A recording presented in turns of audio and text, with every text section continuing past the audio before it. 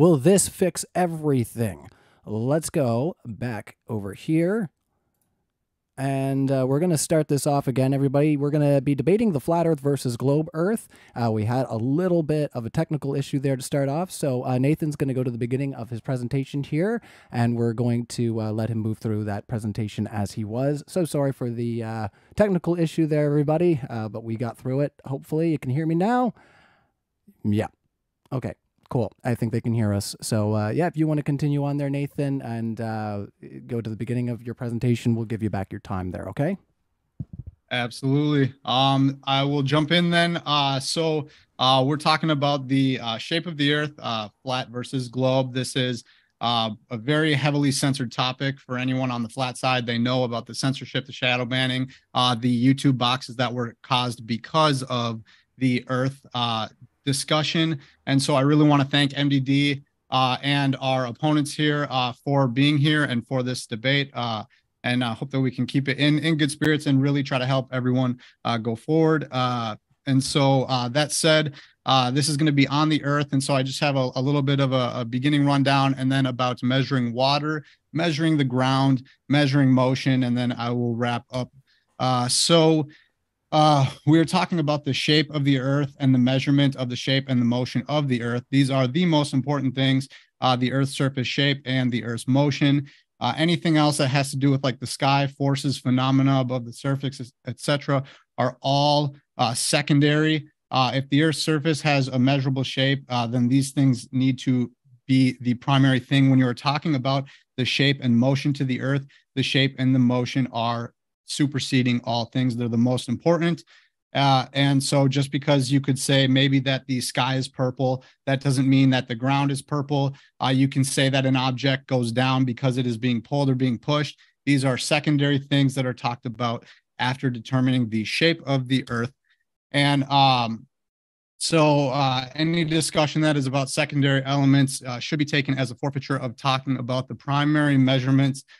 For example, the sky is often mentioned, and if it was purple, then that would be kind of implying that the ground is purple.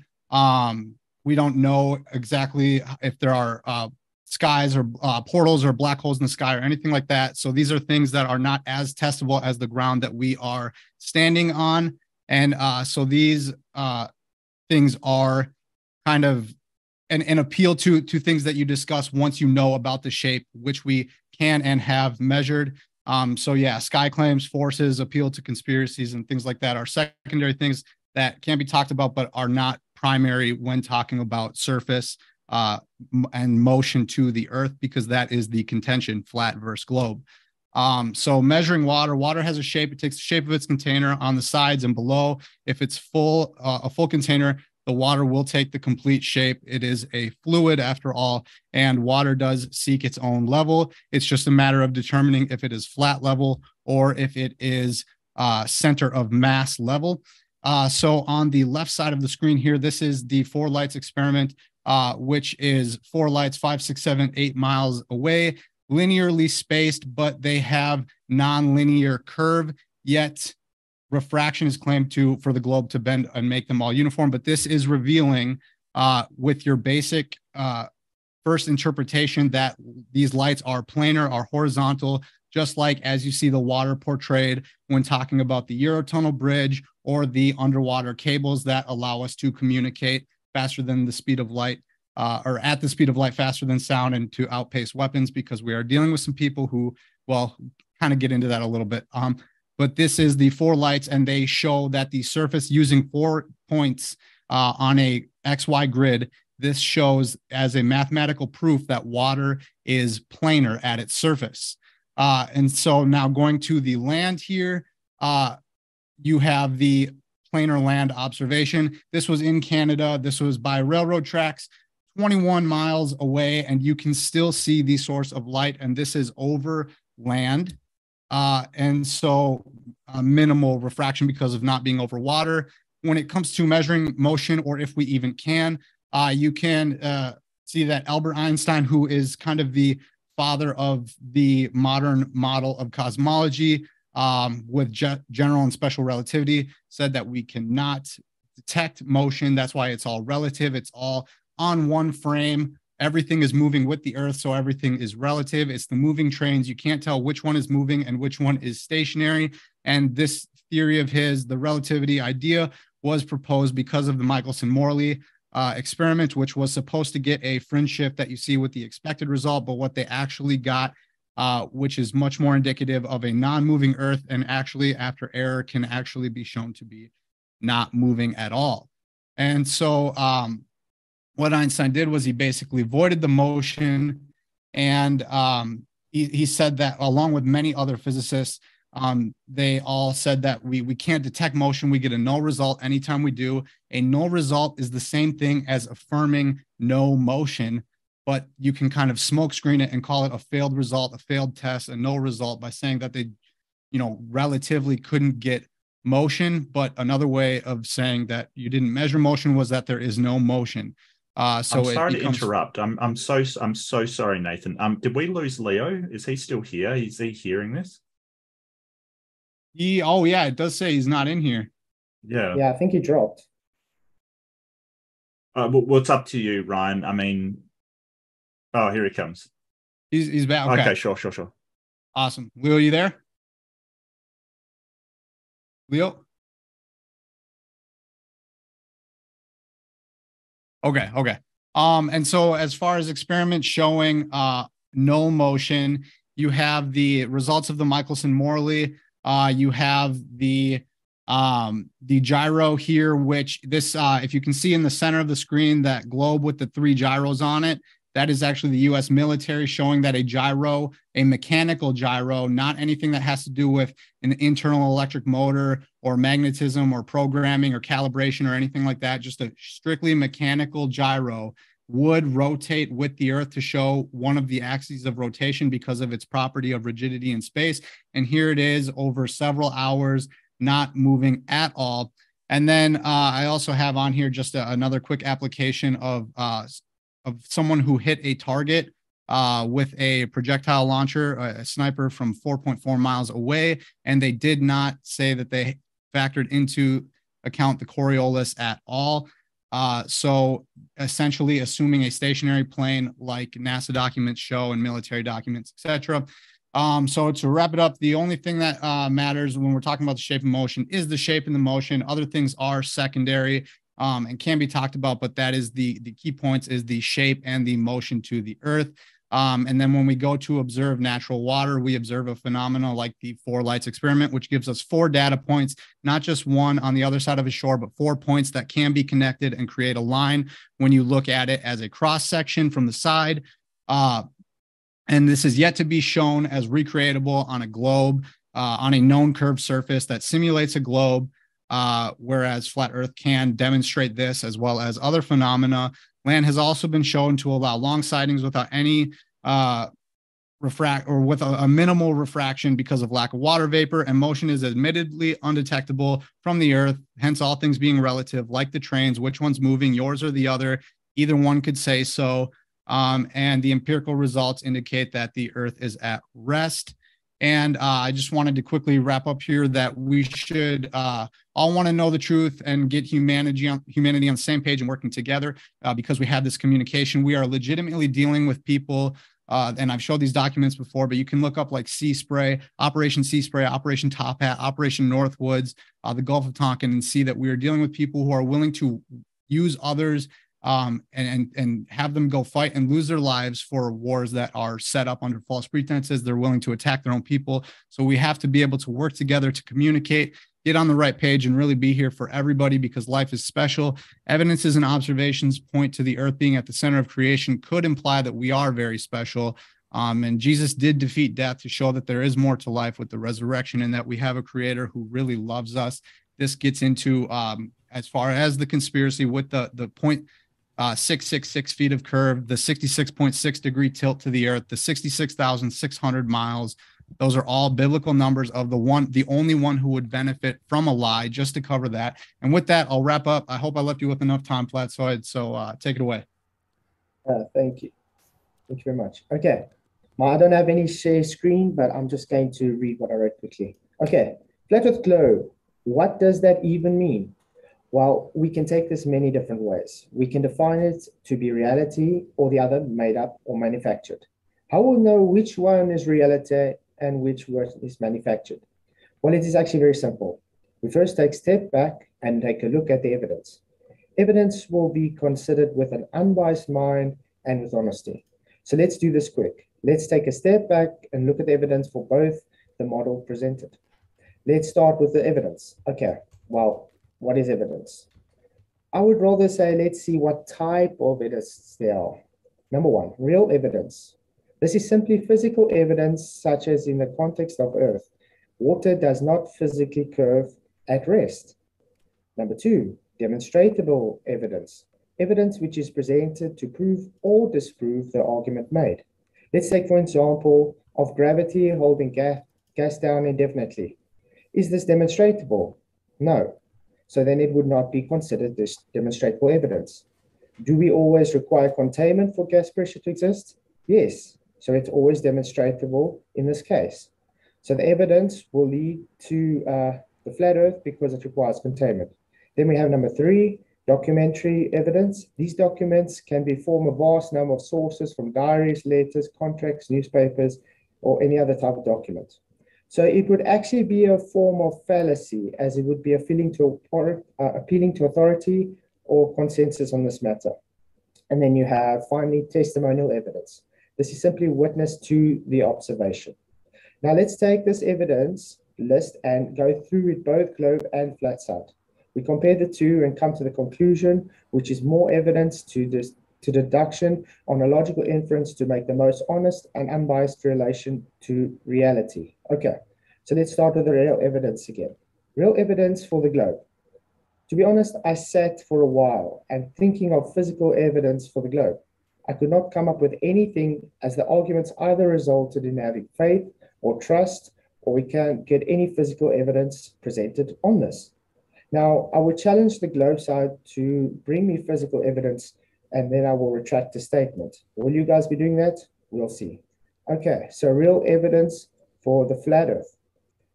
Okay, sitting for a while, I first thought of physics. Water lies level at rest. This constitutes a horizontal. So we know horizontals do not curve at this physical evidence for flat Earth. Next, physical evidence. We sit here, we feel no movement. So this is physical evidence that the Earth is stationary. Other physical evidence is whenever we do measurements, for example, surveying or navigation, it's based always on a horizontal with a reference to a 90-degree angle. This shows that the Earth has to be measured flat. Anything after that is just calculation with conjecture to a belief system. Demonstrable evidence. This could go both ways. If the globe is just able to demonstrate any of its claims, but alas, we do not get any of these demonstrations. What do we get instead? The scale is either too large or too small, or you would not expect to see it or feel it. Now for flat Earth. This is totally different, as there has been many shown demonstrations, arguments to validate what is presented. What evidence is that, you might ask? Very simple. Bottom-up obstruction on flat surfaces. It's been shown on small scale and large scale with explanation by numerous different people. We see way too long observations if compared to what the globe model has presented to us. We are able to replicate many observations we see with demonstration. Now we move to documentary evidence. Well, this one is actually mostly for the globe, to be honest, and it appeals to authority and consensus. Does that make it reality though? No. I would say with a resounding no. We'll take an example, for instance. Phlogiston theory. It was well accepted as a documented authority based in consensus for a long time. Was it reality? No, it was disproven false. So you get the idea why documented evidence is not mean reality. So this leads to the last testimonial evidence. For the globe, we get testimonial evidence in forms of astronauts and technicians who claim space. But again, we get testimonials from thousands of people claiming to have been abducted by aliens. How can we test these testimonials? Simple, we compare it to reality. Claim, space travel. How would we know it to be true? Simple, based on the first law and the second law of thermodynamics, it would be impossible. And space that would have been told to be, it would be impossible. So this would invalidate any claiming testimonial from space. Now for alien abductions. This is the simple two. How? It will also require space to exist, and since space doesn't exist, it falls flat too. Now let's take testimonial from Flat Earth. We see observations way past than what we are supposed to be able to. This has been verified by countless observations over and over, for instance, like the black swan. We do not feel movement. This is a true statement, as no one feels movement, and it can even be stated by Einstein. This is Einstein's quote. Since then, I have come to believe that the motion of Earth cannot be detected by any optical experiment, comma, though the Earth is revolving around the sun. Note that that though he claimed no optical experiment will be able to pick up the Earth's rotation, he still has a belief that it revolves around the sun. Just because he makes a statement of belief that the Earth rotates around the sun, now does not invalidate the statement that no optical experiment can detect movement. It's just contradiction. Okay, sure. And I'm almost finished. And then now we see the same contradiction follow the globe in such areas, level, why do things fall? So I can close with this. If you're honest with yourself, globe defenders, will you take the evidence with unbiased honesty and deduce that the globe is just a religious belief system? Thanks. All right. Thank you so much, guys, for your opening statements there. I want to let everybody know as well, if you check out our crowdfund in the description box below, you can still get tickets to see DebateCon live. But if you are in Texas area, James actually messaged me earlier to tell me the cutest thing, which is that they're getting extra chairs. How awesome is that? You know, I'm like, of course you are, James. Of course you're getting extra chairs so people can buy more tickets. What a scholar and a gentleman. So if you want to still go to the live event, you guys are still good to do that. Just see our links in the description right now for DebateCon 2.0. It's going to be awesome.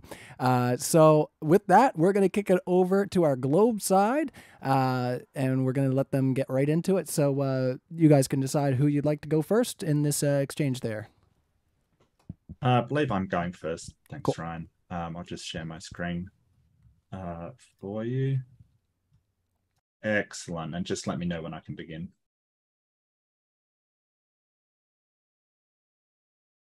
Okay. Hello, my name is Mark Reid. I have the pleasure of appearing to represent the negative proposition on NCO Flat. I'd like to thank Ryan and my partner Leo, the opponents and the audience for joining me for this debate and sort of flogging the proverbial dead horse of Flat Earth.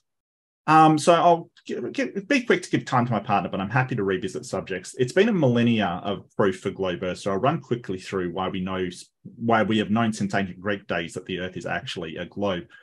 First up is Aristotle, a brilliant man. He observed ships going over the horizon, reasons correctly that they are obstructed, observed lunar eclipses and found they're always circular no matter the orientation of the Earth and the Moon. He reasoned the only way this is possible if the Earth is a sphere, and he was correct. So let's look at his reasoning one by one.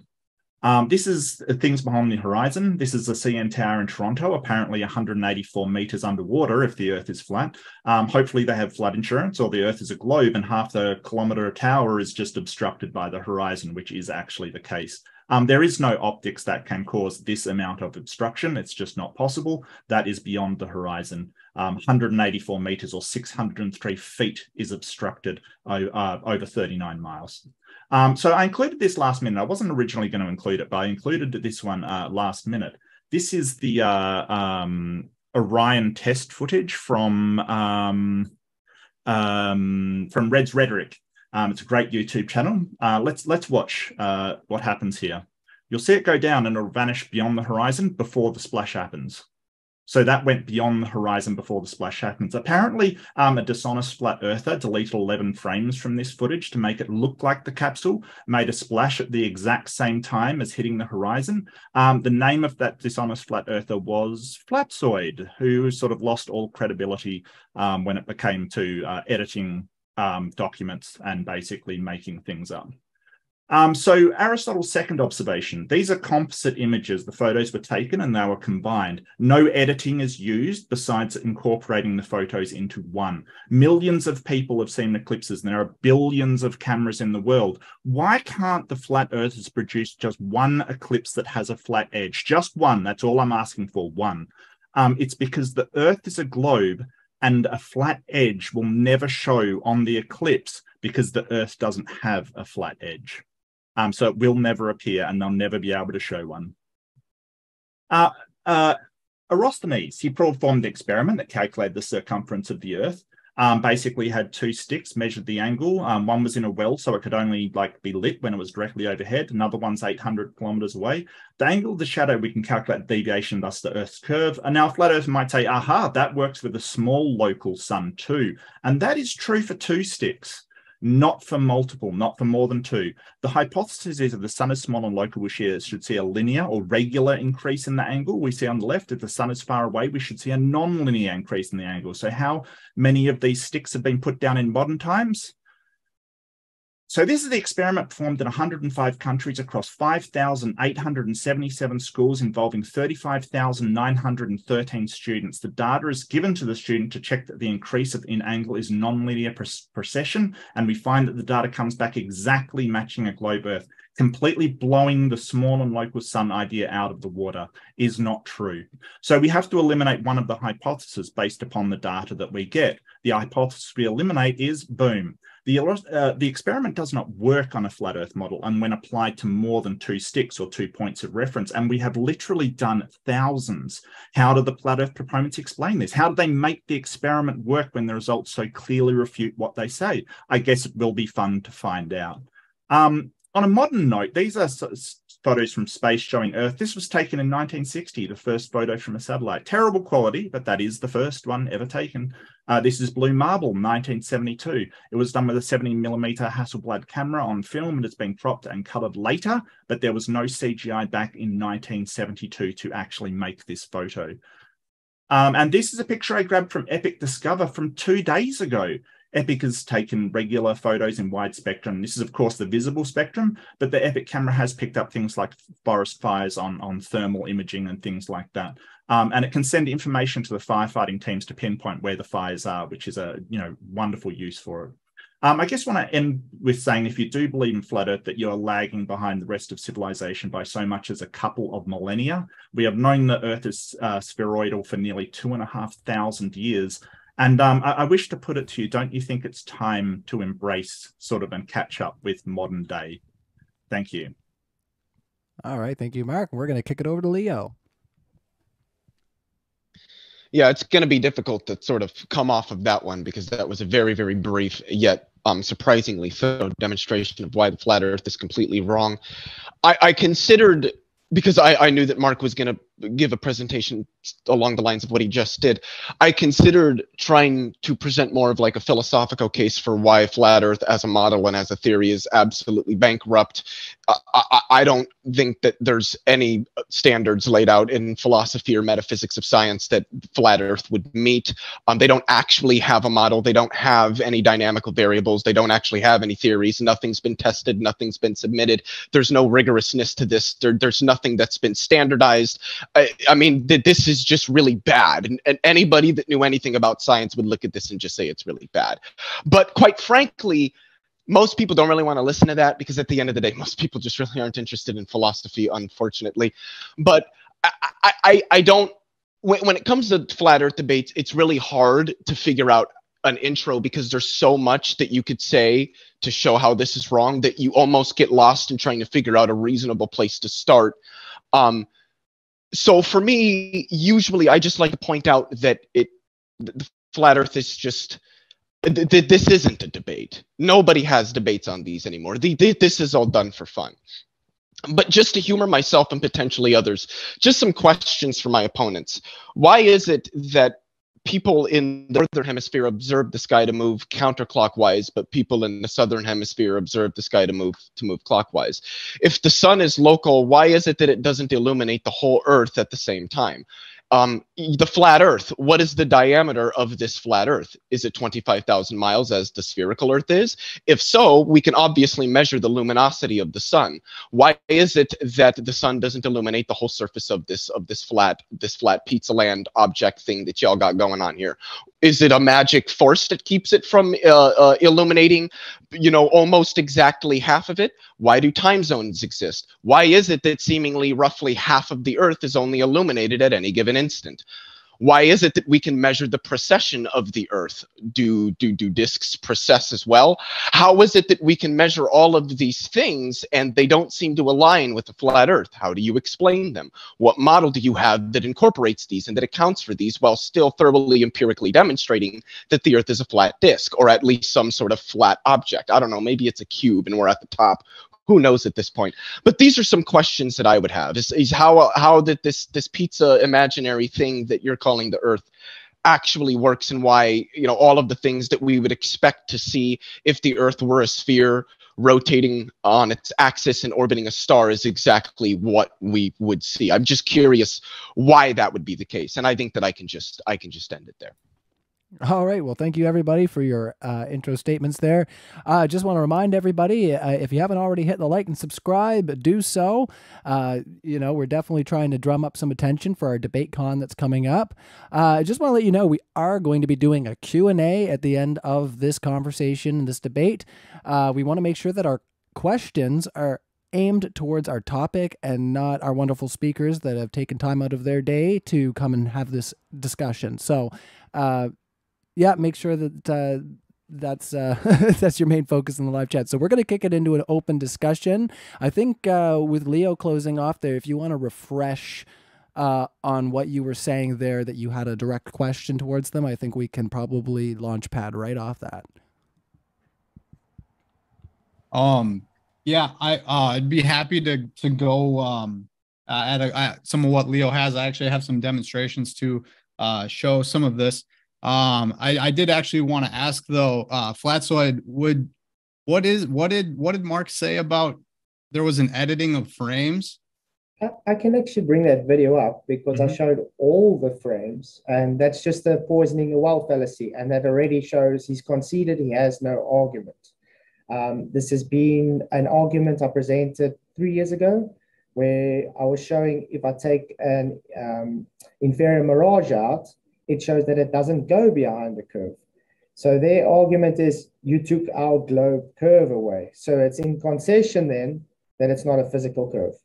But they butthurt about that, so now they're saying I'm dishonest, even though I've shown in the video it with the mirage and then after the mirage is removed. Did you take some frames out originally and not tell anybody? I showed the video with the inferior mirage. Shows how you do No. Like, that's a question. Did you take some frames out originally when you first showed the video and did not tell anybody? Every edited video takes. Did you take 11 frames out to stop this mirage? Because you went on. Well, I'd like to say something.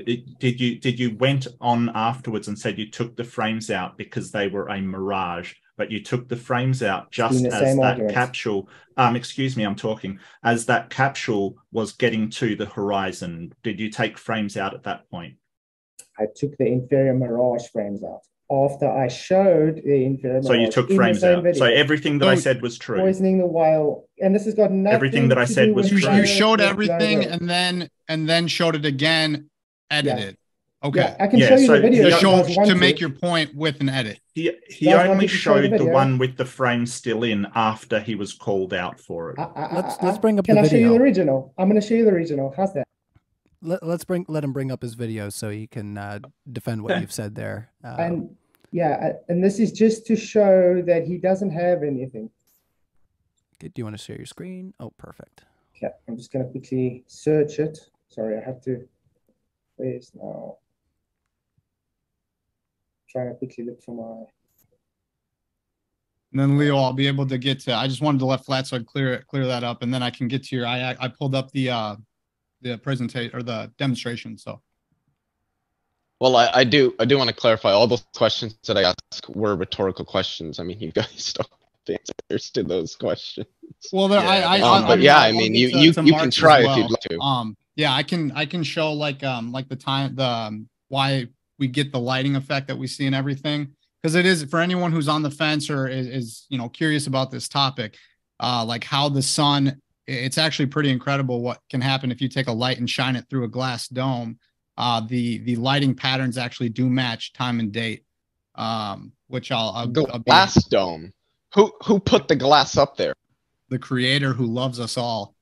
Amen. is the He, one he who put put that there. glass. Yeah, some material, but yeah, like a How, glass. how thick is this glass? How thick No is clue. this glass? No clue. So isn't that something that would be predicted by your model? If there's a glass dome, it would possess some thickness. Well, Why isn't I that mean, I'm something sure you it can has tell me? a thickness. I'm sure. Yeah, I that would probably. What kind be of likely. glass is it? Is it bulletproof glass? I don't know. That's just. Sorry, can I just say? So it doesn't there's a matter what it's glass made dome, of. but you don't know anything about the glass dome, but you know that it's there. Right. It That's doesn't interesting. matter what it's made out of. It's the function of the glass dome. Hence why we It can doesn't breathe right matter. now.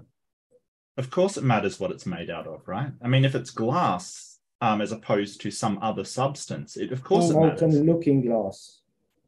A It says looking molten glass. looking glass. Molten Looking glass. So where That's would that what fall it's on the based on. periodic table? I think Nathan had a point he was trying to get in there, guys. Okay. I was just gonna. It's like knowing what is space-time fabric made out of. It would be kind of, it's something maybe we can test it one day, but we don't have the technology to do so. If we can crack. Yeah, through but the you know what the dome, interesting thing is? You know what the interesting thing is physicists don't know what space-time is made out of. Most physicists would say that's probably not a meaningful question because space-time is likely an emergent structure. But the interesting thing is that we still know that space-time is there because we can measure it in a variety of different styles of experiments, all of which corroborate each other with their conclusions. Do you We don't know have what this the for this flat- supposed glass dome? we don't know what the firmament is made out of, but we can use it to predict the lighting pattern of what we would see and how the sun lights up the land, and that it matches on the some of the flat Earth models that we are given.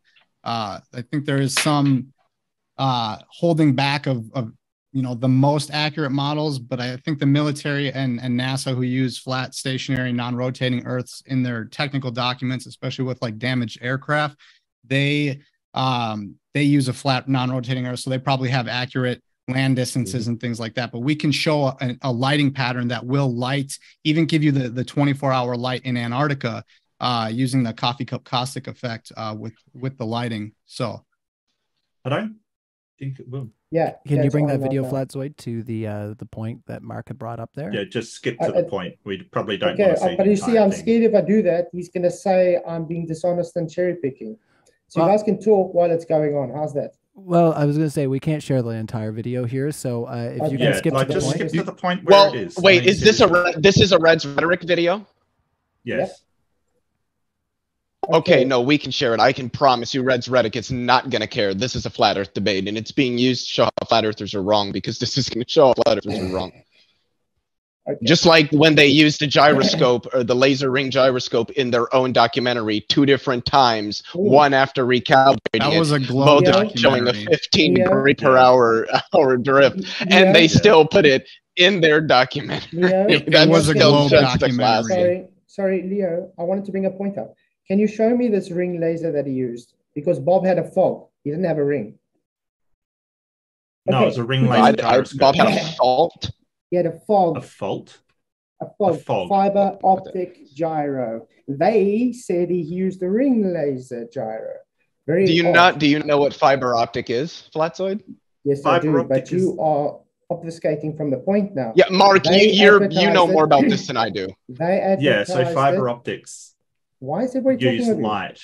I'm having a statement here. Yeah. Okay. So anyway, this is the point. You can see it's 2 minutes 53. What do I show? Oh, wait. Everything's there. Sorry, Mark, what did you say?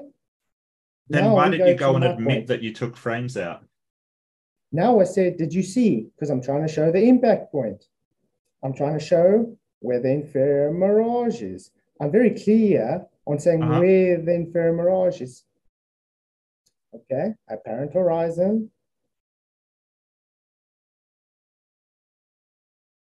Okay, still carrying on. Inferior mirage, very clear. Is anything dishonest here, guys? Looks good. Yeah, you took frames out, yeah. What's dishonest? I showed all the frames. Now I'm explaining to you what I'm doing. Now see the top of the inferior mirage? So that's the inferior mirage band, Mark. I can't help you because you don't understand. Now you call me dishonest. Okay, now let's see where the capsule hits. Now this is after Yeah. taking See the cut? infrared There was a mirage cut. out. Yeah, there was a cut. Yes, yes, Mhm. because Did I you say took you the took frames infrared. out? You didn't say you took I frames just out showed at you. all. No, I just but you didn't showed you say on so on the screen. video. You just said, "Hey, let's look at it in, in slow motion." Yeah, and I got videos after this explaining it and doing it again, Yeah. showing you. So And he did show only the one being full dishonest. Thank you. splashdown as well. Thank you. But when he slowed it down, he took out 11 frames to make it seem like, because you 4 can't see at frames. full speed. 4 Excuse me, I'm frames. talking. Excuse me, I'm talking. Stop Excuse me, misrepresenting. excuse me, I'm talking. 4 Excuse frames. me. So he did not actually say that he took out frames. Basically, he said, let's look at it in slow motion. Here's where the mirage is. And then you can see the cut where he's cut out all of these frames, 11 frames, because Red's rhetoric and the other guys went through and counted the frames that he took out. And so when he 25. says, no, I didn't take frames out, he's meaning the first one in full speed, not the slow motion. So he took them out of the slow motion one, and he himself sort of won't admit it, but he won't deny it either. Doesn't matter how many, it was 11. But anyway, I think we should move on, because this is like, it's clearly been shown he's taken frames out of one of those, the slow motion. That's why. Yeah, so we really should move on, because I'd like to address the debate. So Can he I took out actually some frames. defend myself? We know this. Would you mind, Mark, if there were a brought up. So Leo, you had brought up a point in your intro statement there. So if you want to elaborate on that a little bit, and then we're going to try to get Nathan in here to respond to your point there, so we can get your voice in here. Well, honestly, there were just a couple of things that they had mentioned in their intro that I wanted to get to before we move too far past it. And obviously, some of this is what Nathan said, if that's all right. Okay, so the Michelson-Morley experiment was mentioned. That this didn't have anything to do with the motion of the Earth. It had to do with the motion of the Earth with respect to the luminiferous ether. And what it showed isn't that the Earth isn't moving, it's that there is no luminiferous ether, because if there was, we should be able to detect differences in how light behaves when it's leaving the Earth as a result of the drag of the Earth through this ether, but nothing like that was detected. So what that means isn't that the Earth isn't moving, which is a thing we've detected because we can see, differences in stars, and all, we've got the retrograde of planets and all that stuff. Like, the Earth is moving. So that's a thing that we know. So the Michelson-Morley experiment didn't have anything to do with that. It had to do with the luminiferous ether. Somebody, I can't remember which one of you it was, but somebody mentioned something about phlogiston and documented. Well, if you just let Nathan respond, I'd like to make a point after that, if that's okay. Oh, Leo. Well, there was just like a few different points I was going to hit. Yeah, we'll hit him. We'll hit him, and then we can get to the document that Fletzo brought up. And then because this starts about a document, I was going to bring up the phlogiston and documented evidence, because that's okay. Go for it. Sorry, Leo. Sorry. No. Go. Is it related? So. Well, all I wanted to say with respect to that is that relates to some issues in the philosophy of science with respect to like scientific instrumentalism and scientific realism, and whether our scientific models are actually revealing anything about the world. But it doesn't do anything to like discredit science. That's not what that does. Somebody said space travel is impossible. No, it's not. And then somebody said that space doesn't exist. Yes, it does. And that was all I wanted to touch on. Okay, so to get to the Michelson-Morley experiment, so it was to show the Earth moving. I believe, Leo, you even said it was to show the Earth moving with regards to the ether. So that in and of itself is an attempt to show the Earth moving in some form or fashion. And they didn't get the predicted 30 kilometers per second. That's a bit of an equivocation, isn't it? Well, it's how you. There's a difference between measuring the motion of an object with respect to something else and measuring its motion simpliciter.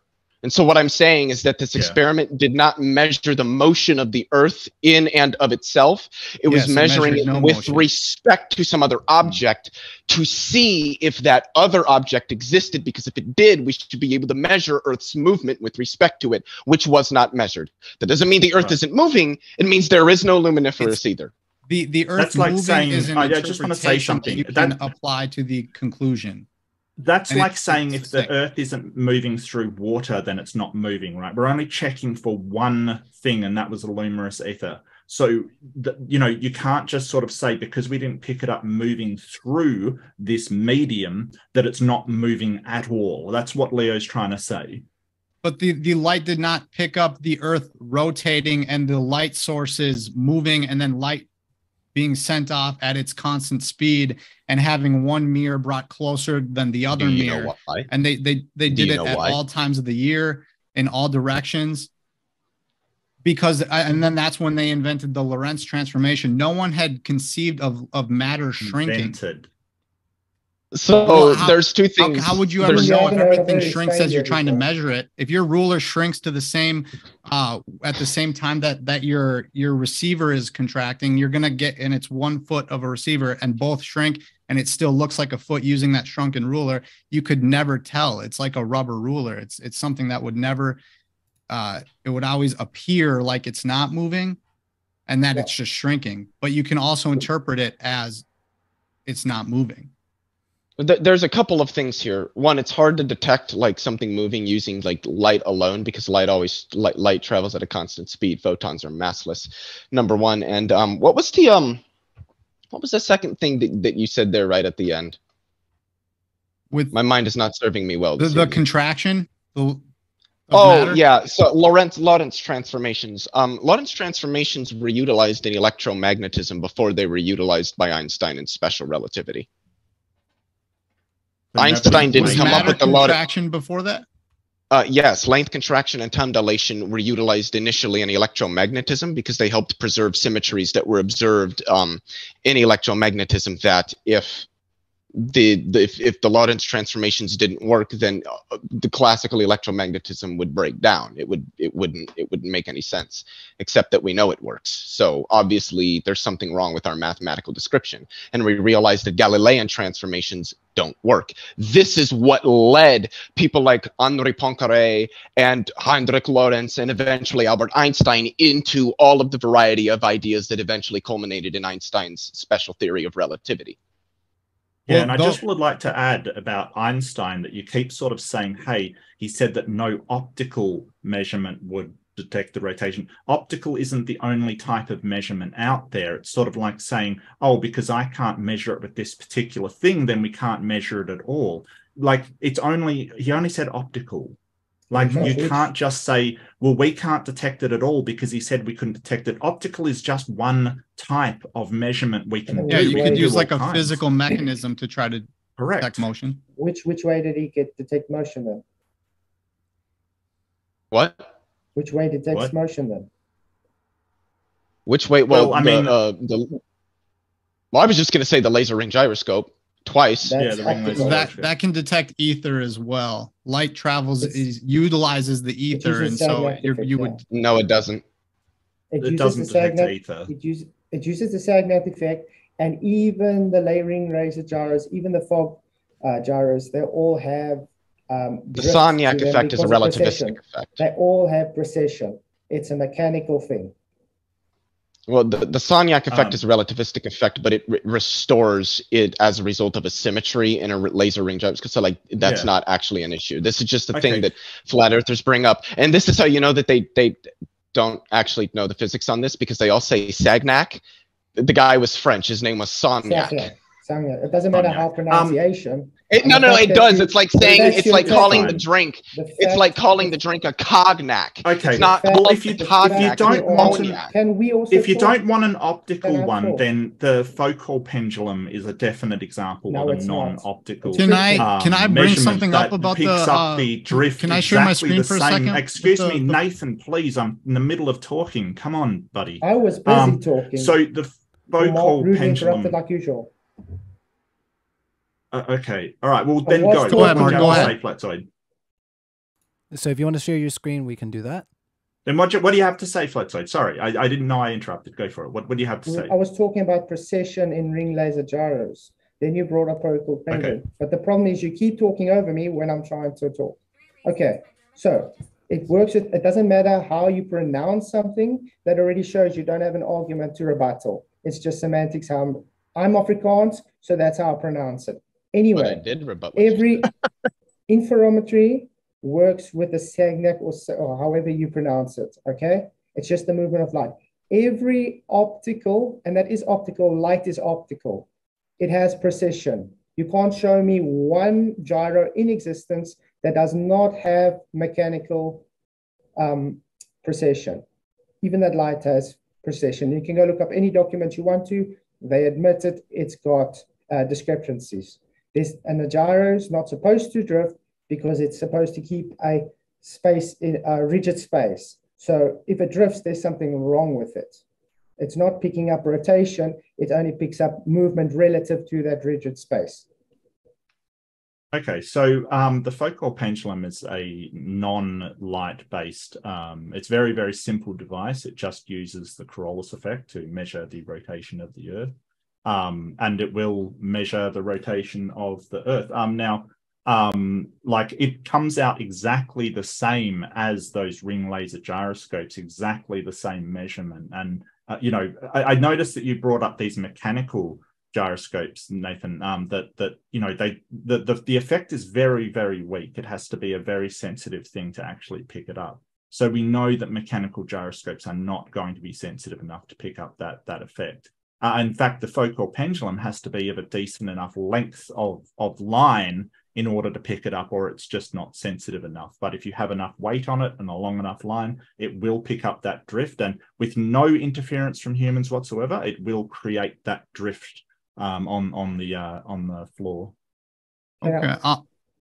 So I just said, do you think it's frictionless? Well, Do you think the focal pendulum is frictionless? Slight friction. Thank you. So there's your oscillation. And so friction always points in the same way that we predict in the north and south. Excuse me, I'm in the middle of talking. I'm sorry. The start of your sentence interrupted the middle of mine. So you think that friction will cause the pendulum to drift in the exact way every single time, regardless of the types of things we use to make the pendulum, regardless of the type of weight we have on it, regardless of all of that, it's going to affect it in exactly the same way. That's friction, isn't it? So as far as affecting it the right way, first off, I wanted to say, Mark, I am sorry for jumping in the middle of your sentence there. Yeah, no, but if I could share my screen real quick here, I actually wanted to. Sure, let's see it. I'll get that on there. Just give me 1 second. Is there a way to? Okay, there goes the bar. There you are. You're good to go now. Okay. So I did want to quickly this is a Foucault pendulum that they wanted to carry out in the at the South Pole, supposed South Pole. And actually, they were able to get it to what they wanted. But if you look here, it actually says, standing on the bottom of the world, the Earth spins backwards relative to the direction it spins in the northern hemisphere. Our first attempt with the pendulum showed the Earth spinning backwards from what was expected. We didn't notice this at first because we're all from the northern hemisphere and are accustomed to the Earth spinning anti-clockwise. We realized our frame of reference, the Earth should be spinning clockwise, so we had to modify the pendulum. So these people were apparently able to modify to get the specific thing that they were looking for with their pendulum. And they're also, as far as if the pendulum is picking up anything, it could apparently be the ether as well, because you have the Elias effect, which NASA had put together, wanting to show that this guy who actually won a Nobel Prize in economics, but he found this Elias effect, and he saw that there was like a 13.5 degree shift during an eclipse, showing that the sun and moon might have an effect on the pendulum. This guy right here, he did an experiment for like 30 days straight. But yeah, he noticed that there was a change in the direction of the pendulum.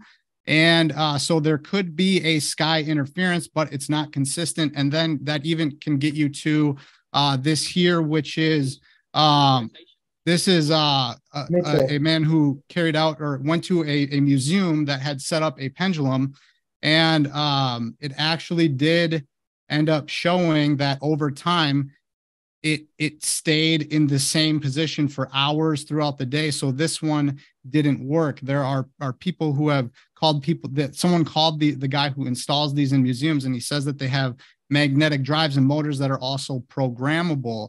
So you're able to get this, if the motor stops working, it stops swaying. But again, you can get sky influence you can get, you can also rig it essentially to show what it is that you are trying to show. Can I ask you a question, Nathan? Yeah. Do you know what a damped oscillator is?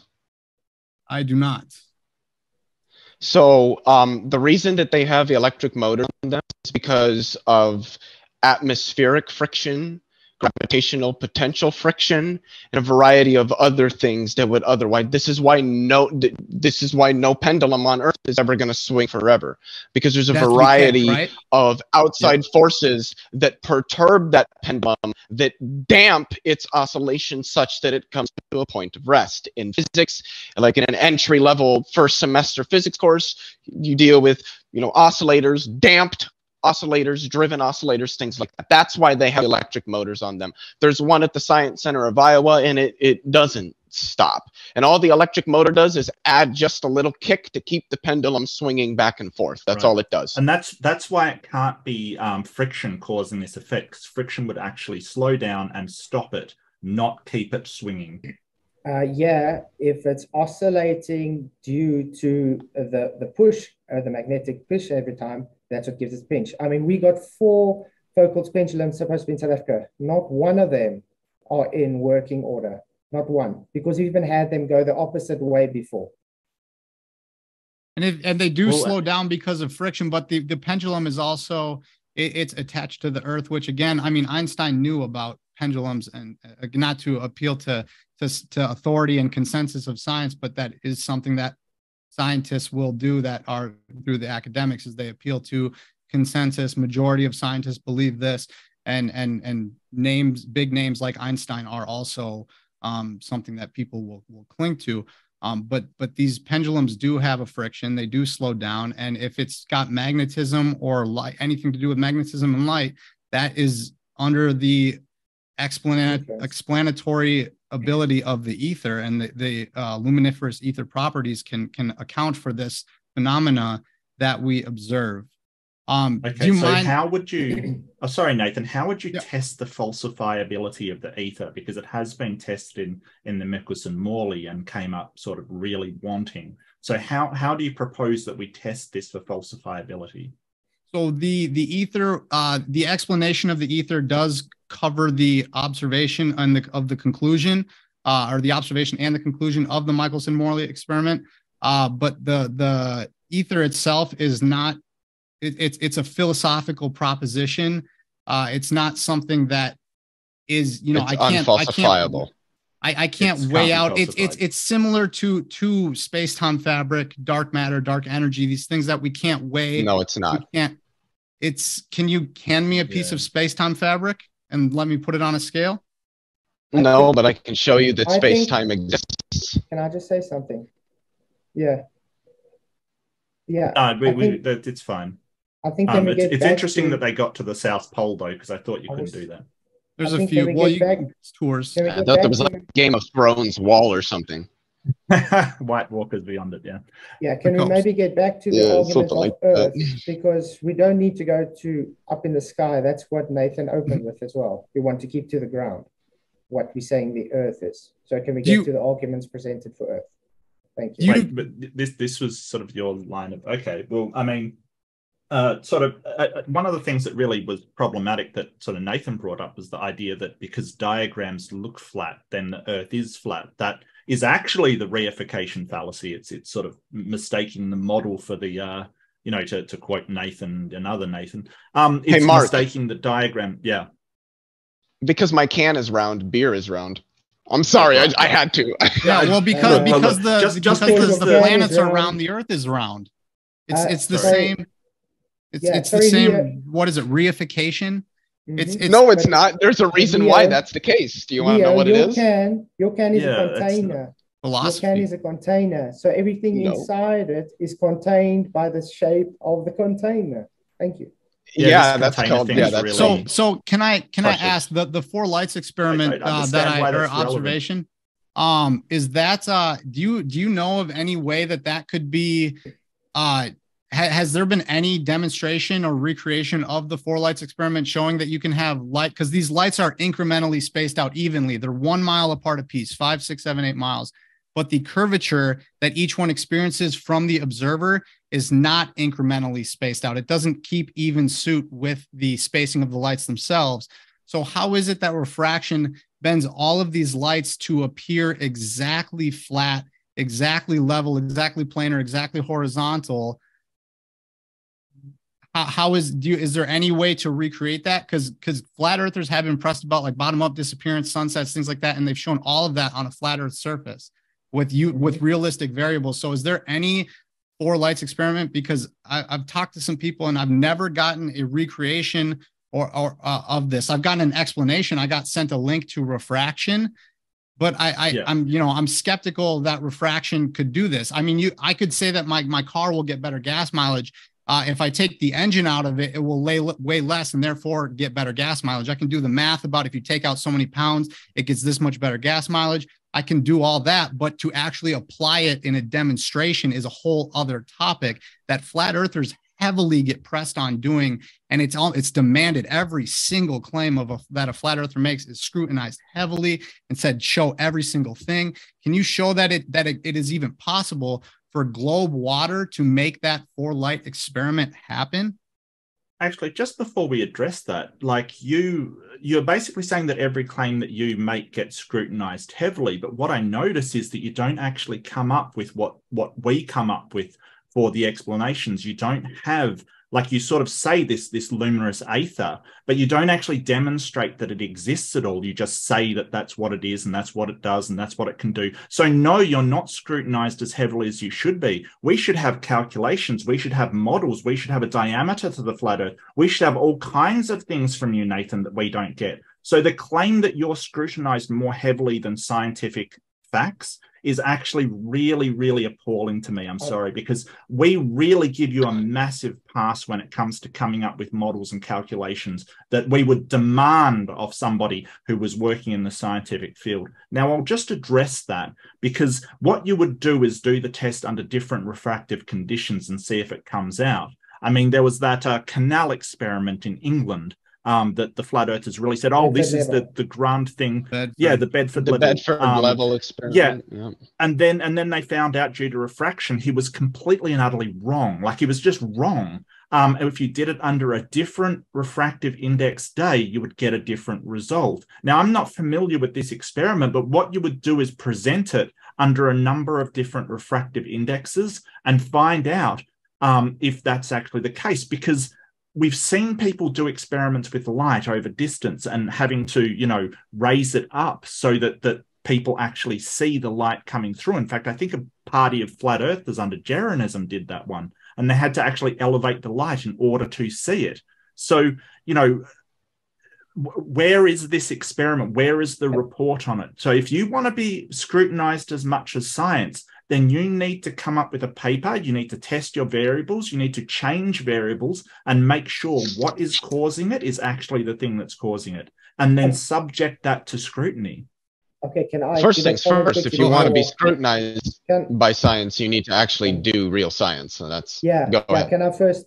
Okay, first of all, he didn't claim science here. Would you be able to quickly bring that diagram up again, Nathan? And then Mark, if you want to keep to science, like you said, please let the globe keep to science, because we don't have any science for globe. It's pseudoscience. What do you mean by pseudoscience? You can believe that if you want. I don't. How do we? Well, hold on here, because that's a really interesting question. What's the difference between science and pseudoscience? Pseudoscience is based on a belief and conjecture, where science is just a method. That doesn't tell me anything. Like, what is science is the cause for the effect. Even Mark just said so. Now, your globe doesn't have a cause for effect scientifically. It has a belief without a scientific hypothesis and experiment.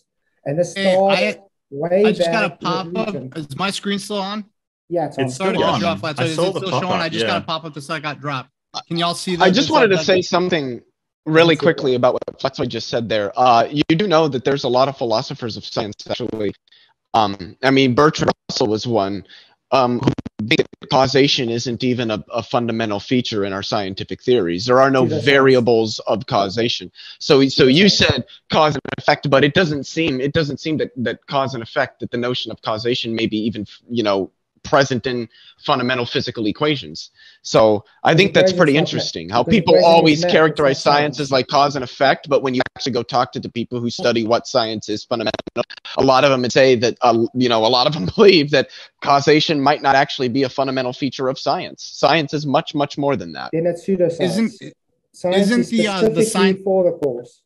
Science is specifically for the cause of the effect. You're trying to figure out what caused the effect. That's I don't think that's true. Yes. It's part of it. What do you think an IV and DV is for? What do I think? What is for? What is an IV and a DV? Independent variable, dependent variable. Thank you. Yeah. So your independent variable is what causes your. Why are you telling me about things I learned in 8th grade? I'm trying to explain it to you because you're saying philosophy is science. Well, so you think science is just independent variable and dependent variable? That's all you think science is? Science is a method to figure out the cause for the effect. That's what science is.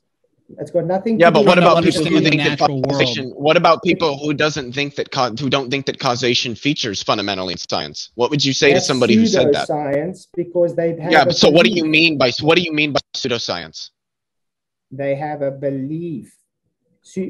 Science. Yeah, but scientists have beliefs too, so I don't understand what that means. Science doesn't care if you have a belief about science or something. It's simply a method. It's for the cause of an effect. Full stop. I don't think. Yeah, but what about people who don't think that causation's a part of it? See, that's the thing. You're just repeating the same things over again because you don't actually know anything about the philosophy of science. Can I to address? So, Mark, you talked about the like being under the scrutiny of science and having to show your maths and your claims and your calculations and everything. I just posed this to the globe side of the discussion using any variables, any realistic natural refractive index, lapse rates, or anything like that. Just show a recreation that shows this result. If you need a refractive index that is heavily suited to show this, and temperature and lapse rate and all of that, do it. Just show that it is possible, because right now this has only been shown, can only be shown on a flat surface. This would be an observation of the natural world because it's natural conditions. We're looking at something outdoors and it's natural conditions, and it only is able to be affirmed by a flat surface. So that would show that it is a flat surface. There are claims that can be made. Here's one thing that I think is really important. Well, let me address that. Let me address that before you go on. Can I please address what you've said? Yes, absolutely. Okay, so you're basically saying that we're subject to the same scrutiny, but you haven't shown how tall the lights are, what kind of conditions there were, what kind of well, you haven't shown that. That's the thing. Like, you need to draw all of this up so people can replicate your experiment and then see if they get the same result. Because just saying, hey, I did a thing, is not enough. That's not the scrutiny that we apply to science. We say, hey, I did a thing and got this result, and then put it out there and say, hey, can everybody else do the thing and come up with the same result? And that's what you're not doing. You're telling me a story, right? You're telling me a story about what some person did, and it holds no weight whatsoever, because I don't know that if, you're not publishing it, you're not giving any kind of refractive index, you're not giving any account for ionic scattering, you're not giving any account at all, and just a blurry photo, a hand-drawn thing on graph paper, and saying, hey, that proves what you're claiming. That's not how anything works. Imagine if I gave you a hand-drawn diagram of a curved Earth and something that I did and said, hey, that proves the Earth is round. You wouldn't take it very seriously, would you, Nathan? I would. If you're just showing it to illustrate the point, I would listen to the context of what you're saying and the message you're trying to get across. The point you're trying to make, I would listen to and take in. Can I just make? Yeah, but I'm taking in your point, but I'm saying that there's a better way to validate that experiment has been done correctly, because you're asking me to account for an experiment that I don't know exactly how it's done. I don't know the refractive index on that day. I don't know if there was cloud cover for That's why I said scattering. take any. I don't. Well, I don't know the specifics of the experiment. So how can I possibly say what's involved in it? Because nothing about the surrounding environmental conditions has actually been noted down. You've just got a picture and a photo, and that's it. I don't like, you'll call our photos from space fake, you know. I mean, why would I just not go, hey, somebody took a photo of lights, congratulations? Can I Go ahead, Flatfoot. I want to pull something up while you're doing that. Okay, sure. Please. First of all, Mark, you just hand waved the missing it. The point is, we can demonstrate what we are claiming. This demonstrates a flat surface. If you go watch the actual video of the observation, the demonstration, you can see the heights, you can see all the information you need. Secondly, he never claimed science, so he doesn't need to give you any hypothesis or science for it. Thirdly, just because you say you don't accept it because you want to know all light scattering and all that nonsense, doesn't make it an invalid demonstration. We have actual physical demonstrations where the globe has none. That's the whole point. And you want to know what's really funny, Mark? Yeah, if I could jump in here just really quickly. Sure. I'll be really quick, Mark. I promise. I just wanted to say to you, you know, it's funny how he's saying, oh, well, you trying to specify all of the variables so we can figure out what the dependent variables and the dependent variables are is wrong. And that doesn't... excuse me, that doesn't invalidate the model. But 5 minutes ago, he was talking about independent variables, and that was the whole thing that you were trying to get at. This is just hilarious. Wow. It's funny. I was going to talk, so I'll just address what he said. Thank you anyway. I'll address what he said.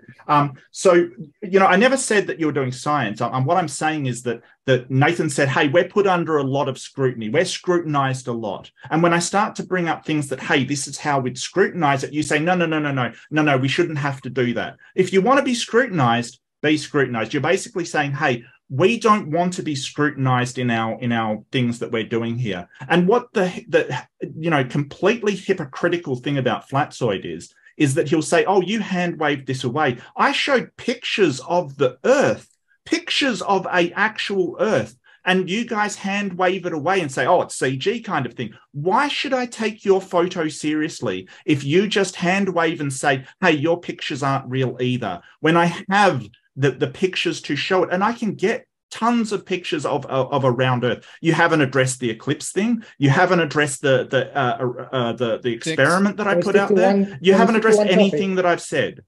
Can we stick to one topic? But by the way, it violates the first and second law of thermodynamics. Stick to one topic, excuse me. Stick to one topic. We weren't talking about the laws of thermodynamics, one topic at a time. Okay. I just want to finish my statement. We were through this in the last debate, and this is actually answering what your pictures from space. It violates the first and second law of thermodynamics. That's why it cannot be a picture from space. Okay, go again. How do pictures violate? How do pictures violate the first and second? No, I'm curious on this. How do pictures? Yeah, how does a globe Earth violate the first and second laws of thermodynamics? You haven't heard this, have you? No, I haven't. This is gonna be interesting. We're busy on it. It's something. It's something. Can I talk? Okay. First of all, your globe starts on the premise by violating the first law of thermodynamics. Nothing created everything. That violates the first law. What does that have to do with the shape of the Earth? How does that even remotely relate to the shape of the Earth? Model's origins is based on nothing created everything. No, it's not. Well, no, it's not. Let's address I can tell you where the solar system. Yeah, I can tell you where the solar system came from. It came from a massive cloud of hydrogen gas that was collapsed as a result of a supernova, and that slowly accumulated matter over time. Because this is actually how science works. This is gravity. This is general relativity. Something I'm almost certain you don't have any understanding of. So yeah, when you say nothing, like you're just deflecting away from actually answering the question I asked you. How does the shape of the Earth relate to the first and the second laws of thermodynamics? Go ahead, Mark. Yeah. So I just want to also point out, just quickly, I've just got one very small point. I just want to point out that all this debate, they've been like, go directly to the shape. Don't look at the things around it and the sky and all the other things. But when they get stuck, they go to the first and second laws of thermodynamics. Pay no mind to the man behind the curtain. You brought up pictures from space. All right, You brought up pictures from space where and you asked me fellas to- did, sorry, I'm clipping a little bit there. Where you fellas did get a chance to speak there for a bit, we're going to let Nathan and Flatsoid speak for a while. And to the live chat, I have been silently moderating as much as I can here, but I am trying to make sure that you can hear our speakers exclusively here, because there are a lot of voices in our chat right now. So we're going to give up to 2 minutes here for Nathan and Flatsoid to bounce some ideas off of each other there. Hope based they on answer what my Leo and question. Mark said, okay? Okay. So the floor is yours, I'll fellas. give one. Okay, I'll give 1 minute and then Nathan 1 minute. Is that fine, Nathan? Yep, go for it. Okay. First of all, where did your hydrogen gas come from? Nature can't create itself.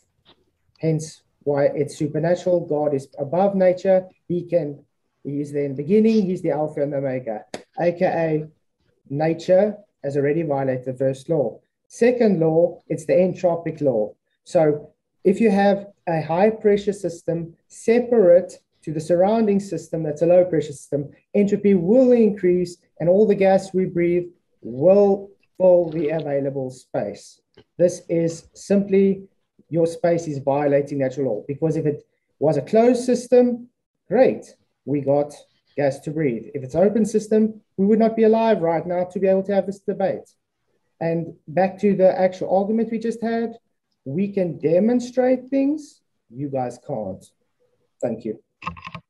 I will say, okay, I got a lot to cover here. Got to be quick. Talking fast is not my thing, but anyway, well, okay. So yes, there is a scrutiny that is applied to the flat Earth, and having all of these variables. If an observation is made where you see a mirror flash too far away, you want to know the refractive index every 10 feet of water. There is something to like how high is the sun or how far away is the sky or this or that, but we don't claim to know that. We don't claim to know the sizes, the distances, or those types of things. And that's one thing that I wanted to say that I think is important for people trying to grasp this concept. Astronomy of today makes claims of knowing what the deep ocean of an exoplanet is, or the atmosphere, and they can tell you the gas molecules on that atmosphere. We hardly understand parts about the deep ocean of our own Earth. So they're the ones that almost inflate our understanding of we can know all of these things, when really, I mean, knowledge it can be, until it's settled, knowledge is kind of hard to pin down. And then let's see. So yeah, that is a diagram that does grow to one, Groutaone. He's the one that did that experiment. 4 lights, all 1 foot high, observer height of 7 inches. You can check his video out and he goes into it, but use any variables you want, any refractive, powerful refraction, cold temperatures, hot temperatures, do this, do that, just recreate it using natural, realistic, within parameters of natural conditions, recreate it. Just start there. It's a very wide target to try to hit. And then I wanted to actually share my screen real quick. I don't really know too much about debates as far as like the affirmative or the defensive or whatever, but like the globe claim for like NASA is supposed to be an official source. And so I think, Ryan, can I share my screen real quick? Yeah, you sure can. And I'll just remind everybody in the chat that we will have our Q&A at the end of this debate. I do want to check with each of our debaters. So if you want to each give me a huzzah, are you all good for time right now? Because we're having a great discussion, but we are going a little over time, which is okay. I think everybody's having a great time, but I want to make sure everybody's good. I'm more than happy. Dilly. Y'all get dilly. All right, I hear all happy noises, so you know, where we have a screen share going on. If anybody needs to, all right, everybody smile. If anybody needs to take a second to you know, have a break or anything like that, just let me know. But we'll continue on. All right, so I'm going to jump out here and let you continue on with what you're doing there. I do have a quick question, because that was about 2-ish minutes there. Is there any way that me and Mark could respond before we jump into the screen share? Yeah, go for it. Yeah. Yeah, that's great. If you're cool with that, you cool with that? I mean, that's cool by me. Yeah, that's fine. Yeah, this is kind of a next topic thing. So yeah, we could. I'll just leave it. So to respond to Flatsoid, he just asked, well, where does hydrogen come from? Well, that's a question. That's not explaining how the Earth being round violates the first law of thermodynamics, which merely states that more simplistically, that energy cannot be created or destroyed, just for those who might not know, because I know there's probably some flat earthers out in the chat. So I just want to make sure that they're up to speed with, what we're talking about. And then he mentioned, oh, well, violates the second law because, you've got all this gas in Earth's atmosphere. But pressurized gas equalizes over time, unless, as everybody, because this is how actual physics works, as everybody who's taken a course in physics knows, there's a force acting on the gas. If you have like an ionized gas that is electrically charged, and you have some large magnetic field, you can change the behavior of that gas.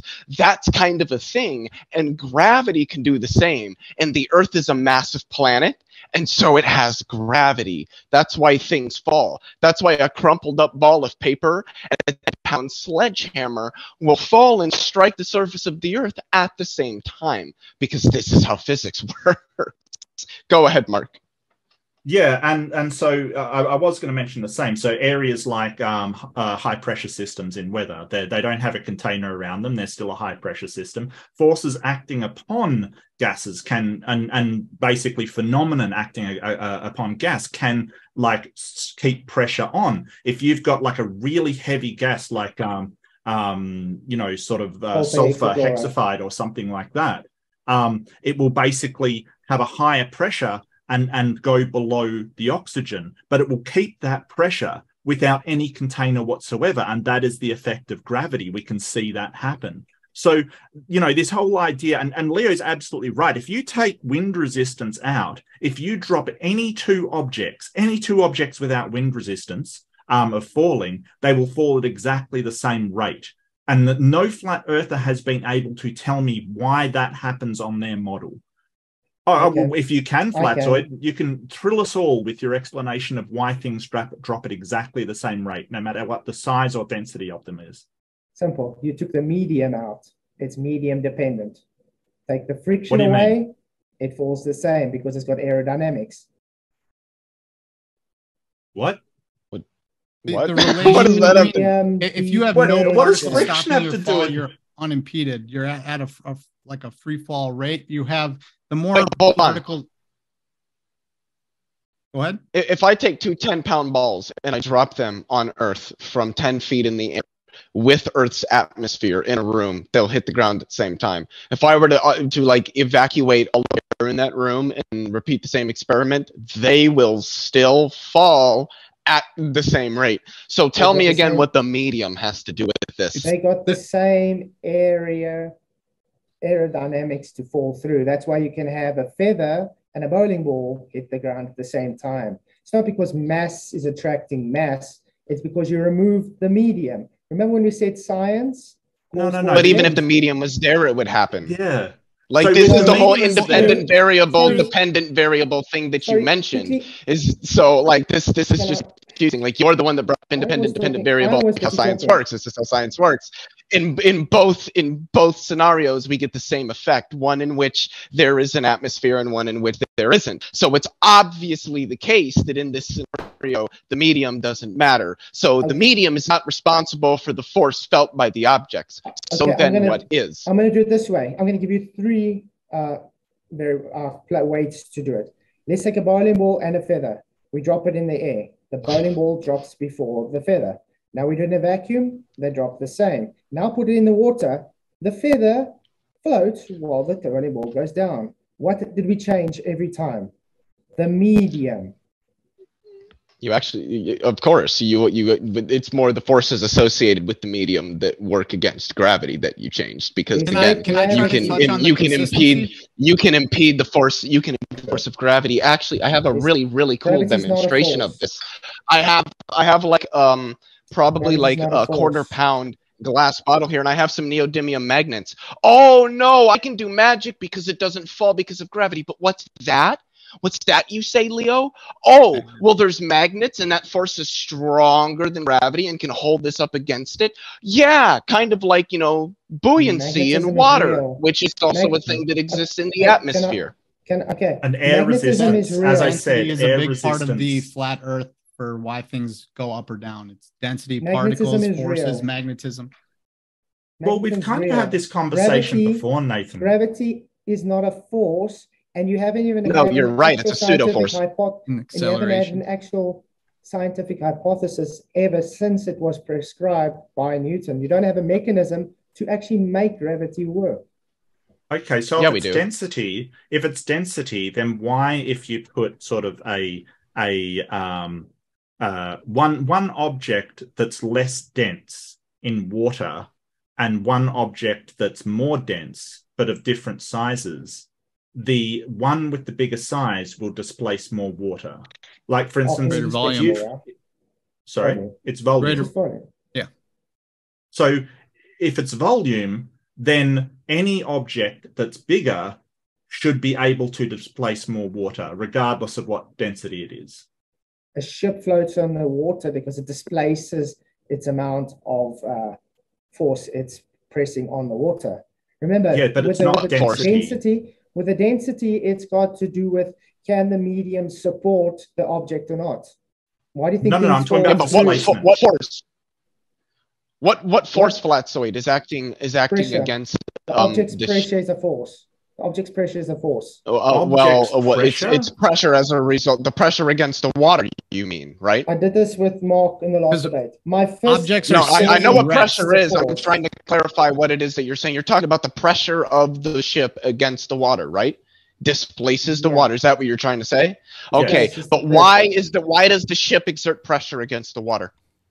It's trying to seek rest down. It's seeking downwards because what's above it can't sustain it, and the sides are equilibrium, so it can only go down. That's the only option left. It would require energy. If you put energy into the bottom of the ship and lift it up, you will raise it. But otherwise, if you don't have anything to supply energy, the only way that it can go is down, because things want to go to their lowest resting energy at all times. Wait, which is the center of the Earth, because the Earth has mass and therefore exerts a gravitational field. Wait, hold on. You've said that the reason for that is density, right?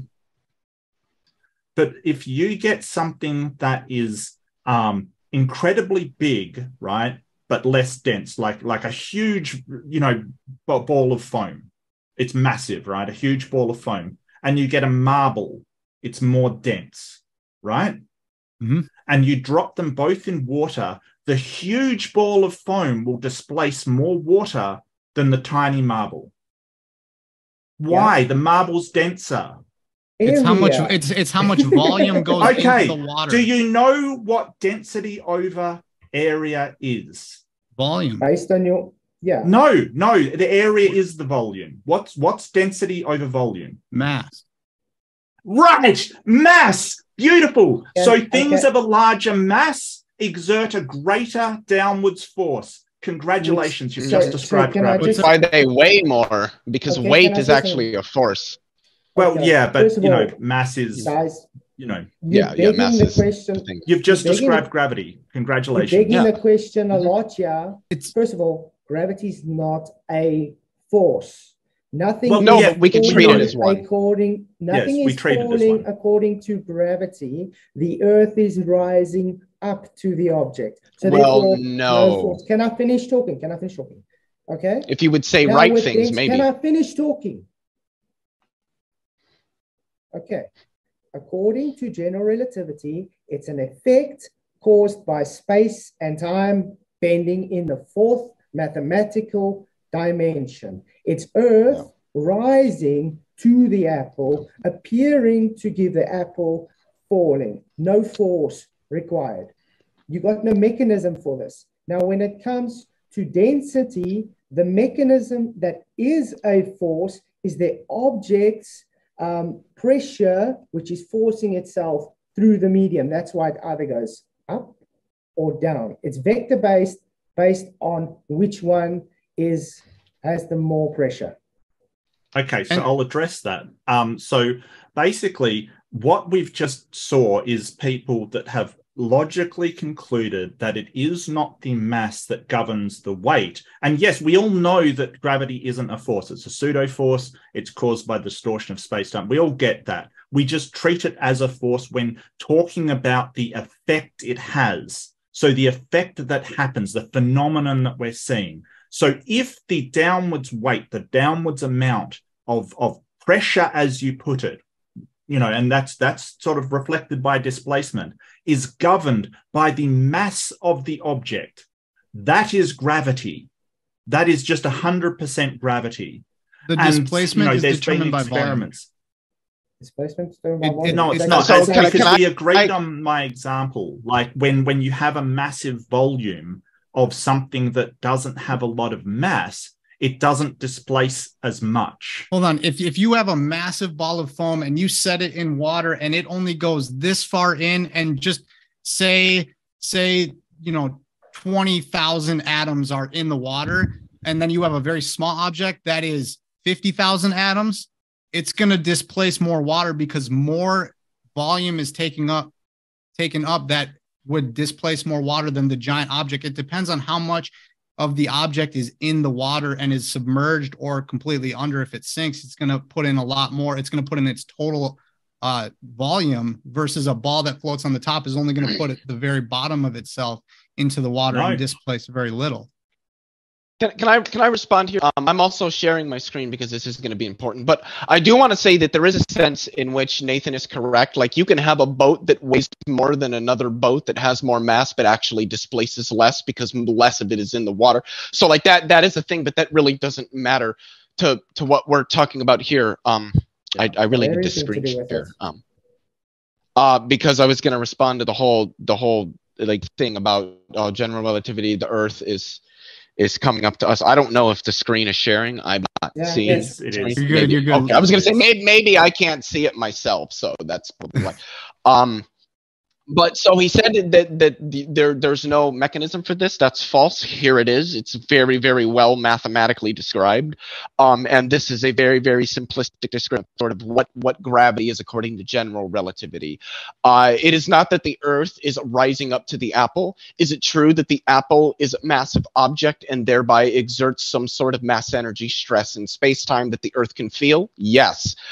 Is that going to be something that you're going to be able to quantify in the equations? Probably not. The apple is falling toward the Earth as a result of the curvature in the space-time that the apple exists in. This creates a potential, and if there is no force holding that object up against that potential, it will fall towards the more massive body. Here's the literal math that describes how this works. So when you say that, oh, there's no way to describe this, I'm going to stop sharing now, that's just straightforwardly wrong. Please take a course in general relativity. I can quickly rebut that. Bring that back on. And while you're bringing that up, Leo, can I ask you a question? Go ahead. So say that this is the fabric of space-time, and then this is the Earth, and it displaces this. And now you're standing on my knuckles, and you have an apple. Where is the space-time fabric that apple is displacing, or is that falling into the void that the Earth is causing a dividend? If that makes sense. This is where general relativity, it does to me. This is where general relativity gets very, very confusing, because as anybody who has any remote understanding of it, and I only do because of what I'm about to say, knows that general relativity is not an easy subject to understand. This requires a high degree of mathematical maturity and a relatively high degree of maturity in physics as well. That's why most people who take a general relativity course where you're like actually deriving or building up to Einstein field equations is almost always the graduate level. And they are difficult courses, because when we are talking about things close to the surface of the Earth, we can actually treat space-time as flat and not curved. And what happens is that objects fall toward the surface of the Earth because their 4 vector, which is the vector that describes their motion through the 4 dimensions of space-time, 4 vector is what's that? Yeah, we can't see your screen. Oh, well, I'm sharing it, so I don't. There you go. You're good. Oh, there you go. It's up. Okay.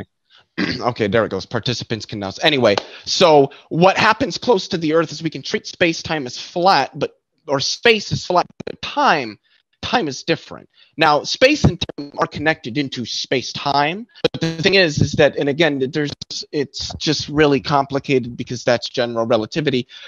Space is flat towards the surface of the Earth, but time still shears. And as a result of this shearing through time, objects are always moving through time, unless you're moving at the speed of light, and then you're not. But like fire right now, if I were to let go of it, it's going to fall down into my lap. because it's not traveling at the speed of light. It's just an otherwise stationary object in space-time, but it's moving through time. And so what's happening is, as it moves, and I'm going to move this way, and that describes movement through time, the vector associated with that object is slowly going to be rotated into the dimensions of space as a result of the shear in the dimension of time, forcing the object downward towards the more massive object. Because this is how general relativity works. This is kind of how reality works. And what people often do, like you guys, is use the very, very complex nature of general relativity as an argument to attempt to discredit it. But what that really is from incredulity. It's more, I don't understand this thing, so I'm going to discredit it because it's really complex and I don't understand it. I got to stop you. Sorry, I got to stop you. Well, I think that's not Flatzoid general wanted the relativity. screen share.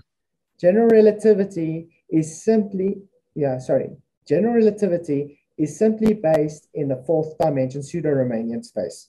So it's a concept of What is that? space. I'm sorry, I don't know what that is. Can you tell me what that Can I is? finish? Yeah, but I'm just curious. You said a thing and I'd like to know what that is. Okay. I mean, but he's just going to be talking past me. Well, what did you say? What did you say it was? He said pseudo-Riemannian manifold. I don't know what that is. I want to know if he can tell me what that is. I don't know what that is. And I don't want him to explain a thing that I don't understand. It's fourth dimensional. And then the fact you say you don't understand it shows you don't understand general relativity, because it's based on fourth dimension pseudo-Riemannian. Okay, so space is a man-made concept. Curvature of space, you cannot curve a concept. Time is also a concept. You cannot bend time, okay?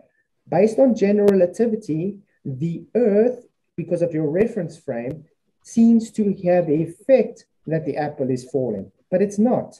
You are the one that's free falling concept because you are rising up to the apple. The net force is zero on that apple when it's falling because you are rising up to that. It's actually very simple. And the fact you got this wrong shows you do not understand what you got on screen. Can I respond to that?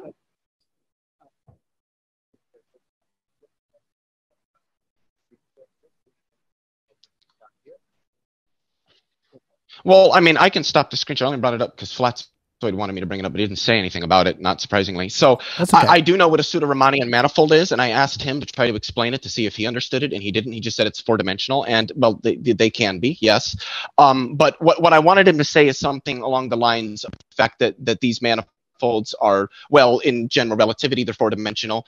They're differentiable. That means that you can differentiate functions defined across the manifold, and that there is what's called a metric tensor associated to the manifold at every point in it that can be used to characterize a variety of degrees of freedom that can characterize whatever that manifold represents in the instance of space-time. This would be things like curvature and stress and a variety of things. So I'm wondering who it is that doesn't understand general relativity here. He just kept going on. It's all four-dimensional and it's all a concept, except that it's not, because we've objectively physically measured curvature in space-time. We can see it in our telescopes.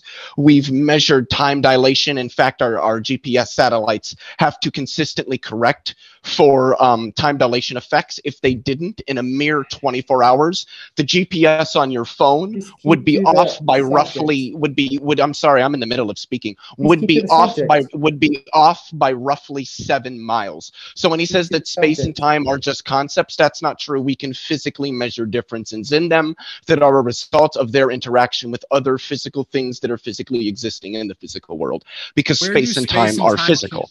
Where do they connect though? Because like a rock doesn't really have a concept of time, but like I'm just curious, like if dimensions are spatial, like you have length, height, width, and like if I gave you a ruler, how many seconds did I hand you? Like how many hours did I just give you without giving you a ruler? Because that's a dimension. I'm confused as to what you're asking me.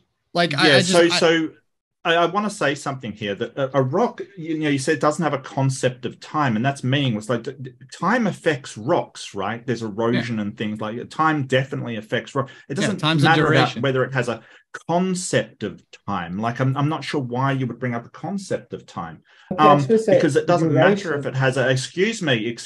It doesn't matter if it has a concept or not.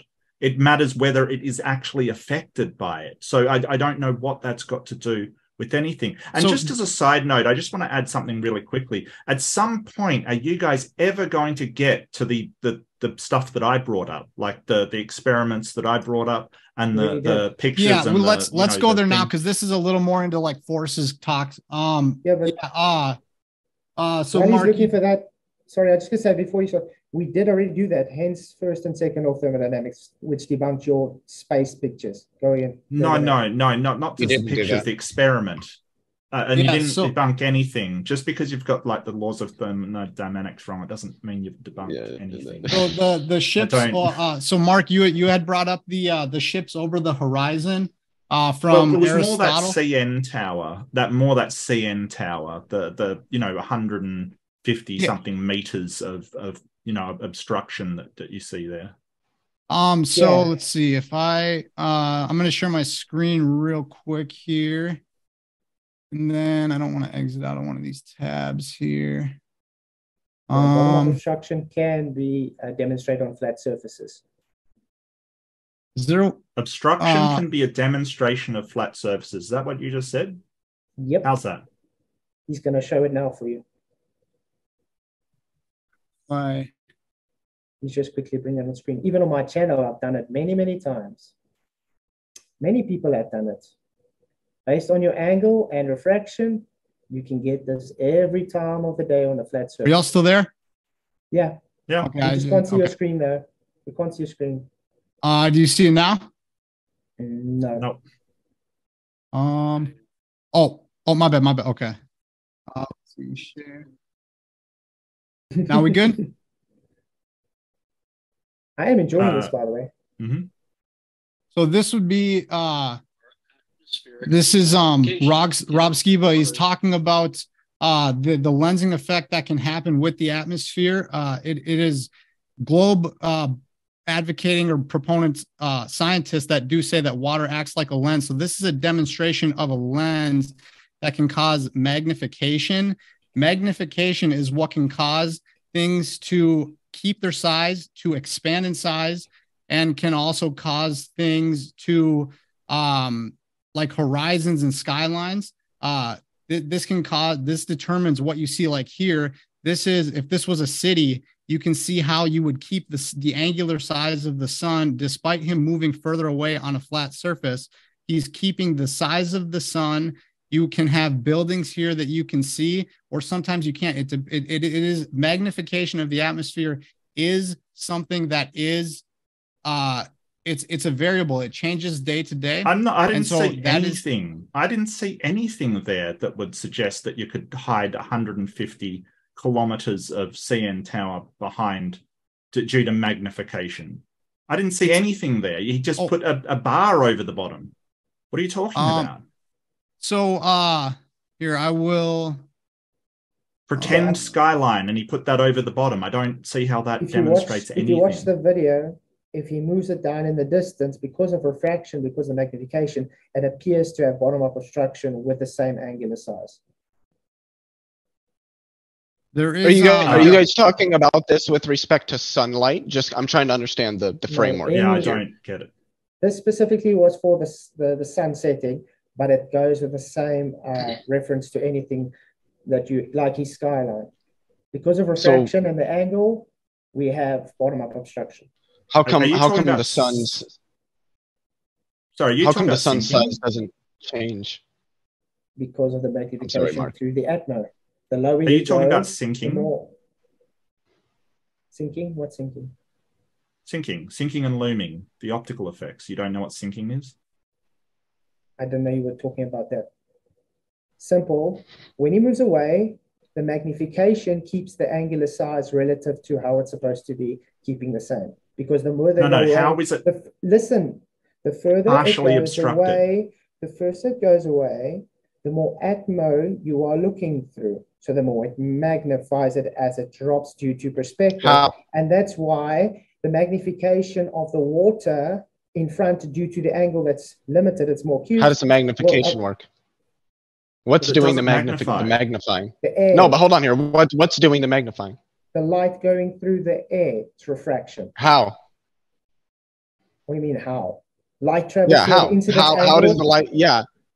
Light travels moves through the, through mediums. I understand that. How does it magnify it? by changing the incident angle. Water vapor is a magnifier. There we Well, go. that merely changing the incident angle isn't magnification. Water, like the pencil in the glass of water. Yeah, In that that's not really showing that Sorry, your magnification. glasses. What does your glasses do, Leo? Well, it doesn't magnify anyway. The thing stays the same size relative to how far away it is. It's just the bottom is obstructed. What we want to see is how the bottom is obstructed. That's what we want to see. Like, that doesn't, saying magnification doesn't explain why the bottom is obstructed. It's simple. The closer, larger angle, in this case the water, would be magnified more than the object in the distance. What happens when something's closer and a larger angle? It occults. So you have diffraction. And Mark, with the magnification, because I get where you're getting at. I'm trying. Well, I mean, you didn't show the video of this. I noticed that you said, "Oh, we've got this video that's a bulletproof thing," and it's just you just don't show it. Well, you just put a bar down the bottom saying, sort of a simulated skyline, and then just called it obstructed. I'm looking for the magnification video because there are people that have, or the bottom up disappearance video. It's been shown. There was a lady who on her floor, she had objects and she had like a button tied to the back of an RC car and everything, low to the ground objects. And then, and she, through only using temperature variation by opening and closing her front door in the winter, allowing cold air to rush over, you actually do get a disappearing of objects that are low to the ground. They disappear bottom up objects. That is sinking. That is sinking. That is sinking. That is, excuse me, that is sinking. That is exactly what I was talking about. Now I'll share sinking. So a change in temperature causes refraction, which causes sinking, right? That's what we're talking about. Excellent. Okay, so I'll share my screen now because I've actually got something here. Your screen now, so go ahead and do your presentation. Really? Okay, that's weird. Hold it. I don't think that worked. I could see a graph and a line there, so I think it was working pretty good there. There's some mirages. Yeah, try resharing. Nathan, it was from Skyfree. Yeah, so I can see to produce sinking, and now I see Mark Reed with your logo there. It's your logo. It's your logo now. It was showing. Go back. Go back to the screen. There. Go. Keep it. Okay, you can see right words. Okay. Sinking. Okay, so this is basically where there's this is over a 10-degree difference kind of thing. So the sinking will occur at a sort of 1 kilometer height, just 10, like this is the height kind of thing. 10 degrees less than the surface temperature. Now, this is a 3-meter target that it's describing here. So the temperatures you would need, and the reason why sinking occurs, and this is from the San Diego University, by the way, this is the standard reference case for the atmosphere. Notice the size of it. This is the case for sinking. It's almost indistinguishable. The temperature change you would need to do this, you would need to have like one section like a furnace and the other section like almost at zero. There is no situation at which you could duplicate this. And do notice that, look, you can wave your arms all you want. It doesn't change reality. And the case is like, excuse me, Flatzoid, try to control your deluded rantings there. The reason why it happens is because the Earth has a curved surface. This is the thing. When we go to sinking, that's the reason it occurs. And this is from San Diego University School of Optics. So, you can sort of hand wave it all you want, but the reason it occurs is because the Earth is curved. So thanks for reinforcing our point. If I can show a demonstration on a flat surface, given this, totally throwing your argument in the water, will you concede then? All right, let's we'll do one. I'm sorry, what was that? We'll do one last screen share if that's what you're implying there, Flatzoid. Yeah, I just want to quickly then we'll move if you can hide 150 meters of tower on a flat surface, go for it. Very easy. Okay, 150 meters of tower, sure, go for it. This way. sound off. I just want to share my screen. So I'm trying to find it. Thank Yeah, you, I've thank you, got it Plaster, already. because Don't I'm worry, not I've got able. it. I don't think it's in this video that I'm I've looking already through got here. it. That I know I I got. don't think it's anywhere, Nathan. Sorry, Okay. mate. Well, there's it's That's been definitely not. demonstrated. Bottom of I've got it. disappearance and hiding objects on a flat surface I've has got been it. shown with several variables. There we go. Your screen's Yeah. sharing now. Yeah, I've got it. Okay. Let me just go back to where before. Okay, this is them showing. These are these objects. It's on a wooden floor. It's flat. And as soon as they're going to open the door to let the cold air run over the hotter floor, it's going to pull it down. Let's do it this way. Okay, there we go. Good I can't make demonstration. out anything on this video. These objects, that's a little bread tag that holds the bread clasps closed. These are little like mannequins. See what happens. This is refraction. Now it gives it bottom-up obstruction due to refraction. Most Actually, of that it is thing blocked. is the exact same height as it was before. Why doesn't it Exactly, change they height? always are. No, this tower is lower. Did you actually watch my presentation? You didn't watch my presentation, did you? Size. The tower's You didn't angular look. size I'll changes share in my the screen and distance. show you the presentation because you weren't paying attention. Mark, Okay. maybe you're not Those paying tacks attention. could Let's be stop buildings the screen off share. in the distance. Yeah. Mark, So the first of whole all, point, the whole point of my presentation is that you can mirror the tower over it. It actually is lowered while yours doesn't move at all, right? So Yes. this is the whole point. You've missed the point completely. So I'm going to have to go over it again. I'm going to say again, shit strings. And that's like if you take Flatsoid's demonstration with Did the you just temperature say variation, and then you shoestrings? also factor in angular size, distance, magnification. What the fuck do there's- shoestrings have to do with this? Why are you talking over him, Leo? There's You several said variables. shoestrings. Shit strings. You see Okay, the shit, angular yeah, size change of that, Your mic is Tower. not good quality. the angular size I'm sorry, change Nathan. of the tower, Mark, aka shit strings. Whoops. Yeah, and if you go close to it, it gets, it Do you raises up understand what above that angular line. size is, Mark? Do you understand Yes. what angular size is? So would the Yes. angular size change with distance? Well, of course. Great. And what happens with refraction? It magnifies it too, does it not? Well, your example, it didn't move at all from the change of the And temperature. wave dismissal so again. that's not Congratulations, sinking. guys. Actually showing demonstration, saying what he said was impossible. You said you need a furnace and something that's almost 0 degrees. That wasn't a furnace. To cause sinking, and it yeah. wasn't.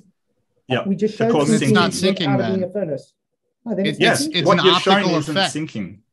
The, It's the not reason why physically we see sinking. only the tops of a building, or that sometimes like there's a video of windmills where they're incredibly large blades. That's because of Yeah. optical effects. It can But be no- magnification to increase the Okay. blade sizes. It can be Okay. the This is temperature what you're variation. missing. Notice that the floor doesn't rise up to cover it. All that happens is the bottom is distorted, False. right? So the floor doesn't actually rise It up did. when you change the temperature. It did. I will show it again. The floor It rises pulls- up to cover Listen. that, like a pulls quarter the- of it, does it? It pulls the back objects down and it pulls the horizon in front of it up. And That's you how it can works. see Show that it again. the Show bread it again. the bread bag tie is completely disappeared from the temperature Totally. variation. Show And then it again, again. just I one dare of you. I several double dare you. variables. Okay, I'll I try mean, to not do that it. Mark didn't already show that the only way this would be possible for things like what he's shown pictures of would be if the temperature variations were far beyond what we would even remotely expect. No, But So yeah, does it let's have hold a on, hold on. furnace there, Leo? Leo, what he's saying, if it was sinking, if we were going to claim Yeah. that it was sinking causing what we are observing, then okay, a furnace and 0 degree temperatures, but we're claiming that it's variation in temperatures, that it's magnification, that there's refraction. There are several variables due to Okay. atmospheric conditions that cause the observation what we see, but we can just taking one of those can you variables show all on a of flat surface, show all of them show- at once? Okay, And I I'll must get it. note that you did not show that on 150 or sorry, a 500 meter tower. You showed it on You something where the wanted- refraction you wanted is just a downscale. tiny. Excuse me, I It's thought I was scale. talking. I mustn't be because you're talking now. I must have been mistaken. You're showing it on a tiny little thing, whereas you said you would show it on a 500-meter tower, but you haven't. Well, what if that? Yeah. What if the water was, say, Oh, what if? 4,000 meters, Come on, man. and then the building was 500 meters?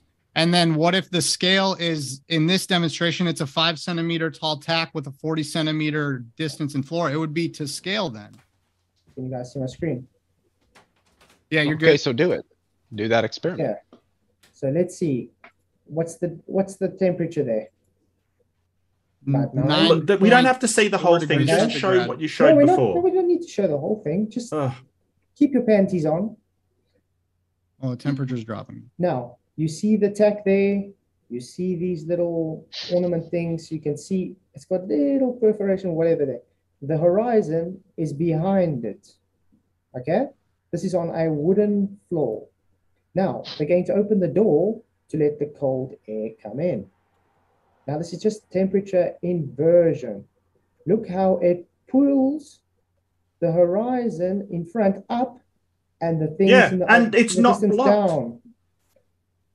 Sorry, is that horizon not now higher there?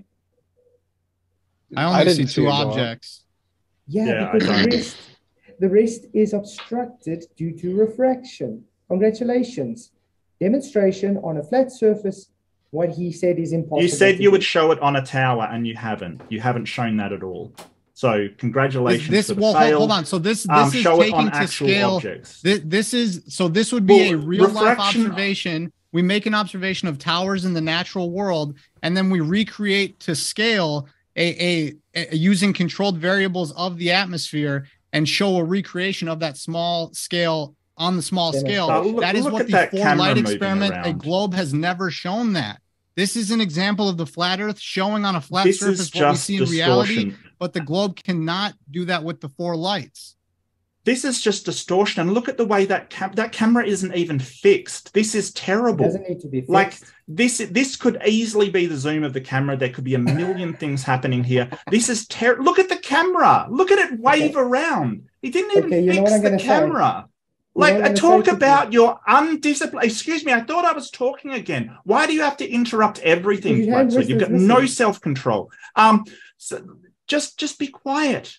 This camera isn't even fixed. He's waving it around. The zoom's going everywhere. It is the poorest experiment. Like, it is terrible. It's terrible. Why you would think this is an actual... I thought I was talking again. I must be mistaken because someone keeps opening their mouth and interrupting me. Yeah, you can point at your...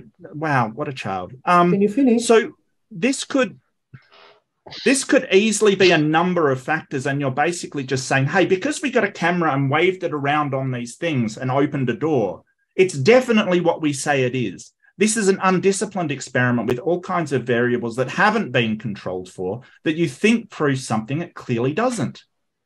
And Okay. you said you would but show Mark- me this on 150 meters, and you didn't. You Okay. failed. But Mark, Point one, the independent point one, variable point doesn't one. depend Okay, on the rebuttal. dependent variable, which is Rebuttal. dependent with the depends Rebuttal. on the independent Rebuttal. variable of You the know, dependent rebuttal. Did variable. you see So that you camera just- wave the around? thing is, It Mark, was you seems- just- Let's let I Flatsoid did- speak, please, But everybody.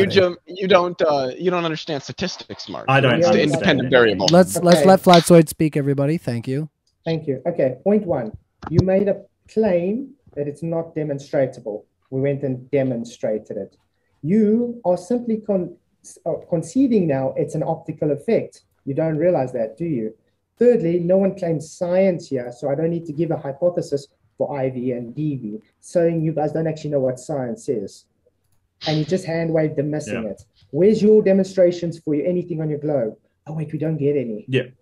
So the problem is that you're basically, you've taken this really shoddy camera footage. You see the distortion at the top. None of the distortion happens like that in real life. It is not analogous. It is not analogous to real life at all, because all of these distortions that you see don't actually occur on the examples that we give. It is simply finding, sort of nitpicking and finding these things that happen. It's like that black swan picture they came up with that was clearly distorted, and they said, hey, that proves it. But if you take it on any other day, it's actually obstructed. So it clearly is just a distortion of light. It's refraction. And they want to say, hey, that is causing the curvature of the Earth. So it doesn't, because it doesn't explain why nothing's distorted on the images that we show. But let's just skip over that, because that doesn't matter, right? So let's go to Eratosthenes and his experiment. Sorry, we're still busy with the actual thing. Remember when my 11 frames that you brought up in the beginning? This is exactly that. You just conceded it's optical, not physical. You did take those frames out, though. You were wrong on that. You did take those frames out, though. What makes you think optics isn't? What makes you think it's optics isn't physics, even though it's physics? What? You won't give any of the calculations. You said it's optical, not physical, but optics is physics. Physical is a difference to what you're seeing in optical effect. Do you think refraction is a physical effect or an optical effect? Optical effects are physical. So you can go and physically touch refraction, move it with your hands. Do you think that physical means I can touch it? That's what you think physical means? Okay, I can slap you, that means physical. Or I'm optical. Can you touch it? Can you touch an electron? Can we stop that kind of talk? Like, seriously, that's just rude, man. What are you doing? What happened? You've been over talking me, being rude this whole debate. Yeah, you don't threaten to slap people. Come on, man. Have some action. Oh, wow. I don't care. Violence, y'all. We gotta really. I don't care. We're going to assume that was a metaphor. We're going to move on. We can go into our Q&A if we want, or if you guys have any other the military examples. is that there are people that are in positions of power that are willing to use violence on us. We should never be violent towards one another. Don't use metaphors and things like hitting people or killing. I'm gonna make a killing, or don't do that kind of stuff, because there are people that really do, and that's part of why this conversation is so important. Is because there are people who will hurt innocent people, and our communication is how we can get through to these people and hopefully get them to change or to know who they are. So this is, I agree. Please I don't. apologize. I agree. There's I way agree too with much that too. violence Trans in the rights or human rights. Okay, I was just Human trying to rights, analogize that he can feel it. That was the only reason. It wasn't actually Well, I mean, physical. you put a pencil in water, right? And the light hits it and refracts, right? So you've got the broken pencil effect. You're aware of that. So what part of that is non-physical? The effect is optical. But what part of optics is non-physical? What part of optics is non-physical? Well, that particular thing with the glass of water. Physical. What in that is non-physical, right? That there's a glass, water, pencil, light. What's non-physical? The effect. Are you saying the magnification is not physical? It's a physical effect. It's the observed. Physics are physical. What you observe on the effect is not physical. Yeah, it is. You're observing the physical effects. That's literally how science works, buddy. Literally move. And here's the guy that's telling us we don't understand science, but he's saying that what you observed isn't physical. It doesn't physically move the pencil. No, nobody's saying that. That's not. No one's saying Flatsoid, that. what you're saying is that the pencil is not actually enlarged. It appears enlarged, but physically the pencil has not actually changed shape. So okay. Yeah, but the effect is still a physical effect. It did. Magnification is a physical thing, but the appearance is that it is not. It's not actually the pencil isn't actually getting bigger. It just appears that way. It's not that it gets bigger. That's not what's happening in the water. The pencil goes. Anyway. I don't know what talking about. It gets bigger. Speaking of pencils and wooden sticks, do you want to go to the Eratosthenes thing? Let's give Leo a chance to explain. He seemed to have a little insight on that. If you want to elaborate a little bit on that experiment or the example. Well, I don't really know if I would call it a magnification. If you put like a pencil in water, it doesn't get bigger. It moves off center. Like it's not. It kind of goes whoop, and then it kind of whips over, and obviously nobody you could use literally fucking preschool intuition to know that the pencil is not actually whooping as it goes into the water. That's not what happens. But the effect is still a physical effect because it is the result of physical things interacting with physical things in the physical world in physical ways. Like this is again, this is how physics works. And when you actually understand physics. Yeah, you guys are misrepresenting me. I never claimed there's no physical things to optics. Optics itself is just an effect And the effect is physical, yeah. based on physical effect. Hold on. You Hold on can't one have Okay, like well, I optical think without we're just physical splitting being there. hairs now for someone to claim that it's not a physical effect. No, you guys were Is it- misrepresenting what I said. Hey, Mark, what can't be beat? Is that pencil at the No, bottom? no, no, no. wider? That was a question Let's- for Mark. Mark, Let What- Mark, Nathan. what can't be beat? We're gonna let Nathan do his I don't know. screen What share can't be here, beat? and then we're going to get to our Q&A. Okay, everybody. Yeah, hundreds. Well, this is just what, like, talking about the magnification thing. Like Leo, you had said that it's not actually wider, that it is off center, which we can see that it is off center here. But the bottom of the pencil does also appear wider to some degree than the part of the pencil that is not in the water. That's fine. I wasn't talking about that. I was talking about the pencil being off center. That is not a magnification. Oh, the my fact bad. that Okay, okay. it's slightly larger in the body, yeah, that's a magnification. But the off center part, that's what I was referring to. That's not a part of the. That's not Yeah. magnification. So the Yeah, magnification also may be because of the water and the glass and interaction between Mhm. them. So yeah. All right, so everybody, we're going to move into our Q&A. We will do closing statements. I have one more question. One more question All for right, Mark. before we It's move really, into our really Q&A. quick. Question. That's good. Okay. All right, we'll do that. Mark, what can't be beat? I don't know, Leo. What can't be beat? I feel like this is a You one. said it in your you said it in your intro. What can't be beat? I don't know. Think Tell me, about it. please. No, come on, think about it. What can't be beat? All right, well, before we A get moving into goalpost. yeah, I suppose so. I was going to A say dead horse. A dead horse. All right. dead Yeah, horse. fair enough. I was going to say, based on our conversation before we started this live stream, and I assure everybody that we were in some agreement before our live stream went on about gaming. We were Council's having the a best good way to game, I conversation. think, is like where some of us There- were at. Look. we I had didn't say agreement beat a on dead horse, I gaming said was flog a good. dead Okay. horse. So that's Councils bring people to your place and then you game together. That's the best part about councils. I've been sitting here playing Final Fantasy VII, the remake, and I would have said Sephiroth seems unbeatable because he just keeps on frickin' coming back. The problem is you Didn't guys Smash make me 2. feel old because I used to play like Counter-Strike all the time. Oh, Jesus, All right, Game's so still Counter-Strike's still going. got a lot of Go buddies on. that play that. So Yeah. before we get into our gamer talk, which I'm sure we can have a conversation after our live stream, I'm going to do a little housekeeping. So Nathan, Flatsoy, Leo, Mark, any of you fellas want to take a bathroom break? If you want to go and get a drink of water, we got Q&A coming up. I know your conversation went a little bit I long. actually could use the restroom. Yeah. All right, you go for it, and I'm going to do some housekeeping. All right. I might get another coffee. Yep. Get your coffee, get your bathroom break, and I will hold Good down morning, the Mark. fort. Maybe I can hold down the fort. All right. So a couple of you in the live chat were asking, what am I drinking? I have what's called Firkenstein here right now, and I also had another thing that's called the Nun on the Run. Now, I am in Nova Scotia, so we are pretty lucrative with some of our our rules here. So yes, we are having a happy 420. Everything's good. Thanks everybody for coming in, and I will extend that. If anybody wants to send in a super chat for 420 to let me know that you are also celebrating tonight, that would be awesome. So that is my housekeeping a little bit for the evening. Beyond that, somebody else had Can I said tack to that real quick? Sure. No, I'm sorry to interrupt your housekeeping. I'll help you clean if you want. No, we're doing bathroom breaks right now. We're good.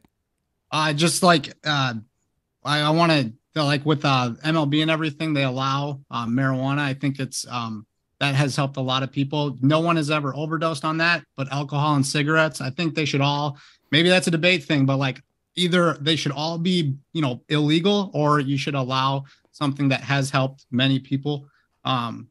Just for I don't know, personal. Probably no reason to throw that out there, but it's Hey, it's all cool has here. helped several people. It's all cool here in Canada. We're all having a good time as far as that goes. But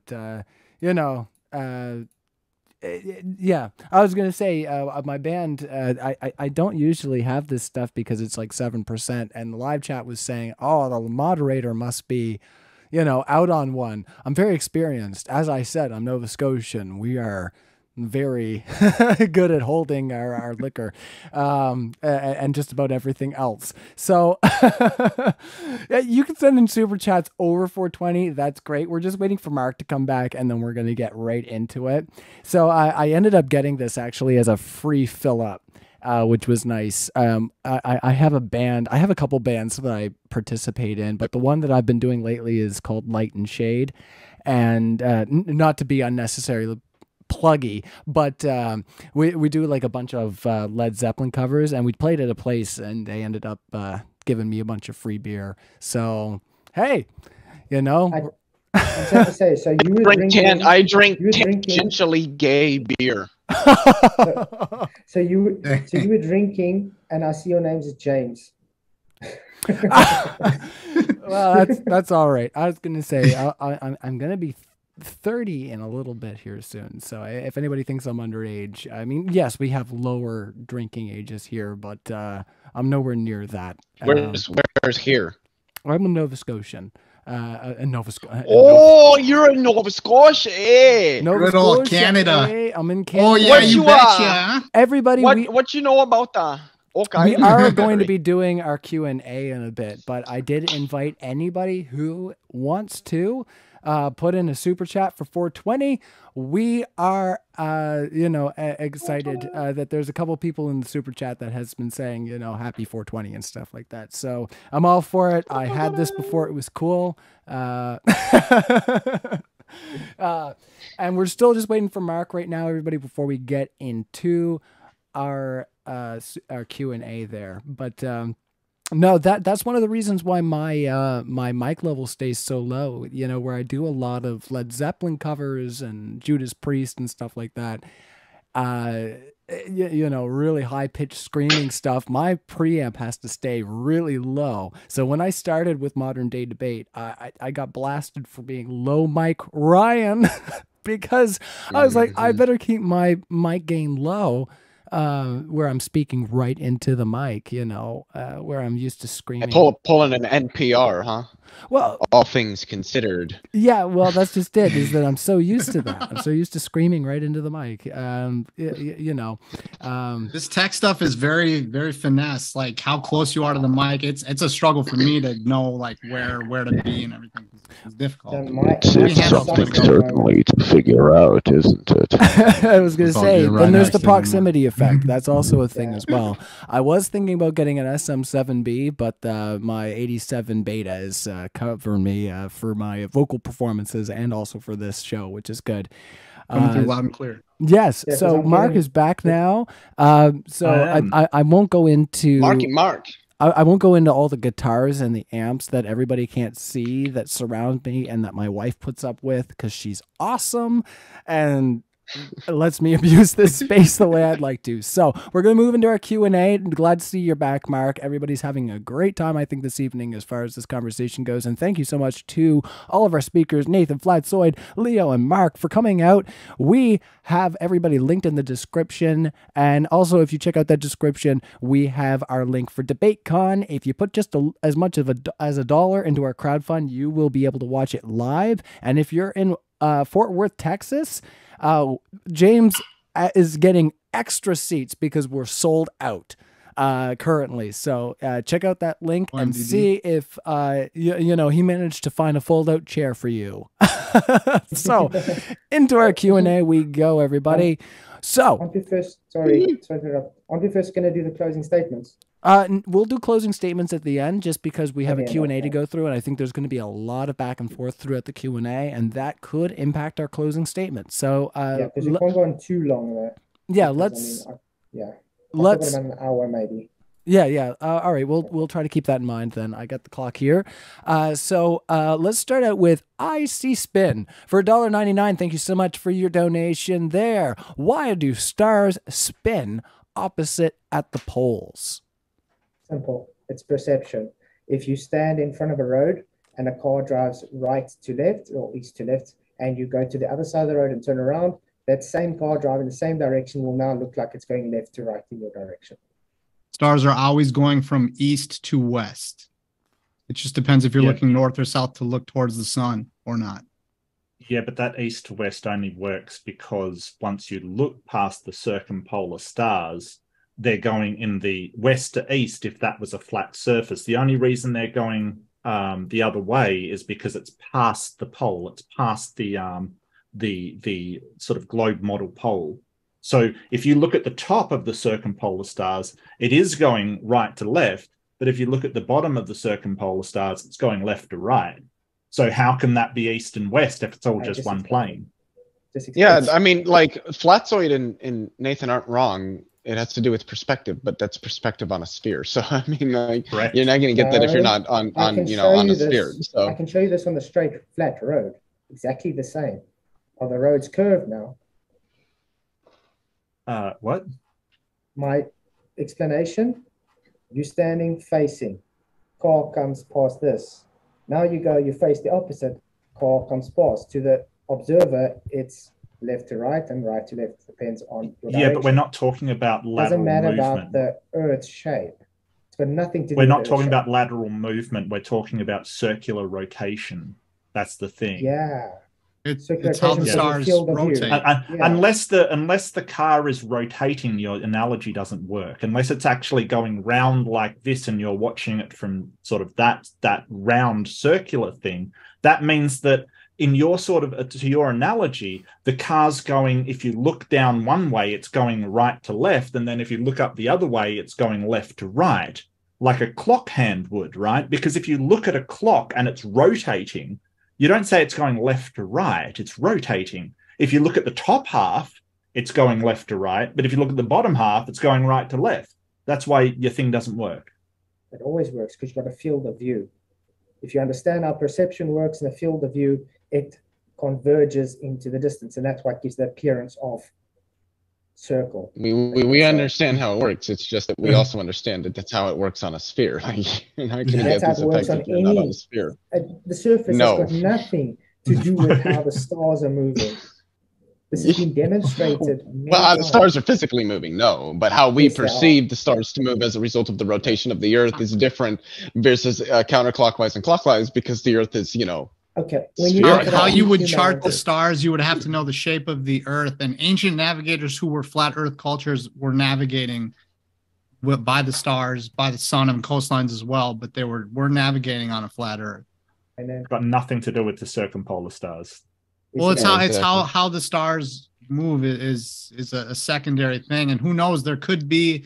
It's one of the, like, we're not claiming to know the gases of an atmosphere of an exoplanet a quadrillion miles away. It's what does that have to do with the shape of the Earth? We don't know how certain things move or motions. It could be a hyperdimensional. Call it pseudoscience, but it's who knows. It's the same as dark energy. Like it could be a movement that we don't know. It could be a four-dimensional movement, a true dimension, fourth dimension movement, a hyperdimensional. That's definitely not what dark energy is.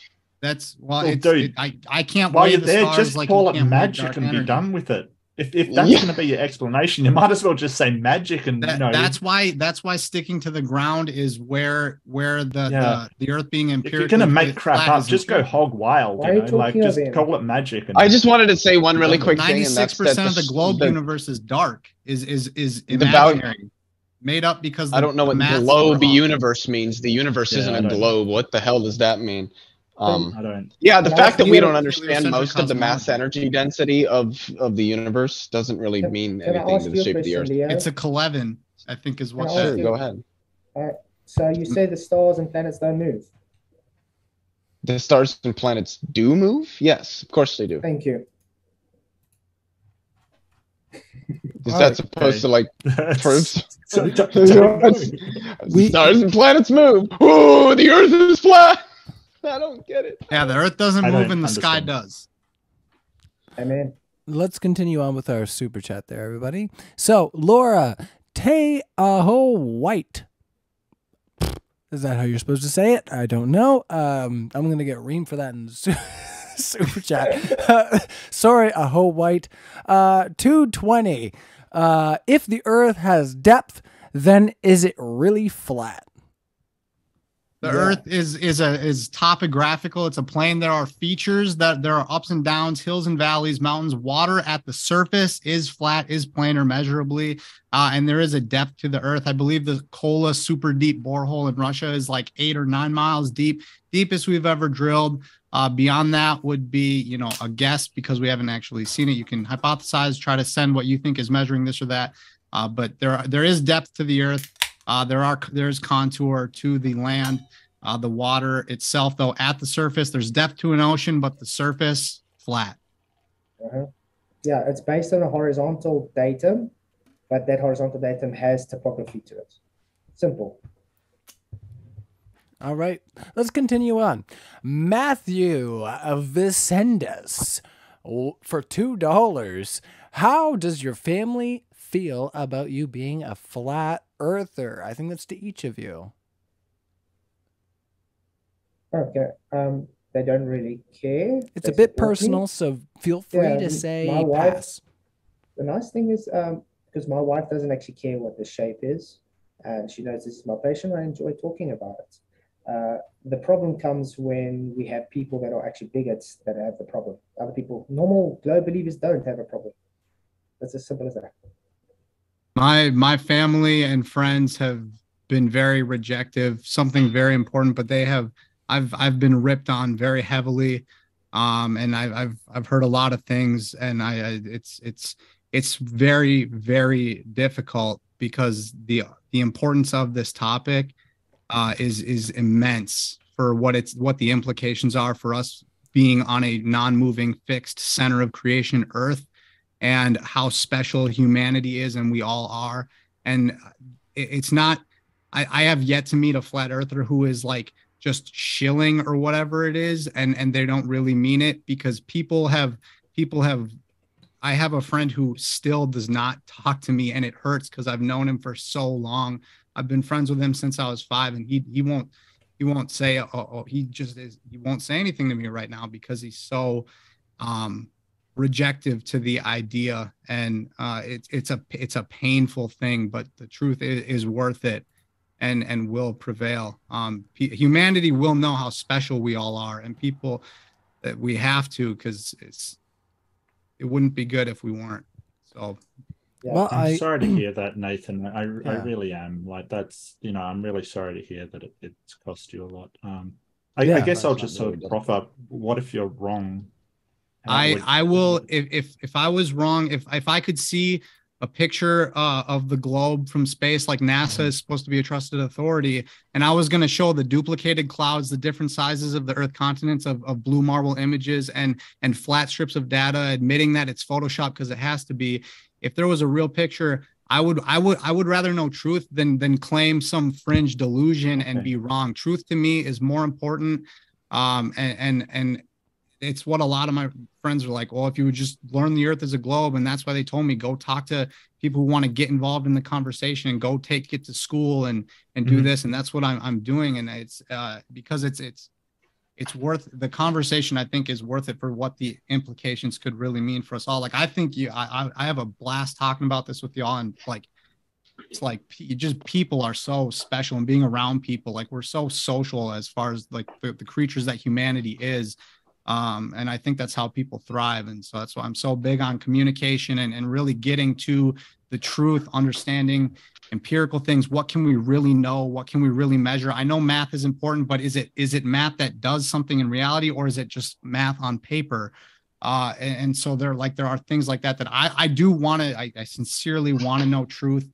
And I really want people to be happy, pain-free, and I think something has to be know done about those things, Yeah. you can come to my channel. We can have a talk about them. I'd love to talk about things like mathematics, the indispensability of mathematics to science, because those are things that I read about. Happily. I would be happy to, Leo. Yeah. 'Cause you guys are both, I think you're both really nice. Like, I Thank you. think you're pleasant to chat with, and respectful. And I am sorry again, Mark, for interrupting you.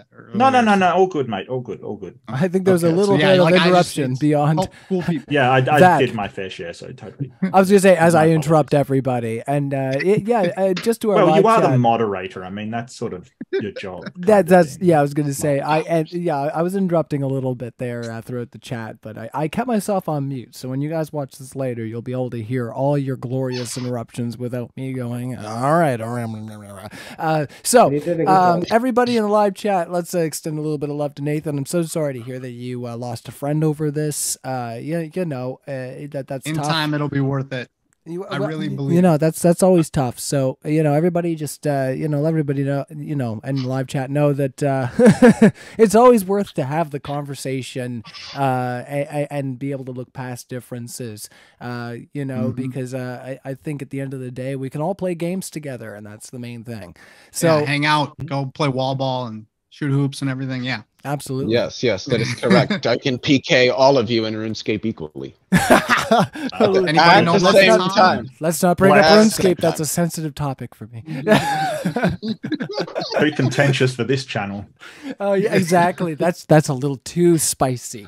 All right, so we're gonna continue on. We have Dr. Kent Hovind. Oh man, how does he speak? How does Dr. Kent Hovind? Oh, wow, you think the dogs came from mosquitoes. $2. So Leo, know the what word. curvature? I've almost got it. I still want to see Aaron Ra's idea come to fruition and have Kent Hovind and Nathan Thompson debate the flat Earth. Well, I would pay Pence for will That would not be talk great. flat Earth at all. That would be great, but let's respect our super chatter, Dr. Kent Hovind here, and we'll do a nice impression for him if we can. Leo, what curvature would we see over 15 feet? I can't do it. What curvature would we see over 15 feet?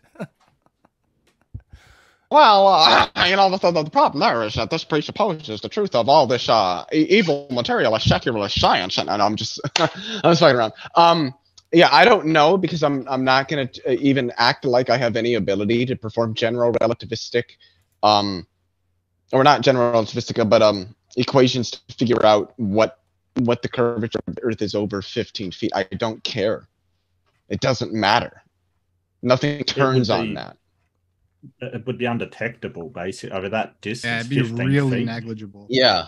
Because at a mile, it's 0.666 feet. Or Well, it 0.66. depends on- Well, it depends on the height of the observer, Well, what- refractive index. Just strictly I gotta be tangent honest. Earth, I don't physical think Earth it will curve make would a be. difference. It would be like somebody saying to me, "Oh, you think rulers are accurate? Well, why don't you go measure an oxygen atom?" Not if they Like, what the shrink. fuck? Well, Like, why would you? Why would don't you do that? Like, Let's let that's Flat just Sword dumb. speak. He hasn't said Don't you anything in a think little bit. don't you think it will make a difference though if you had to build a building on that stretch? Because the one would. brick will be at a different zenith to the other side of the brick on the building, so it will be separating. No, it won't. I don't think it would be enough to interfere with a building itself. That'd be. It'd be if 15 it's feet. 8 inches at a mile, and it's at 15 feet. That's what 15 over 5,280 is. So it'd be a really, really small number. Okay. Somebody's starting to get it. I don't work with feet, so that's what I'm just saying. Hey, metric system all the way. By the way, just saying. Should be- Everybody rants and raves about the metric system, but I'm all about the SI system. And yes, there is a difference. I'm in Canada, so I mean, you know how we feel about all that. Kilometers per hour, and based on tens. the freezing point is 0 because that just makes sense. Tim Hortons instead of Dunkin' Donuts, because that's the metric system for donuts and coffee. I mean, honestly, I prefer McDonald's coffee if I'm gonna pick a quick takeout. Please tell me you're not being serious. I'm so All right, sorry. me and Ryan are debating, is McDonald's coffee good? Yeah. I'm sorry. On my way, it's just that there's some inconsistency in my area as far as that goes, and but when I'm making it at home, Well, hey, I'm pretty conservative when it comes to money. So when it comes to my home, I mean, I will buy Tim Hortons coffee and make it here. But whatever they're doing there, they're screwing it up. Anyways, I've heard that Tim Hortons coffee is like McDonald's coffee. But you probably wouldn't like me saying that. Well, if I want to get into the history of that, McDonald's actually bought the coffee that Tim Hortons had like 6 years ago, and Tim Hortons got a new coffee, and that messed Canadians right up. That has been our controversy. McDonald's has the original Tim Hortons coffee. That's where we must go to get our fix. Anyway. Oh, so that's why you go to McDonald's, because they've got the real Canadian stuff. Exactly. And if I got to go to a morning jam and I need to wake up, I mean, I need that OG Tim Hortons coffee. So Tim Hortons has the patent for it, whatever you want to call it, or the rights to it up here. They got the company distributing it. It's good stuff. It's like crack. Anyways, I'm gonna stop before I get us demonetized. We're gonna move on. We got $11 from Congo 44.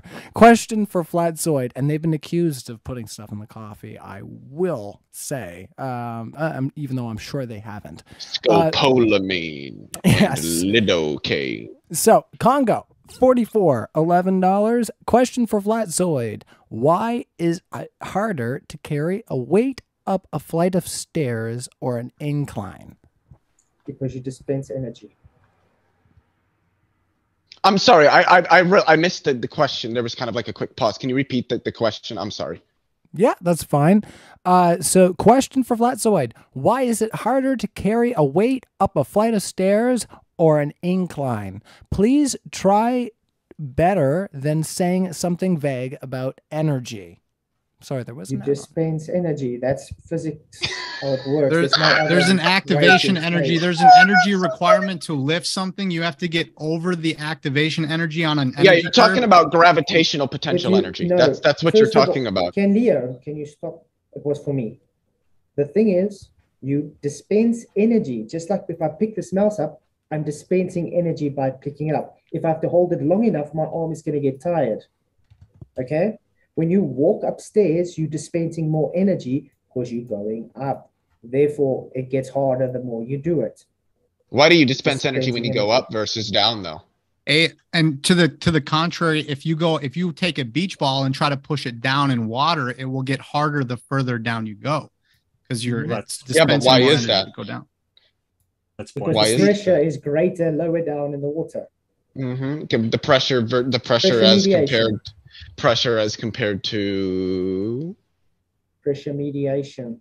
Pressure as compared to density. Pressure as compared to not your ball beneath gravity. Buoyancy. And what term do you need? And what term do you need to determine buoyancy? The gravitational constant. That's correct. Leo, since you're so smart, Archimedes' principle came at least 1,000 years before gravity was proposed.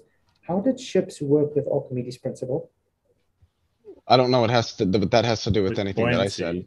You just said buoyancy's got to do with gravity. Yeah. And that's rubbish. No, it's not. The gravitational constant is literally a part of buoyancy. How do you calculate buoyancy then? Is Archimedes' principle buoyancy or not? Well, how do you calculate buoyancy I'm talking to Leo. Is Archimedes' principle buoyancy? I mean, this is an open panel. You can't sort of say, I'm asking hey, you can't Leo. talk. Is your name Leo, Mark? Leo? It could be. I mean, I could change it. Is buoyancy Archimedes' principle, Leo? I don't think it is specifically, no. You just said it was because he pushed the ball down in the water. Well, no, I don't. I think Archimedes' principle relates to buoyancy. I mean, I could be wrong. I don't know shit about Archimedes' principle. I don't really care about Archimedes' principle. So then you don't actually have a right. So, well, I do know about buoyancy. I don't care about Archimedes. I don't care about what people were doing thousands of years ago. I just don't give a shit. I give a shit about how we do things now. And the universal gravitational acceleration is present in the formula for buoyancy. So. It wasn't always there. That's the point. How do you calculate buoyancy, Flatzoid? I just take your acceleration and call it pressure. So if the pressure changes, pressure causes the acceleration. Buoyancy changes? The pressure causes the acceleration. The pressure causes the acceleration. So it's not a constant, it's a variable, is it? So it's a constant. So Why How is pressure a constant? Hang on a second. Sorry, Nathan. Object Hang on a second. relative to the How is medium. pressure a constant? Doesn't But- pressure change? Relative to the medium. It changes relative to the medium. And to piggyback on what Flatsoid is saying, like if you calculate the difference, if you have a solid object, say you have a mole 6.022 times 10 to the or 023 times 10 to the 22nd atoms in one small area, and say you have in this atmosphere there's 100 molecules of air, and you make it a vacuum, and now it's down to 1 or 10 molecules of air. The difference is only 1 order of magnitude, but compared to the whole of Avogadro's number, it's a very small change. So that's why you can still keep the 9.8 acceleration, whether you're in an atmosphere or in a vacuum, and you get that same accepted average fall rate of 9.8 meters per second per second. All right, So the we're problem gonna with cut that, and off the there. problem- I'm so sorry, Mark. Can I just say one thing quickly before we go? If you can wrap it up in like 10 seconds, because we have a Okay, ton yeah, of sure. So super the problem chats. there is if G is P and that means the pressure kind of thing, it means that the equation will not work for anything but the one you're actually comparing it to. Like, it won't work. It All just won't work. To be fair, that it needs question to be a constant. That question was for Flatzoid, so we'll let him close out. If Flatzoid, you got 15 seconds there to close that one out. It's simple. Archimedes principle, AK-40, came before gravity, so you don't need to worry about gravity. And I can change that gravitational acceleration to unicorn force. It will give exactly the same outcome. All right. Thank you so much for wrapping that up succinctly. All right. So we'll continue on. The science of science. $5. Fun fact, the globe has 0 evidence based on the scientific method. All right. What do you fellas think about that, Leo and Mark? Hydrostatic equilibrium. Yeah, it's got tons of evidence. I mean, even that experiment that I outlined that we, unfortunately didn't get to, and they didn't get to talk about. That's a scientific experiment. There's been tons of scientific experiments. I don't know what you're talking about. Yeah, we've literally gone and taken pictures of it. So. Yeah. All right, we'll continue on then. So, because some of these are going to be real conversation starters, so I'm going to just warn the live chat right now. It seems like we probably got about a half hour left to go. I think till one of our speakers has to take off. But if we can't get through all the super chats, we will continue going. If that's if Flatzoid's got somewhere to be, Nathan, we might ask you to hold down the fort if it gets to go long. It just depends on how much. Cool with that, Flatzoid? Sorry. Yeah, if he's got to go, I can stay and take care of field any questions. So. Yeah, I was gonna say we have a lot of questions here, so if Flatzoid, if you have an obligation somewhere to be, definitely we don't want to hold on to you. But no, it's I'm running on generator now, so I hope the fuel holds. That's what I'm saying. Oh, okay. There's no power. Okay, well, if you need to go refuel, you just let us know how you're doing as we're going along, okay? Everybody, let me know how you're doing, because I know, everybody consented to go longer than what we had originally talked. It's been a great conversation, but I want to make sure we're respecting everybody's time here. And be respectful in that live chat, too. I see you. I'm watching. All right, so let's continue on with the live chat. So,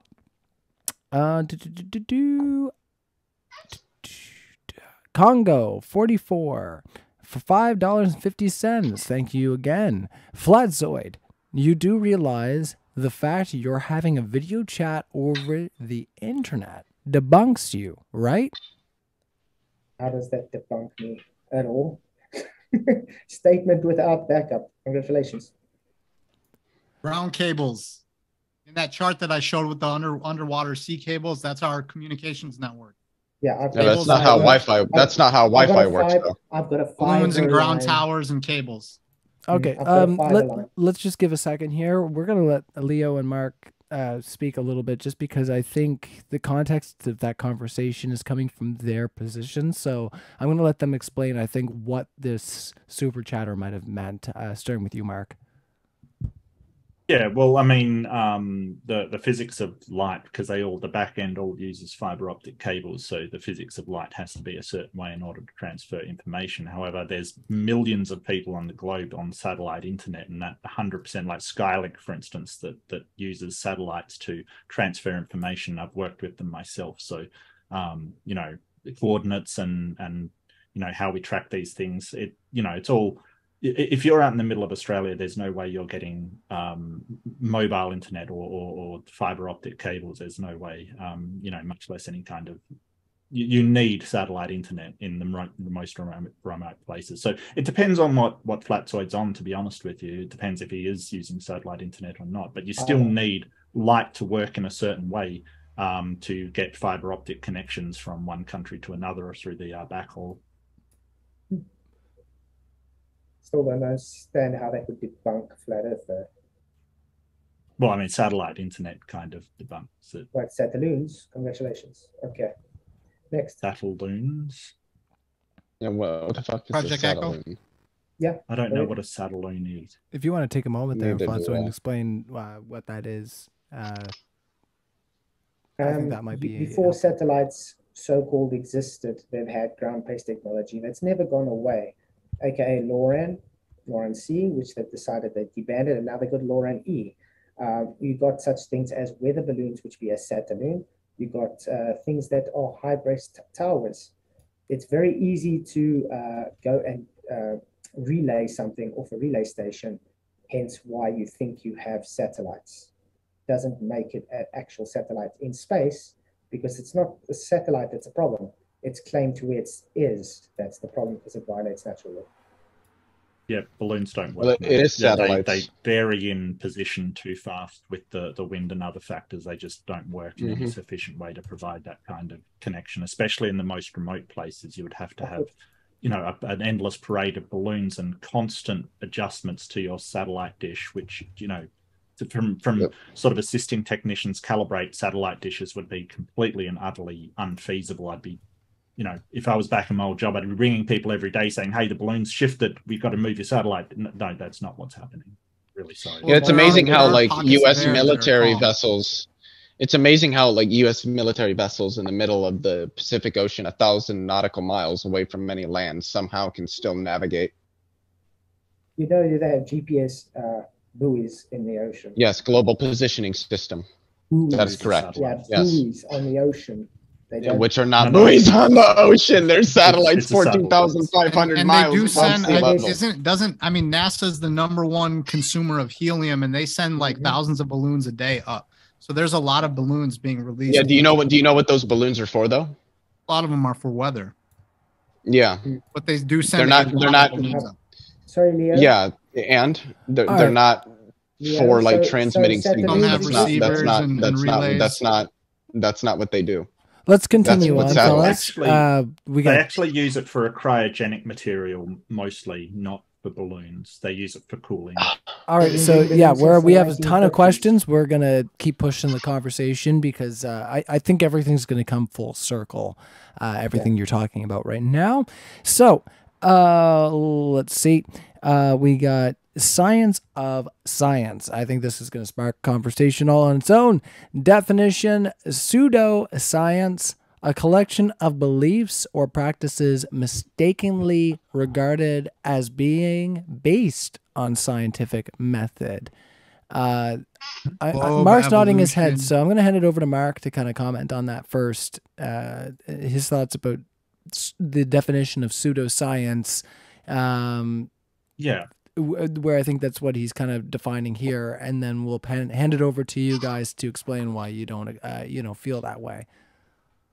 So science is basically a system of observation, questions, hypotheses, experiments, graduating to a theory, which is then peer reviewed by other people doing the same experiments, which is called replication. And then basically it graduates into a theory. So it's basically a system of being able to process things. Flat Earth is a pseudoscience because they don't actually go through this system. They basically do once-off experiments. They don't check their variables. They leave all things out of control. They don't actually do science, and that's why you'll see things pop up saying that Flat Earth is a pseudoscience. In fact, we'll probably get one down the bottom of this video basically saying that Flat Earth is a pseudoscience and has been acknowledged as such through all scientific fields. Now, sort of in order to be a scientific field, you do have to follow methodological naturalism, which is a specific process. And just because you say, hey, we don't have to follow that process, doesn't mean you get to say you're a science, you're a pseudoscience. Sorry. Can I speak on this a little bit? Because I actually like do philosophy and metaphysics of science. And so, and this is something that a lot of people, probably including our and interlocutors tonight, mine and Mark's, that probably don't know, because flat earthers tend not to know anything about the philosophy of science, is that there's three, at least broadly, obviously there's some tangentially related views, but there's broadly three views in the philosophy of science with respect to what the demarcation problem is, how we distinguish science from pseudoscience, and what science really is. And there's the Popperian view from Karl Popper, and what's going to demarcate science from pseudoscience is going to be the principle of falsification. And science is going to be those things that can be meaningfully falsified. If there's some criterion of falsification that can be tested for via novel predictions that are contained in the model against reality, it's a scientific model. Then you have people like Thomas Kuhn. His is a little bit complicated because and at least in my opinion, I don't think it was very well laid out. I'm not going to try to parse it out here because it would probably take way too long. And then there's one that a lot of people aren't very familiar with, Imre Lakatos.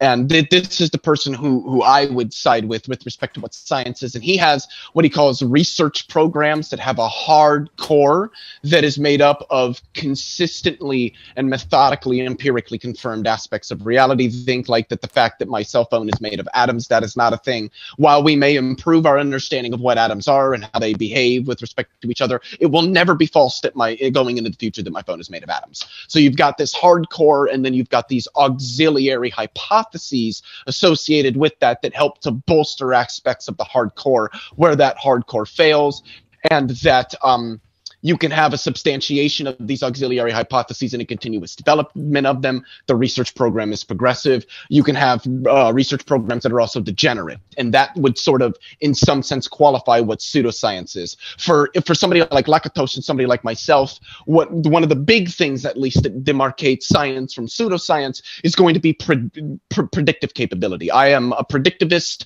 much like Lakatos would have been, where one of the most important aspects of a scientific theory is its ability to develop novel predictions. And the flat earth does not develop any novel predictions. And even if it did, all of them are completely false. Can I say something really quickly? Oh, absolutely. Okay, first of all, I wanted to point out, Leo, what you just did was showing not science, pseudoscience, because you gave an opinion on belief of science, philosophy, in other words. And I want to ask both of you. Yeah, that's called metaphysics of science. Do you know what scientific theory is, in your own words? What a scientific theory is? What scientific You're asking me how I would characterize. You're asking me how I would characterize a scientific theory. Well, generally, I would characterize a scientific theory as. So I would say that like a scientific theory is a set of well substantiated, repeatedly tested and confirmed explanations for some observed phenomenon or set of phenomena. And that fits thoroughly within the Lakatosian view. So the Lakatosian view is a highly respected view in the philosophy and the metaphysics of science. So it's not pseudoscience, it's philosophy of science.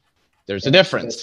Philosophy of science actually helps us to understand what that difference is. What is philosophy? Well, it just depends on who you ask. I don't think there's some like univocal understanding of what philosophy is. I don't think philosophy is monolithic. For me, philosophy is merely an analytic tool for understanding concepts at a deeper, more fundamental level, and that this ought to be used in ways that bolster our understanding of the reality around us and our place within it. But that's just me. Okay, so you would understand, you would have a different philosophical view than I do. Yeah. So pseudoscience. And then that would just be a discussion. Science is philosophical. It's pseudoscience because it's beliefs. Well, that's not true. Science has beliefs. To be science, Beliefs, you know, like beliefs are yeah, Just well, that's says true. philosophy But of beliefs are science.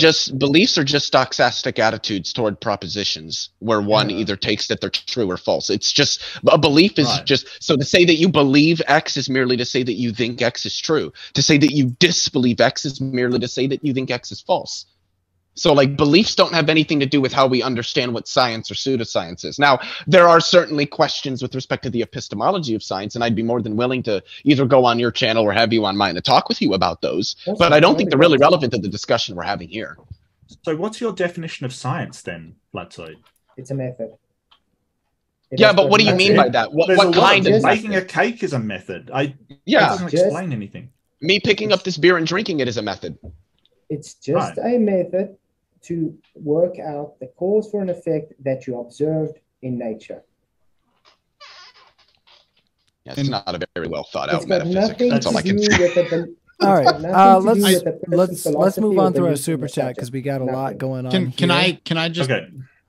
Oh, Yeah. I guess it was Yeah, kind of okay. covered. Yeah, I was gonna say. I think yeah, like I said, a lot Was, of was these, that for everyone? a lot of these super chats are going to come full circle. So don't fret, Nathan. I think we're going to have lots of time to come full circle. I'm just kidding. Okay. I agree with a lot of what everybody said here. So I just want to, I was going to, This is why we extend the love to Nathan, because you know you're such a chill fella. You know, we could hang, buddy. So we should. Why not? All right, so Let's do it. Leo and Mark you know what? Signs of science. We're just gonna keep that one quiet because it's a little bit of tacky. They say you don't understand the scientific method, but you know, that's towards Leo and Mark. We're gonna move on from there just because we've kind of talked a lot about what we thought about the scientific method just now. So I think that moved into that. So modern day debate what is underneath the flat Earth model? Floor. If you take Bible cosmology, then you would say water's below. It's turtles. Water's It's below. turtles all the way down. Waters are- You beat me to it. It's not something we can know scientifically. We haven't dug that far down. If we ever dig that far down and find out, we'll let you know. We've only gone 9 miles deep, though. With all of our modern, incredible technology and how smart we are. We've gone deeper 9 with miles. seismic technology. We've gone much deeper, I believe, with seismic technology. Correlations, not causations, correlations. That doesn't have anything. That doesn't have anything to do with it. And yes, it does actually, because you don't have causation without correlation. Causation is a correlative function. That's what Causation will is. correlate. Yeah. I will say, I do Causation believe will that there is a correlate with something. place. All I forms believe of there's a place causation are below the earth that's correlations, for not fallen correlations angels. or That's what causes. I'll say. Have you guys noticed how you guys always talk over me as soon as I open my mouth? P and Well, S waves there might are- be a bit of a delay on my end. If there is, I apologize. P and S waves are correlative. Okay, they don't actually give anything more than you begging the question. That's about it. And Well, but that based on the seems to flat Earth disagree with model- your claim that they're based on the correlative. Based on the flat Earth model, we don't really agree that you guys think is a space flying pizza in space and turtles under the backwater. That's just a push narrative that no flat earther believes. So, And Yeah, but to you anybody still who is believe ridiculous. considering this topic, like, is the earth flat, and you're genuinely open-minded to hearing it, something like that, the earth in space is a straw man. The earth accelerating upward, those are straw mans to try to take away from, you can walk around a circle in your room and circumnavigate. You can circumnavigate on a flat surface. You can do these things. So there are, for whatever reason, people have put traps up for people to, oh, that's foolish, and my cat would push it off the edge, or my roommate's cat in my case. But like, that's, cats are so cool. Who Like, says those who are says straw that men. the earth who says that the earth accelerates upward? Because that is a straw man. That's Flat not what Earth science Society. says. Yeah, that's the That Flat is Earth society. Society. I And that's think what what you just guys happened Oh, I there- see what you were getting before at. we I move see to what our you were next getting at. before we move to our I next gotcha. super chat, I think that needs to be our next debate: dog people versus cat people. I mean, I have a cat, and he's the silliest little thing in yay the world. dogs. Yay dogs. I Yeah. thought you meant Both, like but Flat I Earth prefer Society pets. versus who are you guys if not the Flat Earth Society? Like what's Flat Earth your Society is a division? controlled Of, opposition. Yeah, I think the Flat Okay, Earth Society so was set up with a guy like it was something like that. The head of the Flat Earth Society was not really a flat earther. And then there was like a guy who international something Council of Flat Earthers or something was trying to reach out to him to talk about the flat Earth, and he like wouldn't, the Flat Earth Society guy wouldn't talk with him or wouldn't interact with him to try to help get publications out about the Earth being flat and everything. And then this guy who was, and I'm blanking on this other not Flat Earth Society, but this other group of Flat Earthers, they were trying to put the truth out there. And I think something happened to all the guy's stuff. Like all of his literature got burned and his writings and stuff. And it was a guy separate from the Flat Earth Society. The Flat Earth Society is like, if you search "is the Earth flat," you'll get Flat Earth Society stuff. Just like if you search on YouTube "is the Earth flat," you'll get instant debunkings from certain channels that I won't name, but you won't get things that are for, only against, part of like that Flat Earth box on the bottom of videos. It's to help to help flatten the curve. No, it's just popularity. The algorithm just goes by popularity. That's it. And the Flat Earth was incredibly popular. The YouTube algorithm is set specifically censoring things like Flat Earth because they take it as misinformation based on consensus. Yeah, so why don't you That's a good thing. Debate the Flat Earth Society people? They don't talk. They don't want anything to do. People who promote actual flat Earth stuff, like things that are logical and can make sense and pass as viable explanations, they don't want anything to do with those people because they're like a controlled opposition to mislead people. They want to try to sound ridiculous and say like, okay, if the Earth is accelerating upwards, that is completely. But don't all flat Earthers sound ridiculous? I mean, they all say the Earth is flat. That's ridiculous. To me. Wow, and we can say the same guy that's fair in science. And we can say the same thing, the guy that thinks the Earth is rising up to the apple. Yeah, but I don't think that, and nobody in science does, because that's not what's happening. And this is like the fourth time I've explicated that. I don't have a religion. I don't have a religion. I don't worship any deities, so I don't have a religion. Because one of the central features of what defines a religion is the worship of a deity. I'm sorry, I was actually the one speaking.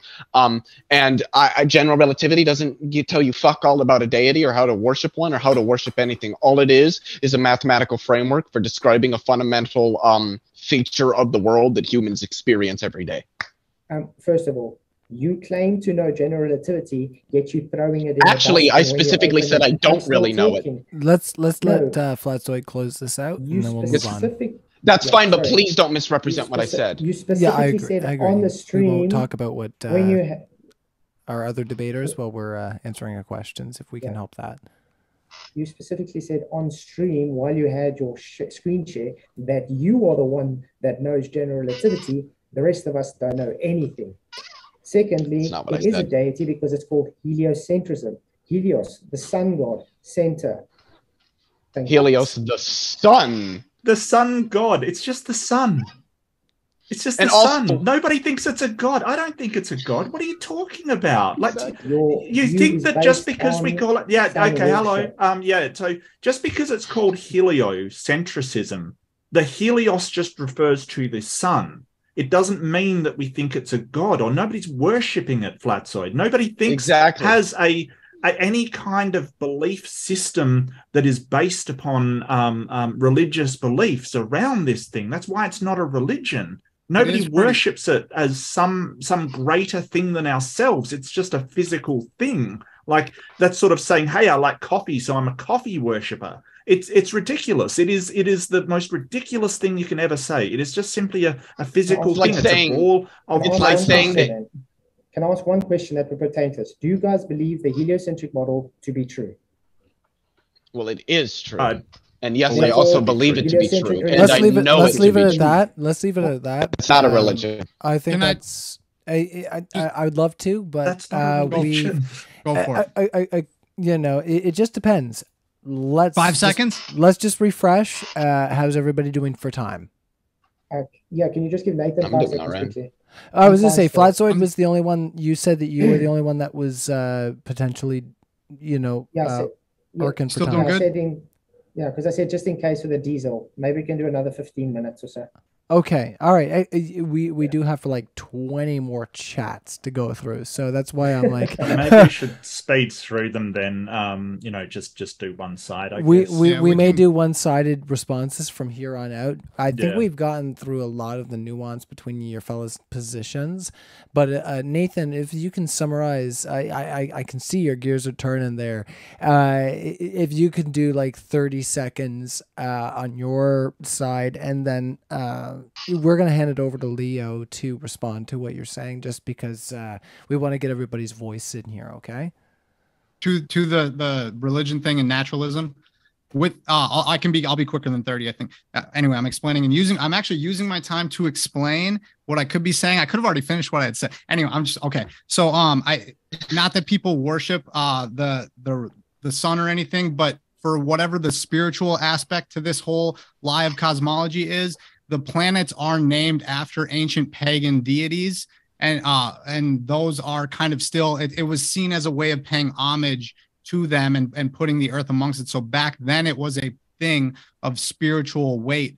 And nowadays we just kind of see them as other planets like the earth in the heliocentric model. Okay. Yeah, the planets are named that because that's the culture that, those planets were discovered in hundreds, if not thousands of years ago. We just do it today because that's what they were called, and why would we change? Like, we know what they're called. That's what society broadly recognizes them as. Like, that doesn't have anything to do with religion today. General relativity isn't a religion. It's largely just math. Right? It's really just math. And I wanted to clarify. I never said that I understood it. And while I understand this might be somewhat pretentious, I'm sorry, I still think it's just true. What I had said is that I probably understand, I specified the word probably understand general relativity better than everybody else in the stream, but I still don't really understand it. That's what I said. You just proved you don't. Sorry, I have to put that out. Okay. Well, we'll move on. As the guy who doesn't know what pseudo-Riemannian manifolds are. We'll try not to be. Literally validated what I said there, mate.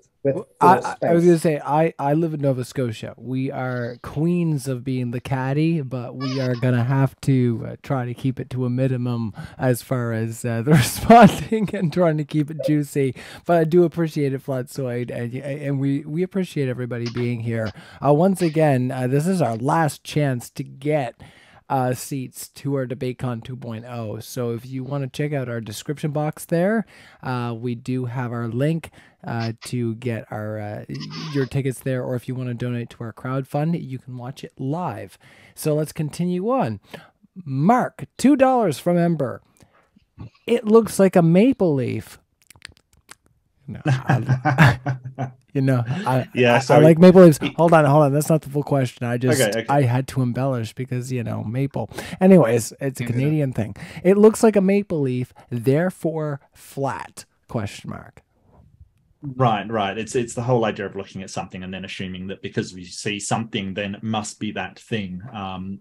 He's alluding to a previous debate. I think it was on evolution with T-Rock, and T-Rock sort of said, hey, this looks like a maple leaf. Yeah, but it's not a maple leaf. That's the thing. Like, you can't just assume what you see is automatically the truth. We have to have other scientific tests to evaluate whether what you're seeing is actually correct or not. And that's the whole point. Like, you can't just assume. So, anything to add, Leo, about maple leaves?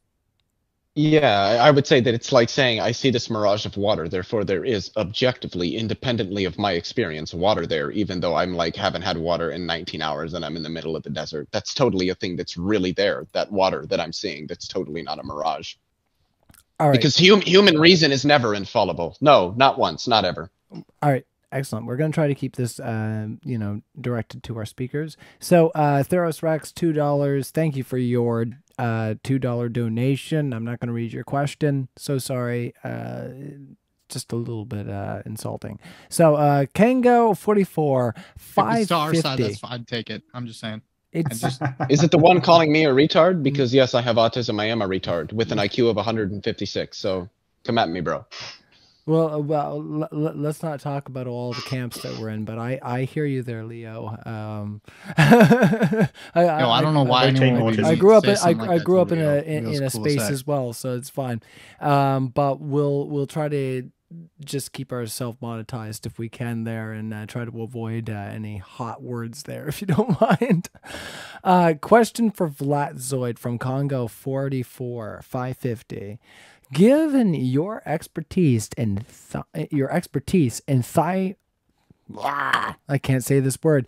Given your expertise in thermodynamics, my goodness, thermodynamics, please give us a detailed description of Maxwell's demon.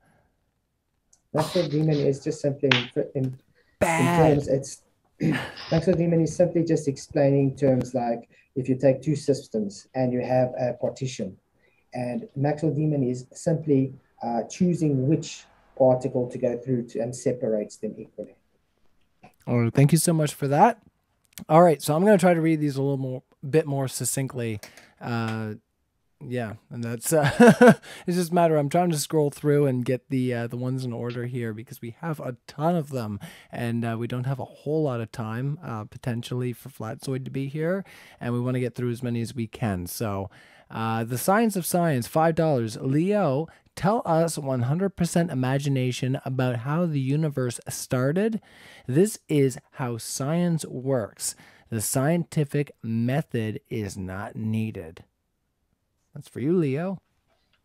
I'm not really sure what's being asked. The question was, tell view. us 100% imagination about how the universe started. So, yeah, I'm not sure what that means. Humans, well, number one, the question, how did the universe start, might not even be a meaningless question. That's the first thing. Number two, humans, even if it does have a start, which it almost certainly doesn't, wouldn't know anything about it. What we do know is that there was an inflationary period and then a period known as reheating. Most people would probably know that phase as the hot Big Bang phase. Okay. All right. We'll continue on from there. So somebody, Therorex, had said, "Oh, sweet Satan." I feel like we are playing a Led Zeppelin track backwards because that's my jams, and they got in a lot of trouble for records going backwards and saying, "Oh, that's sweet Satan." So Therorex says, "Oh, sweet Satan, we're invoking the God word." So I think what they're trying to imply is when you guys were talking about the dome over the universe, there was a talk about the creator. So I think they're trying to say a commentary on you invoking the religious aspect to the flat earth argument. So if you want to make a comment on that, Flatzoid, I think that's for you. Well, it can go both ways. It can be scientifically validated due to natural tendencies, or it can be shown supernatural because we know God is supernatural. He's above natural law, so he's not bound by nature because he created nature. I always love to do this with ontological primitives. You walk along the beach, you see a sandcastle. Did it form out of nature by itself, or did you have a creator forming that sandcastle? And I think too, there is a supernatural component to this.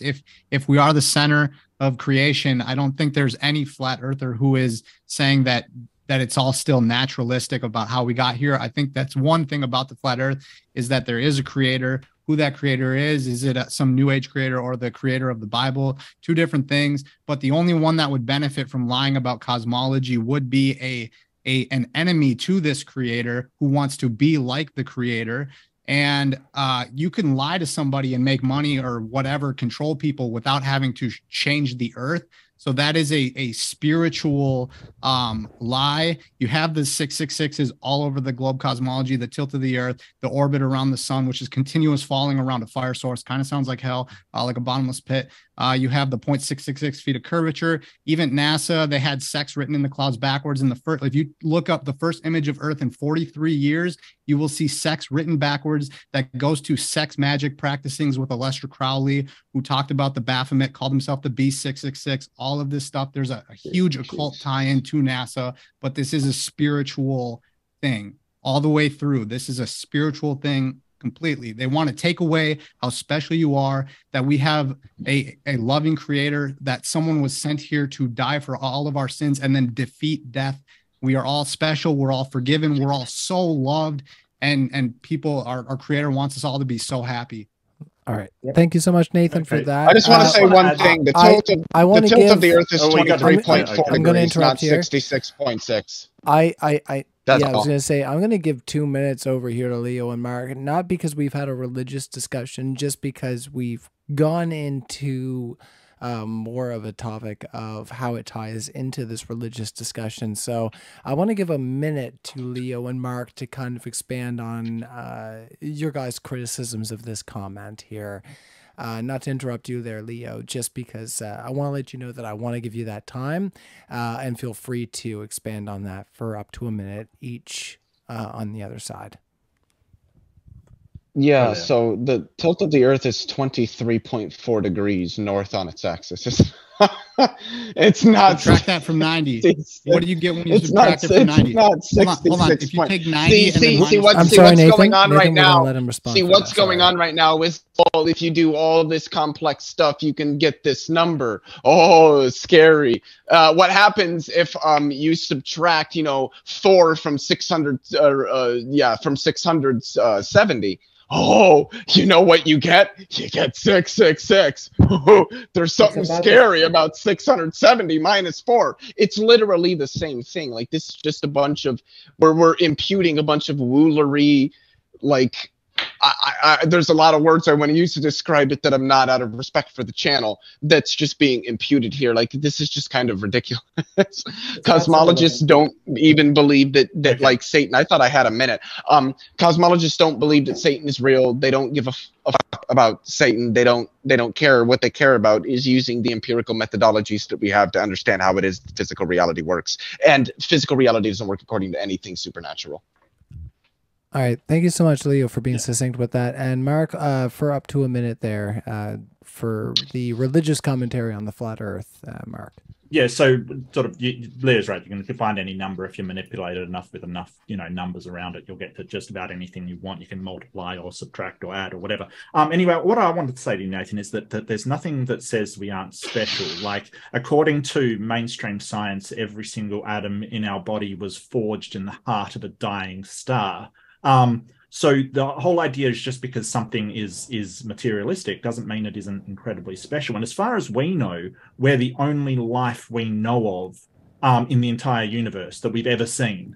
So it is incredibly rare and should be valued. And none of that comes from a religion. It's all just, science. So I want to sort of explain to you where we look at things. We're basically on a Earth that is hurtling through the universe, and asteroids are coming close to us and things like that. Our environment may be in jeopardy. We're basically on a very, very precious thing, and it may take every single one of us to just survive in this universe. And we don't think anyone's coming to rescue us. It's on us. We've got to do it, and that's where we're coming from. All right. Thank you so much for that commentary, everybody. Let's continue. I just gotta say it's just symbolism. That's all. Okay. That's why it's 666 all the time.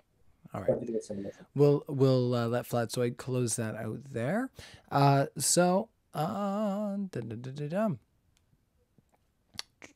The Science of Science, $5 again. Thank you so much for your donation. Leo, any evidence based on the scientific method for the reason why gas does not fill the infinite available volume of space? I bet not. They're being spicy. All right, Leo, it's coming at you. It's funny because I've talked about it like 3 times already. I think it's called gravity. This is why gas, and I even gave an example. If you take a gas and you ionize it and you put it in the presence of a magnetic field, you can change its behavior. You can make it move in ways where it won't fill the space, because that's a complete misunderstanding of what space is and how gravity works, as I've outlined a number of times already. Yeah, and the gravity is 10 causing seconds, a sort of pressure column to sort of have pressure around you, and that's why there's a pressure gradient going up, because basically everything's getting pushed down to the bottom, and that causes a higher pressure than at the top, which really isn't explained by anything without gravity. It's just sort of a load of excuses and things like that. Okay, other side, we got 15 seconds.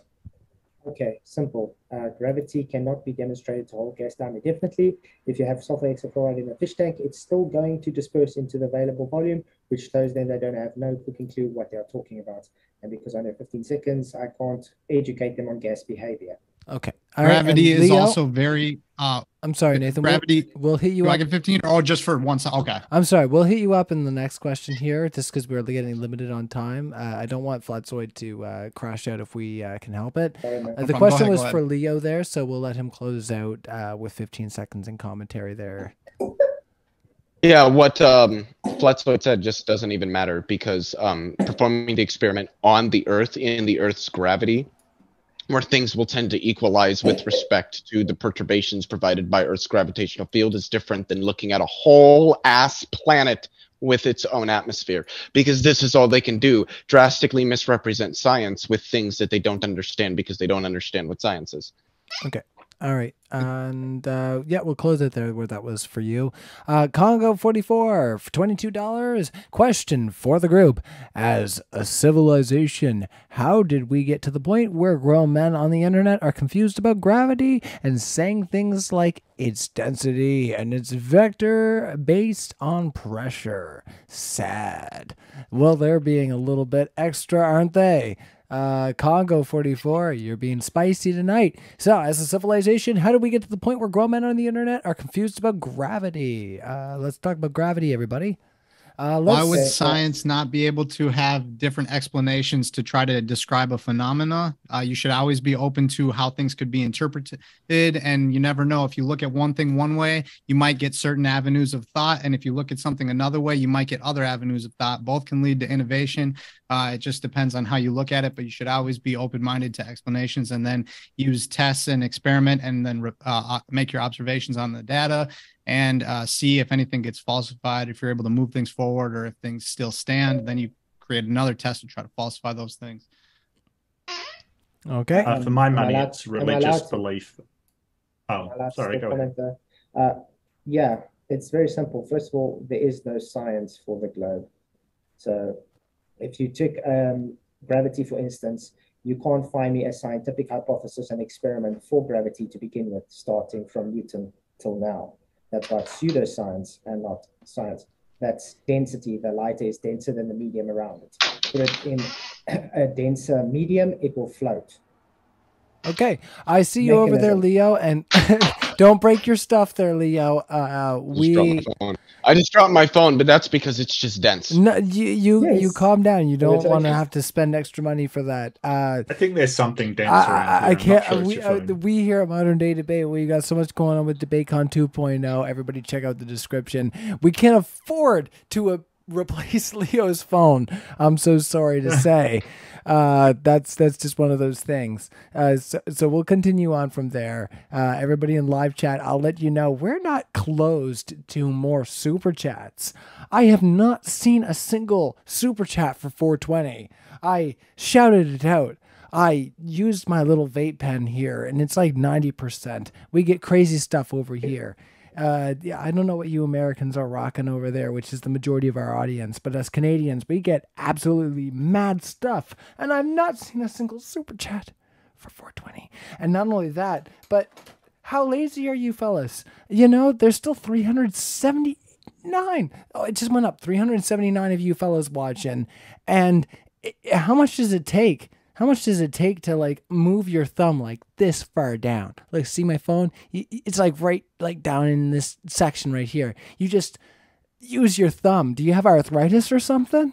Like, hit the like button, everybody. Like, this is awesome. Everybody's having a great discussion, and you don't have to have arthritic thumbs about it. Hit the like button. I'll bump. Smash it like that you wish you could have gotten with in high school. What? And Flatzoid has a young one with us. Flatzoid, who do you have with us right now? That's my son, Eli. Oh, well, everybody welcome Eli. Oh, what a sweetheart. I have two young ones myself, and they are getting so big. My son is almost as tall as I am. It's absolutely crazy. He's turning 6 this year, and I'm 6'8", And you know, I was picking them up the other day, and maybe I should work out because this kid's getting heavy. All right. Just before we continue, can I make a quick announcement? Just when I went to go and hit that like button, because that's what, you know, real people do. I went and I found there's an after show on Ember's channel. So could we grab a link for that? Yeah, Ember, put. Oh, there's an after. Ember's gonna host an after show. Well, I'm sorry, but if you like these kinds of discussions and you don't show up to this after show, you're just fucking lame. Because Ember is like the greatest person ever. Steady on him. I was gonna say, once again, you can't see all of the guitar amps around me, so you're just gonna have to assume that I'm pretty lame because it's 12. Well, no, I'm just sorry. I'm like Vosh. I'm just abusive to chat. Like, if you don't show up, then you're just fucking lame. Like, get a fucking life. Like, what are you doing? If you're not, like, I get it if you're out touching grass, but I know you're not. Like, I'm not dumb. I know that's not what you're doing because you're here watching a fucking flat Earth debate. So you should show up to the after show. Yes, everybody should show up to the after show and have some fun. But myself, I got to get to sleep because my kids got to get to school in the morning, and like I said, we're heading towards. Where they're being indoctrinated about how the Earth is round. And something. Teachers Satan. mean well and are teaching what they think is honestly true. There's nothing wrong with that. What is true? It's coming from people very high up that are What's demonstrably true. Yeah, like who? I'm sorry. I gotta know who's doing it. If you tell me, ultimately it's the devil. Ultimately, the father. Okay, that answers my question. That's scientific. Next super chat. That's scientific. Well, there are. I mean, you could get into like Lemaitre and these people. Georges Lemaitre, who made the Big Bang. He's a Jesuit. I'm sorry. I know I'm it's nitpicky about it, but his name is. It's French. It's like George Saint Pierre. You don't pronounce the S. It's Georges Lemaitre. Let's get to our George Lemaitre. Anyway, next super chat. My French isn't that great. Let's get to our next super chat. No, it's not. They use like 95 letters in every word, but then only pronounce. Or they use like 95 letters in a word, but then pronounce like 5 of them. The French are fucking stupid when it comes to language. Anyway, like you can do like tarte, and it means something like it's like 28 different words. It's their language is difficult. Okay, but come on, English is pretty silly as well. Let's face it. It is. It really is. Except after C, except when the sound is A, except in these exceptions to that. Like, come on, that's. I think we should move to the next. I was gonna say, I've had that discussion too. You know, I'm angry, I'm frustrated, I'm grievanced. You know, I'm titillated. Violent letters, no point. Yeah, there's just Oh my God, there's one more thing I really wanted to say. Literally 6 seconds. The sun is not made of fire; it's made of plasma. Anyway. All right, let's continue on. All right, so Congo 44, $11. Advice for the flat Earth folks. Maybe try to figure out what happens when the sun sets first before jumping into relativity. I actually showed a video that had the sun setting and keeping its apparent size, apparent shape, using lensing so that the sun can set just fine with the atmospheric effects and perspective working together. You do get a sunset just fine. Those types of things are explainable, have been explained, have been demonstrated, seasons as well, and all that stuff. But that stuff is sky. I mean, but it's also explained. And I mean, we've been showing actual demonstrations for this. Yet we don't get any demonstrations for anything from the globe other than have belief because scale. Yeah. All righty. Yeah, let's continue on there. Congo 44 again, 550. So boats sailing away and planes flying over from an observer stay the same size, then cut off from the bottom. Question mark. Try harder. Ooh, they're getting juicy. It's very simple. If you guys ever heard of parallax, you would understand when things are further away, they have less angular size change to things with closer.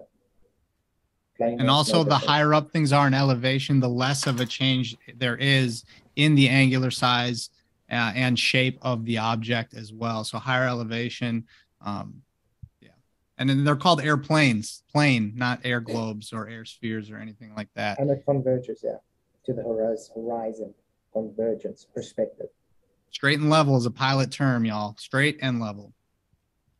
All right. Well, let's continue on from there. Everybody in live chat, let's give some love to Flatzoid there for being a great parent and yeah, giving his kid a cuddle there. Everybody needs that every once in a while, especially when you're young. And that's tough when you're doing a live stream. So kudos to you, buddy. That's Well, he woke up a bit early because it's now 20 past 5. Oh my. Well, you've got some breakfast making for Shouts you. out to Flatzoid for doing this debate. 2 a.m. start time for him. Just saying, Mark, it's early for you too. Let's just acknowledge that's an early time to debate, y'all. Yeah. Look, Father energy 4,000, just going for it, buddy. That's awesome. So Congo 44. Nope, I've already read that one. Kim Jong Ultra for €199. Where will flat Earth be in 20 years time? So I think they're asking, and I'm going to direct this toward Flatzoid, where we just had that interaction there. And we need to be quick.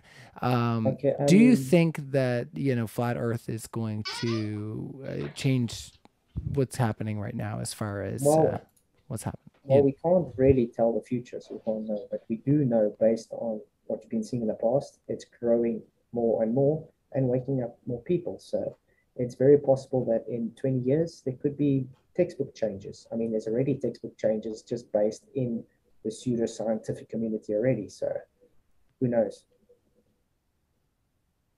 All right, excellent. We'll continue on from there. All right, no diss in that big father energy. Anybody in the live chat, by the way. So Eddie Dean, $5. Flatzoid, where there's plenty of evidence to support the globe Earth. There's also video evidence of you not being able to correctly subtract 40 from 90. We can skip that if you'd like. No, they miss, because I have pronunciation, because I speak Afrikaans. Craig didn't actually listen to what I said. If you go back, you can listen. I said 30. All right, excellent. All right, Ilabaka, 5,500 CLP. Not sure what that currency is. I didn't get a chance to look it up. Nathan and Flatzoid, how far away does a 500-meter mountain have to be to appear half obstructed from a 50-meter elevation under steady atmospheric conditions, a clear horizon, and no extreme temperature variations? That's very specific. You're gonna see what the conditions of the day determine what you see. If you have those conditions, you're gonna get, if you have the mountain, the conditions to see half a mountain, you're gonna see half a mountain. That's what it is. There's gonna be times where you can see more of the mountain on a clearer day. Yeah, the fact that he brought up very specific conditions shows he knows it's optical and not physical. But he said under clear conditions. The fact that he brought up very specific conditions means he understands it's only optical and not physical. It's a scrutinizing of flat earthers as well. Like very technical to every variable. But it's what you, day by day, you can see different things. But the thing is that flat earthers can repeat these on flat surfaces as demonstrations, on a smaller scale to mimic what we see in the natural world.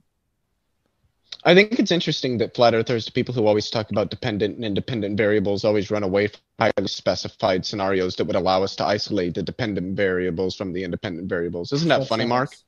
Don't you think it's funny that you don't understand the difference between science and not science? And Flatzoid did show the video. Well, I provided an explanation from 3 different perspectives in the philosophy of science. So, sorry, Nathan, what did you say while you were rudely interrupted? Flatzoid did say that, or show that you can hide attacks on a flat surface using an isolated variable of temperature and variance. Attacks are different than mountains. Well, let's continue on there. Object protruding from a flat surface. All right. let's continue on. Not a single super chat for 420 week. Anyways, coming at you live chat. Sorry. So let's continue on. Yeah, I scrolled way far up because there hasn't been a super chat for 420, and that upsets me. Nova Scotian, you know, like I said, we're all about that. It's been a great day. The science of science. This is for you, Leo. Leo, tell us 100% imagination about how the universe started. You already asked me that one. Oh, shoot. See, I'm scrolling. This is the problem. We're actually a ways past that one. That is a ways past that one. You see, this is the problem. It went right to the start. Oh, this is so long. Guys, stop. You know what? Send in your super chats because there's no 420 super chats, but also send them in because obviously I can't keep track of them because it's been a great day. Yeah, that last one wasn't overly awe-inspiring as far as like wording goes. Andrew Johnson, $2.99. Flance, why can't time be an IV? Mark, correct him. Why can't time be an independent variable? Okay, yeah, you got it. Time is kind of like a parameter. Oh, is this from Mark? I'm sorry. Sorry, yeah. Yeah. Yeah, because you can't actually change time. You can't change the sort of parameters of it. Time can change relative to other things, and we have documented that. But time can't be a independent variable. Yeah, so that one was actually. Hang on, I haven't finished. I'm sorry, if you're Mark, talking about if you're talking about time as in you can vary the amount of time, then you can do that. So, you know, monitoring something for 5 minutes and monitoring something for an hour is a parameter that you can change, is the time it takes. Okay. So it can be used in that way. So the intro was for variable. Flatzoid. I'm sorry. So they wanted you to respond to Flatzoid's opinion on this one. I see in the live chat. And he just agreed with me, yeah. And he just agreed literally with what I said. So thank you, Mark. Yeah, I'm glad Mark understands. Yeah, because time doesn't cause anything. If you say time is an IV, it's pseudoscientific because you need an IV to be a cause. And you can have a duration of time, which is a control, not an IV. So Mark, 100% validate. Thanks you. Who said time caused anything? That's what IV means. It's a time is a duration. No. Like there's T0, T1, T2, and like in chemistry, you have reaction rates that you run for times. So you have a starting amount, and then at T0, and then at T1, you have a new amount of product and reactant. Yeah, but that's arbitrary. That's time is a duration. It's kind of a parameter to an experiment, not necessarily a variable. It's just the way you measure. Well, it depends. It depends. In like chemistry, yeah, but not in physics. And in physics, time when measured between different frames of reference actually largely can be a dependent variable because the time that you measure for the frame of reference can depend on other things like the velocity of the frame of reference and things of that nature. So this is a question I wanted to ask about that. If you have a clock and it's 1 second is 1 second is 1 second for that clock, and then you take another 1 second per second. Well, I'm just like it's 1 second and then another second and then another second. Yeah, 1 second per second. Yes. Yeah. Yes. And now if you have a clock that's moving near the speed of light, how does that clock know that it's moving and that everything else is stationary compared to it? Why wouldn't that clock be able to say that it is stationary and that everything else is moving? So that clock also keeps the 1 second per second. Well, from the framework of that second clock, everything else could be said to be moving. This is an equivalence principle in special relativity. It would be like if I had a car moving past a post in the ground that's sitting next to the road at 100 kilometers an hour. Mathematically, there's no difference between saying the car moves past the post in one direction at 100 kilometers per hour, or that the post moves past the car in the opposite direction at 100 miles per hour. Now, in the physical world, there's obviously going to be one of those is the actual state of affairs. Mathematically, they can be represented as exactly the same. So from some frame of reference, you will always measure. So like for me, I will always measure the passage of time in my own frame of reference to be 1 second per second. I can't measure it as anything different. However, if I go from my frame of reference and I say I Lorentz boost into one that's very close to the speed of light, I will then notice a difference between the passage of time between my frame of reference and the frame of reference that I'm boosting into as a result of the difference in the velocity. Okay.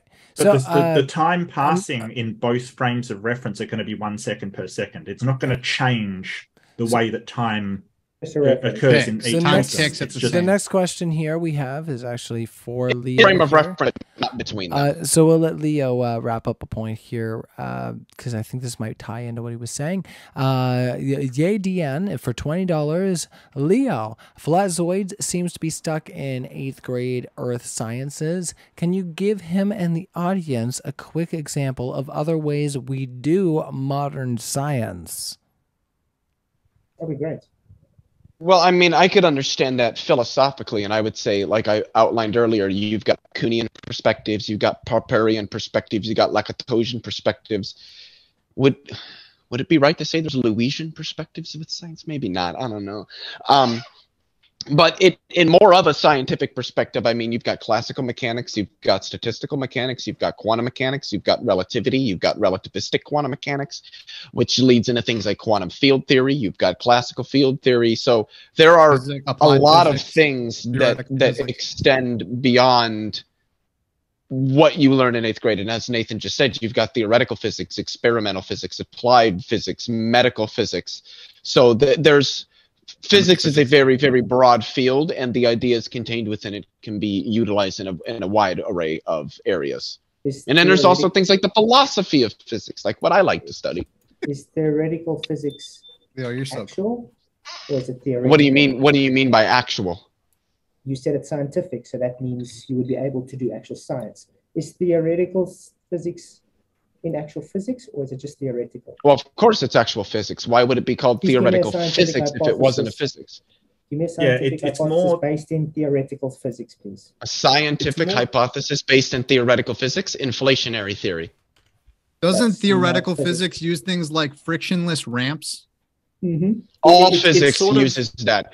That you will do that in like in a first semester undergraduate 101 physics course. Because when you start physics, you don't perturb your equations. You largely derive exact solutions for highly idealized situations. It's not going to be until you start getting into Lagrangian mechanics, Hamiltonian mechanics, relativity, electromagnetism, statistical mechanics that you start getting into things like WKB approximation, I think is more specific to quantum mechanics, but perturbation theory and into these more advanced physical equations that much, much more accurately image the real world. It's similar to using like ideal gas laws.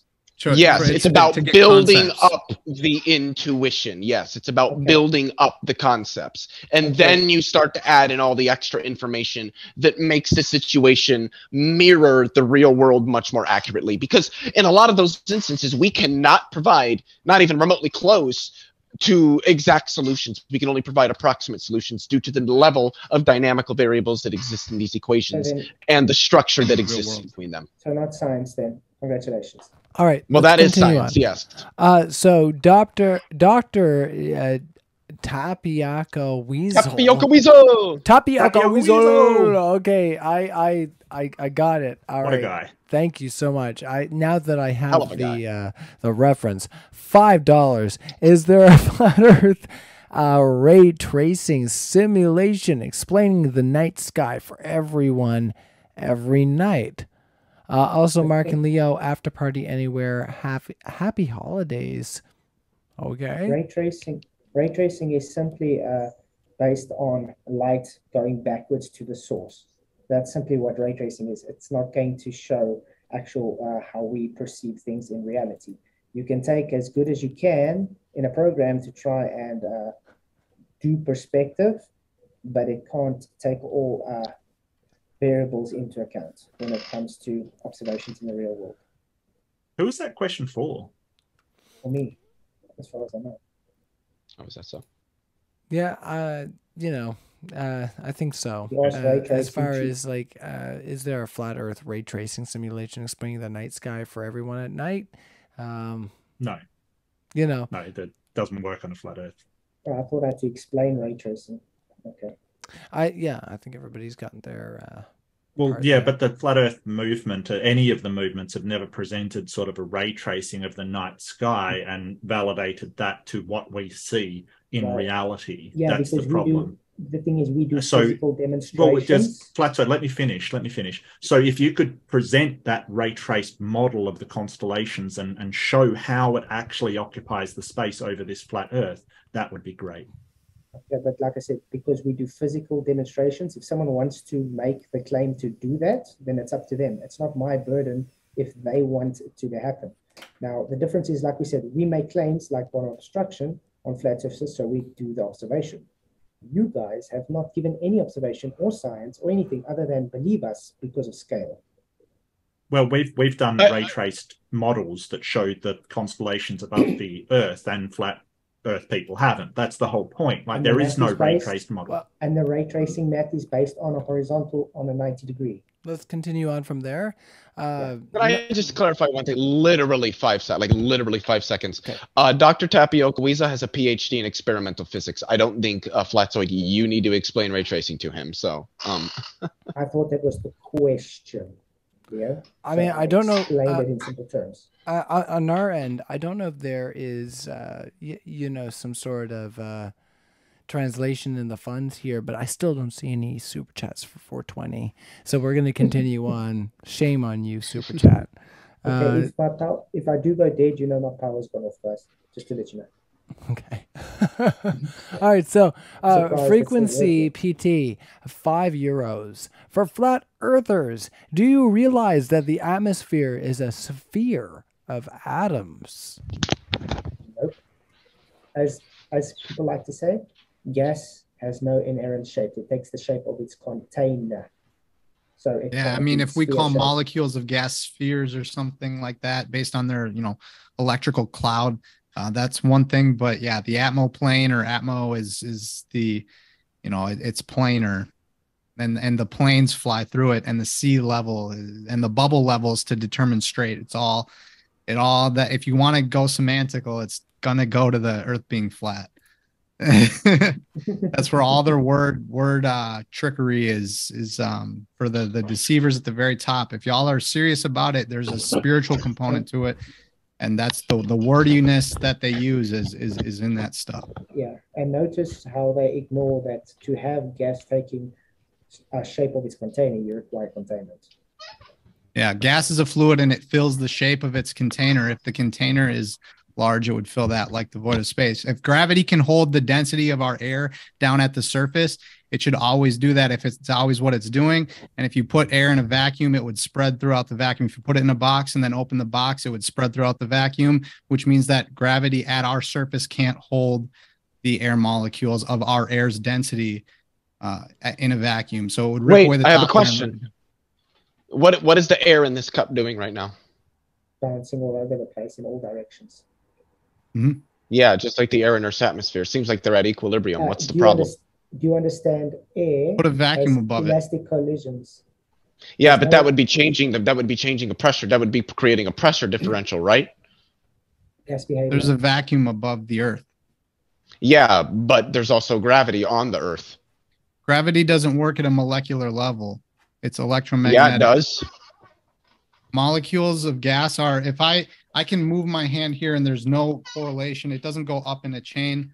Gravity, the molecules of air are too disconnected for gravity. I think they're not. Who's the guy from Electromagnetism is MIT just stronger than gravity, particularly at that level. But molecules still feel gravity because molecules have mass.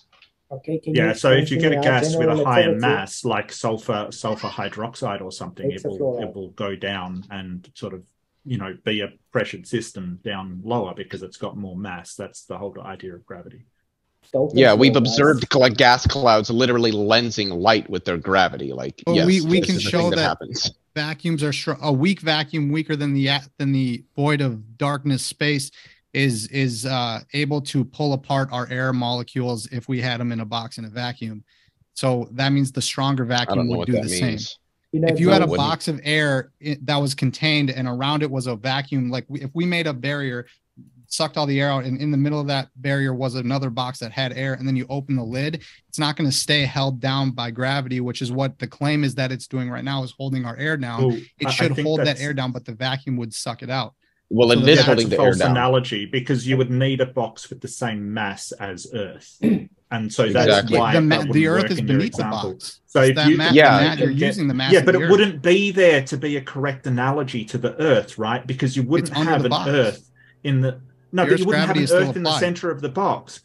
You wouldn't have an Earth in the center of the box, which the is your mass- box of gravity, and then another Earth flatzoid, and then another Earth underneath it. Like you're just talking about one thing with nothing else around it. So the only way that would work the and box be would be on Earth. analogous is, please, the only way that would work and be analogous is if you had a box the size of the Earth, because it needs the mass of the Earth to have that gravitational effect. All right, Okay, we're going to Francis, move if you on take a fish tank, because I we just got a wanna- lot of super chats I left just to want to do go. one statement quickly. Just one statement. All right, we If you get have a 10 fish seconds for tank- you, bud. If you have a fish tank and you stick it on the ground, that's the mass of the Earth. Thank you very much. All right, sorry for that. I don't want No to cut idea you what off, that guys, just because we do have a lot of super chats here, and I know we don't want to. We got 4 guests here tonight, so I mean we don't want to be inconsiderate towards anybody's time here. There's a lot of people here, so we're going to continue on and try to get through these as quickly as we could. So 20 seconds for each of our speakers. We're going to answer this question. We're going to start with Nathan up here, and we're going to continue over. So what observation would falsify your worldview? Nathan, 20 seconds. A picture of the Earth from NASA that is legitimate, or I should say this. How about a video put on the side of a rocket, pointed down at the ground? You can watch someone walk up, put it on there, and then take off into space, go to the moon, do something where you can see a full picture, no questions asked, no cuts, no edits, no none of that. Just show a video going to see the full Earth. All right. Send a rocket out, send probes out, crash 20 it into seconds. wherever, whatever deity. And Leo, 20 seconds. What would falsify your worldview? Are you I think you're muted, Leo. You're muted, buddy. 20 You're seconds. muted on the program, Leo. It's not. Okay, I see. Yep. So like everything that Nathan just said has like pretty much been done. But like going up and like show me. taking a picture of the flat Earth, which nobody's ever done, going to the edge of it that nobody's ever done because the evil government is protecting the edge, all to push a conspiracy that the Earth is flat because I guess everybody thinks it's funny. Like I don't know. And that's where this all falls apart, is that everybody wants people to believe the Earth is flat because it's going to be a really funny joke in 100 years. Like what's the motivation? So yeah, go to the fucking edge and take a picture and come back and send it to me. All right. And Flatzoid, 20 seconds. What would falsify your worldview? It's easy. Just demonstrate with actual demonstration. You can have gravity holding gas pressure down without the necessity of antecedent of containment. All right. Because they violate, in other words, show me the violation of second law of thermodynamics with demonstration. Okay. And Mark, 20 seconds. The sun. What would falsify your worldview? Mark, 20 seconds. You're on. Yeah, go with Leo. Just take a photo of the flat Earth. In fact, if you can show me the shadow of the eclipse on the moon during a lunar eclipse that is flat, then that's fine. Any of these kind of very simple experiments that have been demonstrated under controlled conditions and then sort of published so everybody can do them and find out they're exactly the same, because that's what flat Earth doesn't do. If you could do any of these things, come up with a model that actually explains things, that makes testable predictions about what we will find when we observe stuff in reality, which flat earthers absolutely refuse to do. And I think the reason why, Leo, is it's religious. It's not a joke. It's just religion. All right. We'll move on. Next super chat, Squid Super Hunk. Super Hunk. That's what might have cut out. Yes. Yeah. Oh, sorry. What did you say there, Nathan? Well, that's why it looks like his screen froze. He might have ran out of juice. Let's see here. That's a great screen capture, though. I got to grab that. He's pointing right over it. No, it's a don't. No. I won't get the kid. I'll just get him because that's hilarious. Why? It's just a frozen screen. We'll wait. It's also funny. He might also come back. Look, I got to do thumbnails and stuff these days. I got to take Exactly. There we go. Thumbnails got to be hot, spicy.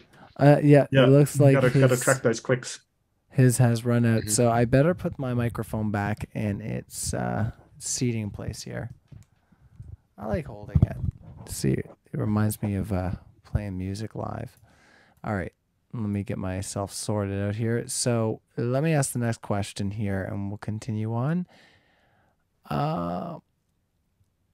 Squid Super Hunk, $10. Mark for King of Australia. Yeah.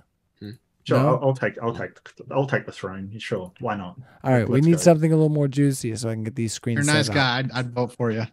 Thank you. I don't think kings get voted for, but cheers. Thank you. we need democracy. We need a girthier. If votes were legit, it would be.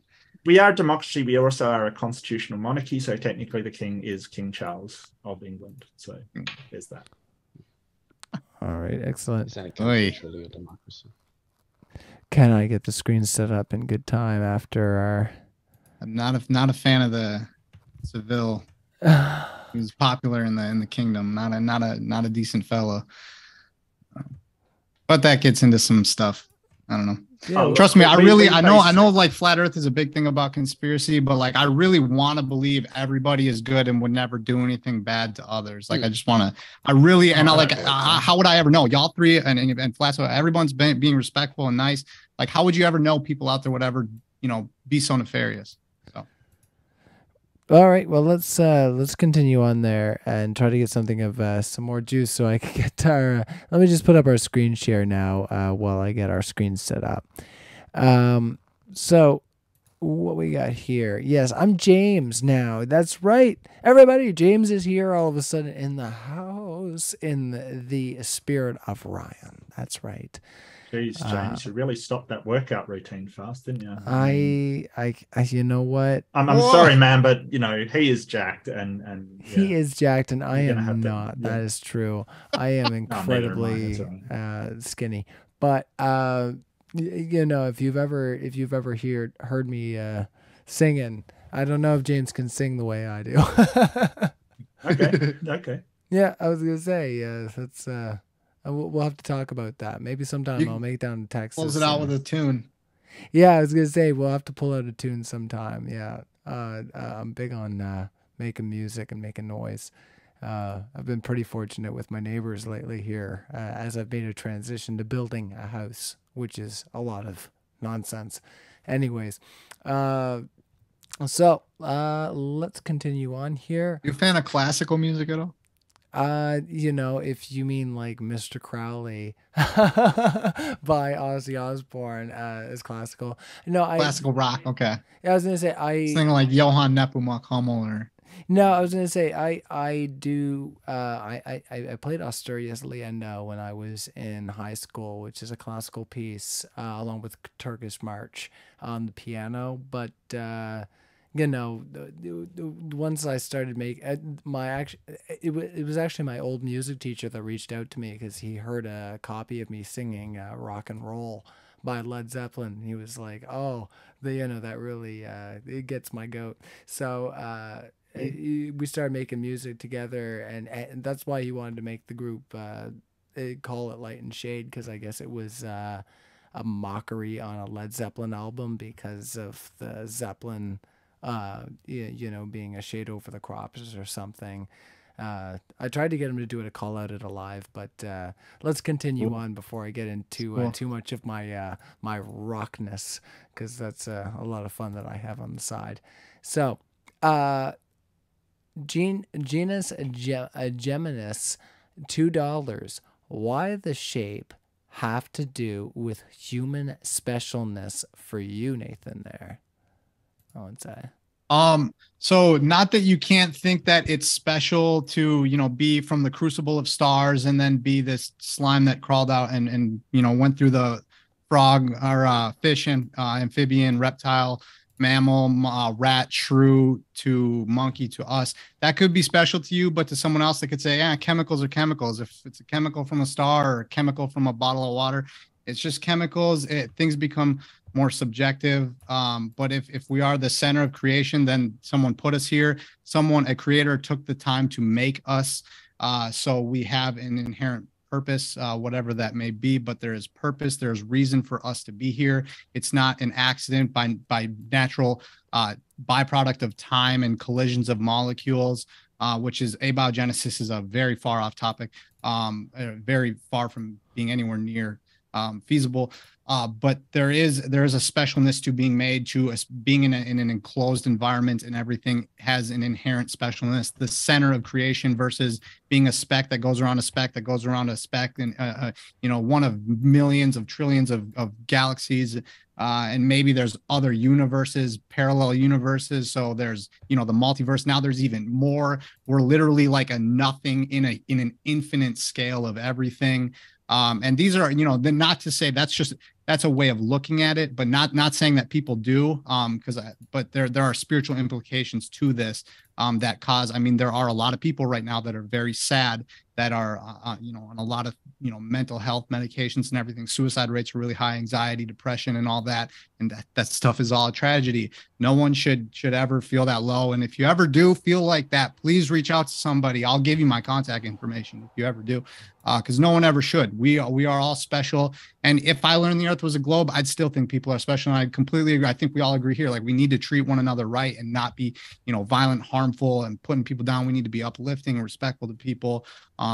Keeping it cordial. And I think that, you can look at it either way, but there is a lot of inherent specialness to us being made by a creator who loves us very, very, very much, knows us, loves us to a measure we can't even begin to, we get a very small fraction of understanding of what, the creator's love really is, Yah's love. So that's my belief. All right, let's continue on from there. And I think I've got everything sorted out here. And everybody, give a huge shout out to Flatzoid for coming out tonight. His internet, I think, has crashed out. So, yeah, I don't know if he's going to be able to make it back, but I'm going to keep an eye out on my phone here to make sure if we can get him back in, we will. Let's see. Eddie Dean for $2. Nathan, God, prove that exists. Prove that God exists, then the flat Earth. So they want you to prove that God exists. I cannot prove God exists. I will never make a claim. I don't believe I ever have. I will never claim that I can say God exists for sure. God is supernatural science, which science doesn't prove things, but science can only determine natural. And then there's math and stuff, which, numbers and everything, you could just say patterns are patterns, and you can find a pattern in any number sequence over time. But I will never say that you can prove God. God must be taken on faith. There's a very important reason for that. How can you claim to love God who you cannot see if you cannot show that love to your fellow man who you can see? I believe God must be taken on faith. I would actually rebuke someone who says or contest them if someone says they can prove God, because I think it is important that we take God on faith, because then you develop your morals and the way that you treat one another from that. And you have to show it to your fellow man to really claim to love the creator. All right. Well, we'll continue on from there, and maybe that's something that you might want to have a discussion about in the future, as far as that being a different topic. I can see that Leo is nodding his head there, so maybe that's something he's interested in as well. And everybody's been super pleasant tonight. Live chat, thank you guys for being so wonderful. Let's see. Oh, man, I gotta get my glasses out because I can barely see this. Blow up this font here. Was there a question there too about proving the flat Earth? Because I would just say like the four lights experiment and shows water's planar, whatever topography land has is another thing, and then the lack of motion is from like mechanical gyros, which our military says would show motion, and then the MMX, Michelson-Morley as well, I think, can be interpreted as null motion experiment. So if that, I don't know if I thought I was going to hear that prove God and then the flat Earth, but anyway, sorry about that. No, that's all right. I got my font blown up now, so we're gonna move on to the next super chat. Hill Hugger, $2. How do you explain night? We'll start there. Yeah, actually, the second part. This I can actually show now. I think here, if I can share my screen. We can, but we're gonna try to keep this to 1 minute, okay? Yep, I think I got it queued up here. So this is night and day here. This is a light outside of a glass dome. You can see that you get these lighting effects and how it even stops, you know, just over the North Pole. So you get this kind of U effect, and then the edges as well are this is showing all of the lighting effect. You get this here, this bright light, and this is just someone holding a light, but this is a very mock demonstration. But I'm sure someone with the infinite intelligence of a creator would be able to, you know, set it up so that we get the lighting that we do. But this is, I mean, you can see this is a half lit Earth right here with a light outside of the firmament. So. The problem is you'd still see the light from the dark side. Like if you were down on that dark side, you'd still see the light. It just wouldn't be illuminating you as much. The light is not reaching there because for whatever optical bending that the glass that the dome is doing, it's preventing the light from reaching that. That's why it's dark. So the sun's outside of the dome. Yeah, I believe. Yeah, on the other side of. If it's in the glass or outside of it, in the water above the glass, which is believed, haven't been there to test it, could be, who knows what's up there. But it would be on the other side of the glass, would be, because we haven't gone up there and like see, oh, look, the sun's right here. So yeah, it would be on the other side. Then you can't explain the Eratosthenes experiment at all, because there's only two solutions to it: a massive and distant sun and a small local sun. Well, it would be out. I mean, how big and far away the sun is, I don't know. But there are effects that happen with the firmament and with the interaction with the atmosphere and stuff as well. So, okay. All right. Let's continue on from there. Let me just get. And that I think this is kind of important too for trying to understand this topic. It is kind of something to science claims to know so much, the distance of the sun and the size of it and what's going on in the core of the sun, but we don't really know our own Earth kind of core situation. So like there is kind of there's a lot of I don't knows in the flat Earth. That's a thing. There's a lot of frontiers. I mean, we'll learn more and more as time goes on. But I maybe there are even some things that we can't know. Like if we couldn't get past the firmament, we couldn't know for certain what's past it. Yeah. So I think there are things like that. So. All right. But couldn't you see past it? Yeah, you can make an observation. So why can't we fly to the firmament and look past it? Well, you can see past it right now from the ground. Can go up in the air and see past it too, because you see what's the stars and everything. But then if we went up in the air, we could also learn what it's made of, which is something we apparently don't know. I'm just curious why no human's ever gone up there to figure out what it is. Or maybe it's that they have and they actually just went into space. Or maybe they've gone up there and maybe some military projects have hit it. I've heard claims about like Fishbowl or something where they were blowing up something like nukes and bombs in the atmosphere or something. But if you could, Leo, you did say we have a video. If you can show me uncut video from the side of a rocket going into space and showing the globe, please, because I mean that's an observation of reality. A video camera showing the globe. That is, I don't say that's fake. I can like the thing on the that I was gonna show on the 1 second. Like this here, this is why there is people that say that it's fake. I might have deleted that tab with oh no, here. So like this is why people say NASA fake stuff. There are several instances of globes having duplicate cloud formations. And then you have, like, I think this is it here. You have different colors to the Earth, which, okay, it's just portraying different data, but you have literally the different sizes of the continent, of the shape of America.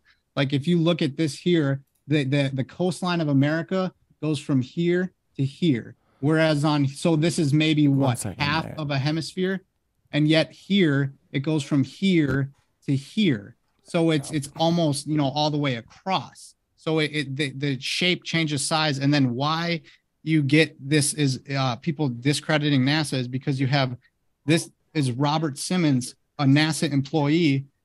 He shows that there's gaps from flat strips of data. It has to be Photoshop. And then he talks about how they put it together in a computer program. That is where people are part of. There's so much more, but this is just a brief snippet of how people are, you know, getting this. NASA fakes it. It's all Photoshop and CGI. So if you can show a legitimate, flat earthers have been looking. If you can show a video on a rocket going to space, it's in the chat. Yeah, they got videos on the ISS of the Earth. I'm pretty sure there's a consistent live feed on the ISS that's consistently streaming to YouTube. But it's basically an external camera to the rocket and one. And the funny thing is, there have been storms observed on the ISS camera that correspond to exact weather patterns predicted by local like news stations and all sorts of stuff. And you can see the storms on the ISS. In fact, there is data from the ISS that I believe is used by meteorologists. Wonder why they're using that data if like the Earth is flat and the ISS doesn't really exist. So there are like satellites that will show weather data, but even on like the Himawari, it's a delay, and on the ISS they can go blank on their live feeds for, you know, a certain amount of time. There are technical issues. Less than a second. There's a delay. Well, with live feeds too. They're like the ISS is that there are. The claim about the ISS, like what's up there, they could have some sort of drone, but then they can. There is stuff too. People are on it. Like there's humans living on it. We've seen videos of them in space on the ISS floating. You can see that there are people that on wires with harnesses on the ISS. You can't see that they're on wires. You can. No, you can't, because they're not on wires. They're just in a zero gravity or a very close to zero gravity environment. It's here. If you. This here is this is so is all the water and the food and everything else that they put in the videos all on wires too? They can Photoshop things in things, but this is also it's all Photoshop. So anytime there's ever any video of anything from space, it's automatically Photoshopped, right? Look, this guy. It's not just that you're wrong; it's that everything from space is automatic. No, well, okay. Yeah, there was a guy drinking coffee, for example, and you could see that the coffee, he had it in a pouch. Oh, is that just me? Oh no! Oh no! So. Nope, there he is. Nope, he's back. I see him. Yep, you're here. Did y'all see that snippet I just showed of the guy on the ISS? He was having a wire pull, but there's a thing of coffee where you can see like the coffee glitches out to the side in this bag that he's drinking out of.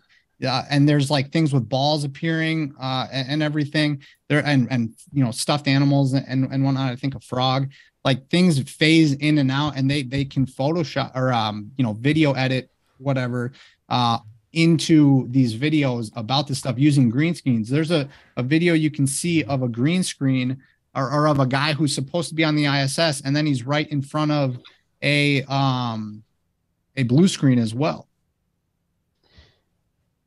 And so what's the motivation? To help keep control of the people. It's not, people will say it's about money. How does the shape of the Earth keep control of the people? it takes away who we are and how we were made. And why we're How here. does it do that? Because you go from being an naturalistic, here by natural processes, strictly,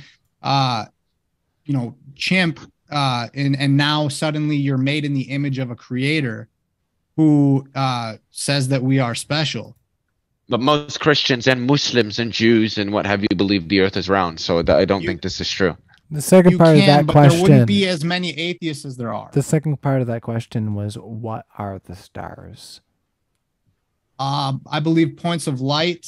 I don't know if they are angels or not. But and then the wandering stars would be angels that rebelled.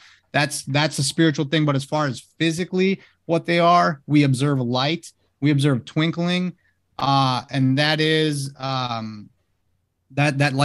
can look at a star and it'll be every color that there is: red, blue, green, yellow, orange, and all that. And then it's supposed to be like a sun. It's supposed to be a ball of gas that has a color, and by the time the light gets here, it's all these different colors. If our sun is a star and some stars twinkle, not all stars, some are a consistent color. Why doesn't our star twinkle? If our sky spreads light it's close. blue, so why do some stars twinkle and some others because don't? They're very, very far away, and perturbations in the atmosphere will distort the light coming from them because it's very weak, because they're light years away. But you don't have that with the sun that's less than 100 million miles away. Yeah, light gets here in 8 minutes. But why do some stars twinkle like mad? Some might go one or two colors, some are one color. And then the stars don't twinkle different colors. That's not a thing that happens. I can see it with my eye right now. I can see stars. Well, that's funny because astronomers don't ever map that. That's never been a thing that any astronomer ever in the thousands of years that humans have been doing astronomy has ever been known about, that stars just magically change colors in the sky. Off a satellite. Might be the light reflecting off a satellite. These are stars. They're stars. I can look at Sirius. I have a video. I can't tell the difference at a glance. I'm not that good on cosmology and astronomy, to be honest with you, to be able to tell. Well, it's like Sirius. You can tell Sirius moving. Let's continue on. So just quickly, I just played the video of a camera strapped to the side of a rocket going all the way into space, and it didn't go into. Yep. It went up and then it started going horizontal. It didn't go to where you could see the full Earth, but rockets do go up and do the parabolic kind of Disney arc. But they go up and over, and that is something that's all that we get. We will not see one go far enough away to where you can see legitimate full globe. See, it's just moving the goalpost. Dear Moon is supposed to happen in 2023, and now they're 25 years later or 10 years later. Just a sec. I want to respond to that. We don't just toss rockets out into the space, because the distance you'd have to go away from the Earth is significant. So we wouldn't just toss a rocket out there because there's a bunch of people that don't believe that the Earth is round. 2025, I believe they're planning to go back to the moon. You'll probably get that footage then. I hope. But well, yeah, I'd imagine. Well, Mark so. Just probably, showed it, so continuously filled. Well, there was the Earth's curve there. It was definitely a globe. That is not a flat Earth. It is definitely a globe in that picture. You want the full Earth. We're not going to send a rocket hurtling out to space just because of what you want. I'm really sorry, but we only have limited resources, and that is not something we're going to do. 2025 wouldn't go to the moon. They'll probably Elon sent a car out there. Let's let Nathan. Let's let Nathan finish off there, Mark. And a camera's a lot more affordable than a car. And you could send something out there and not. I mean, it would be good data to have a camera on the moon that has a live feed of a full Earth. Then you don't have to do these stitchings and composites and everything, and use cloud data and blue marble data sets and everything to use that to make the Himawari data.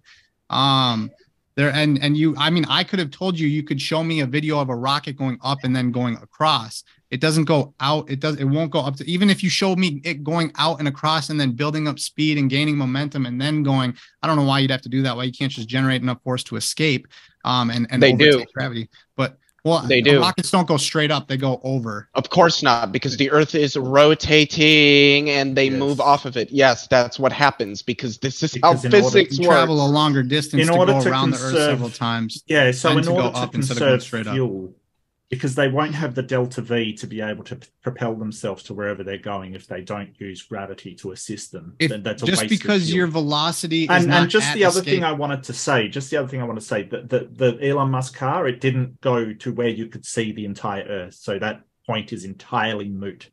Okay. All right, let's continue on, fellas. Kim Jong Ultra for 4.99 euros. Comments and says, Nathan sounds like Tom Hanks if you close your eyes. Please, can you say Wilson? Wilson, I'm sorry. Do you do impersonations at all, Nathan? I'm pretty big on impersonations. Good ones. I don't know if I'm a fan of Tom Hanks. That's all right. So I don't know. Then. Well, I've seen Wilson though. I mean, and I like volleyball. But like, you know, Wilson would be a cool fella to play volleyball with. Literally, you'd literally play volleyball with Wilson. So volleyballs are flat. # teach the controversy. Oh my God. Empirically, they're not. Let's continue on. Same with the Earth. We only got a few more super chats left there, one. boys. And now we're... Oh, no, I said boys. Oh, everybody's going to know I'm descended from Newfoundlanders. # Newfies. Newfies. Right? Yeah, that's right. Newfies. That's right. But I'm in Nova Scotia. You know what they say about Newfies that end up in Cape Breton or Nova Scotia? They're Newfies that didn't make it to Ontario. Anyways, we found this new land. What should we call it? Newfoundland. Yeah. Yeah, well, you know what? It's better than an area close to me called Conquerall Mills, because this area conquers all. Yeah, weird settlement people saying stuff. All right, so a Yadian, $10. Mark, can you explain to me why that pressure thing is so dumb? Can you explain to me why that pressure? Because you're talking about pressure being put into the equation for buoyancy. I think so. Right, because if you then go to a vacuum chamber where the pressure equals 0, then things should float, because the gravitational acceleration in that equation is what gives you the downwards force. So if you put that to 0, you will have literally no downwards acceleration at all. Things should float in the air, and we put things in vacuum chambers and they don't. It's dumb. All right, let's continue on. Matthew Vicendez, thank you again for your donation. $10. Thank you, Nathan, for heart answer. Lovely answer. You should do a long series of videos with a flat earth debunker. You are good and open. Will make the perfect partner to help people reach understanding. Take up Leo's offer. I was going to reach out to Leo. I guess I could do it now, Leo. They're putting me on the spot. Leo, I'd be happy to talk with you about like natural philosophy and science and ideas and everything. I mean, I'd be delighted to be on your channel. Just talk. I mean, on your channel, talking private. Same with you, Mark. You guys are very legitimate in my opinion. So I would be honestly really happy to like Leo. I think you would be a really fun guy to get into some combo with. So like just hearing the way you speak, my email is on my channel. Yeah, in the about section. Everybody's linked in the my description. email's on mine. I actually prefer theological conversation, so I'd love to have a theological conversation with you. Actually, yeah, I mean, that's sort of honestly, we're still trying to get something figured out for tomorrow evening, just because we want to have something before we do debate con. So we can always talk. But this is getting pretty late, so well, it needn't be a debate. It can just be a friendly discussion. That's fine. You don't have to. Yeah. Even I consider these discussions like the conversation I think is important. So it's discussion to me. It's like not a win thing. It's a advancement of humanity thing for me, I guess. I don't know, off the cuff. So all right, well, before we get too much into that, just because that's just an off the cuff kind of thought, just because that is something that we are talking about. I'll reach out to both of you. Yeah, I was gonna say, hit me up with an email in the morning, and maybe we'll discuss something.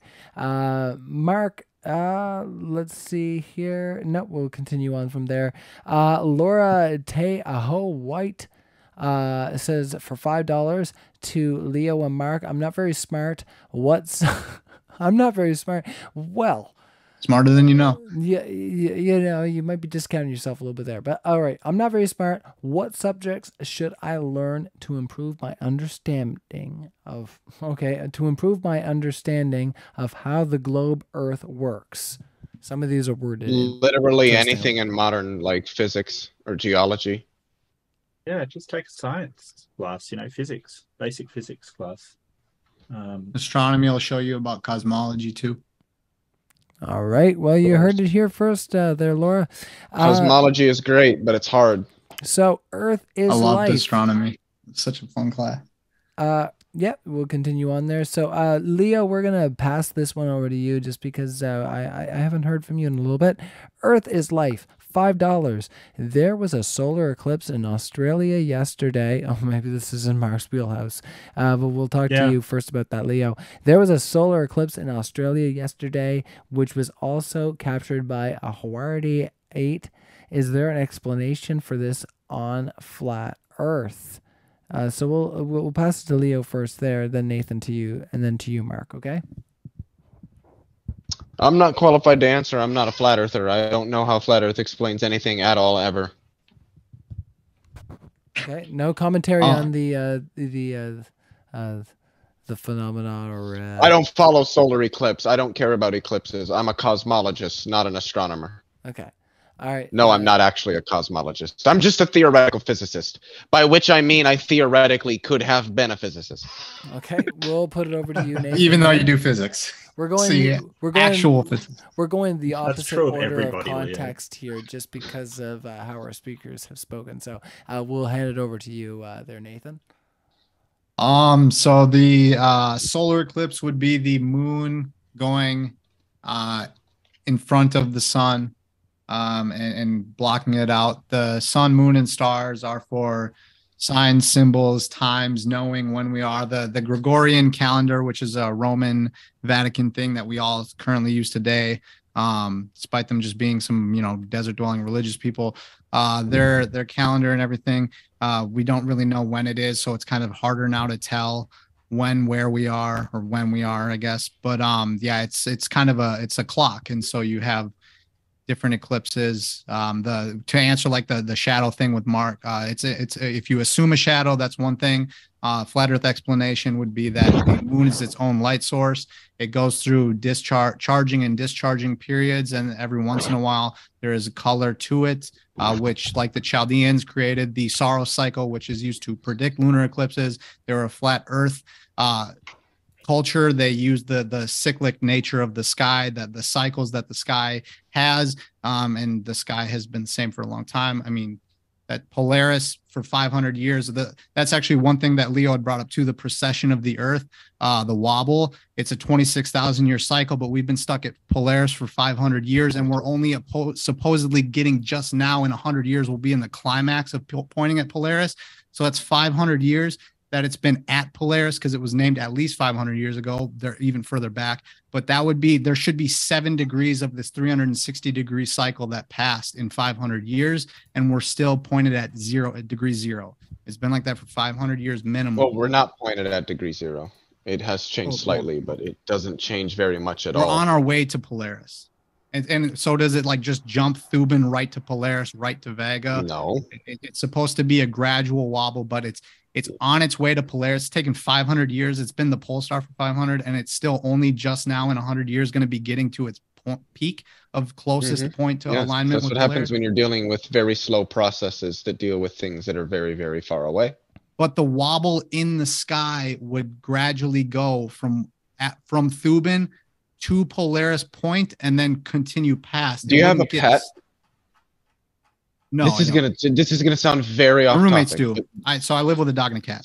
So you live with the dog. How long have you lived with them, the animals?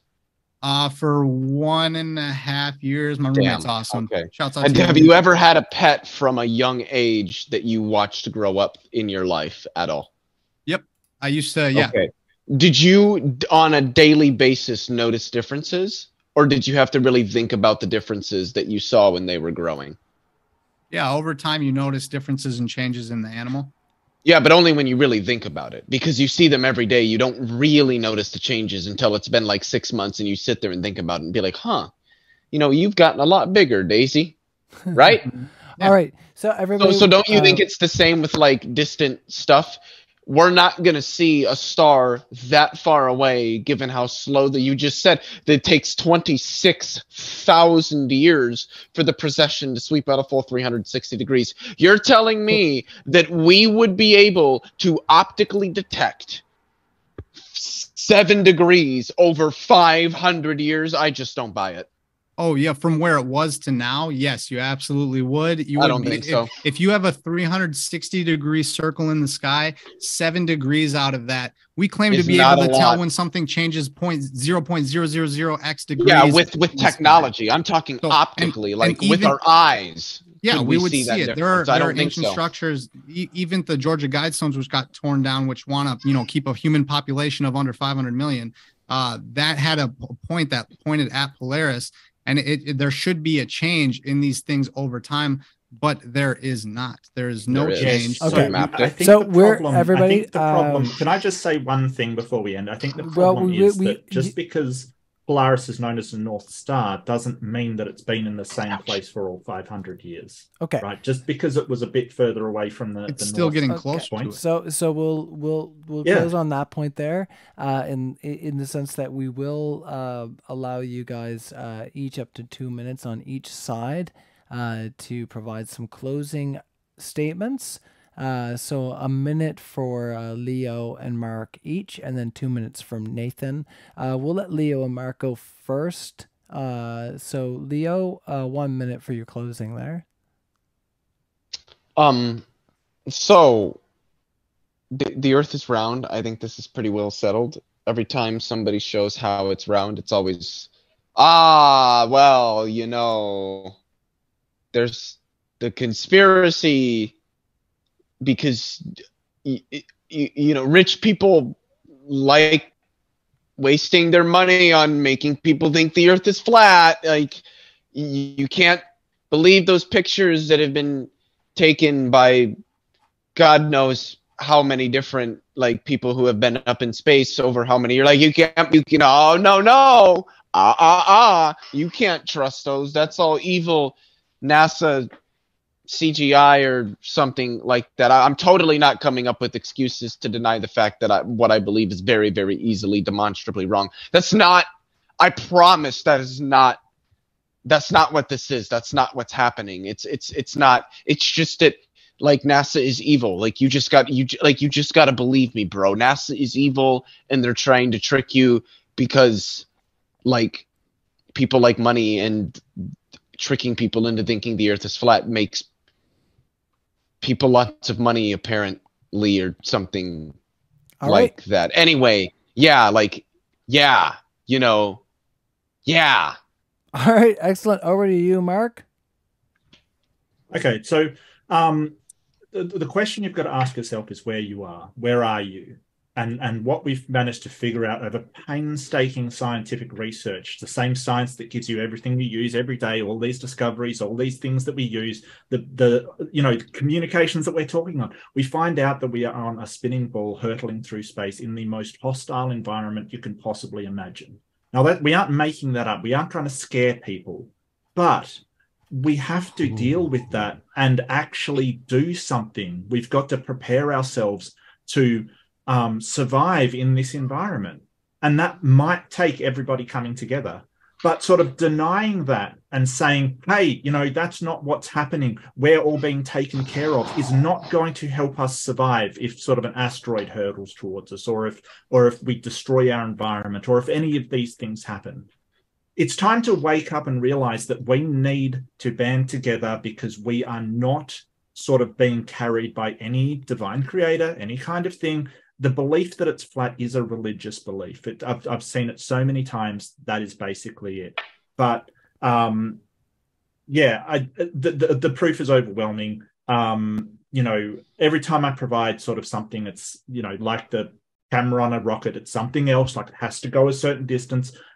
As time goes on, more and more of this evidence is going to come up, and I can only hope that we actually look at things instead of making up wild conspiracies, realize that just because somebody lies about one thing doesn't mean they're lying about everything ever that they ever mentioned. Mark, shake your left hand more. All right, well, let's kick it over to Nathan for a 2-minute closing there. Thanks for interrupting my ending. I'm sorry. It did it. Your camera, it looks like it adjusts automatically, and when you raised your right hand, it moved more to... I was just trying to get it to recenter. I'm sorry. Nathan, you got 2 minutes there to close out these arguments here. Okay, so I want to thank MDD very much, Modern Day Debate, for having everybody here. Mark, Leo, Flatsoid, I think everybody, I think we were respectful. We did well, covered a lot. And so I really want to thank you. It's really meaningful to be here and be able to talk about this stuff. All 350 of you are still watching. I don't know.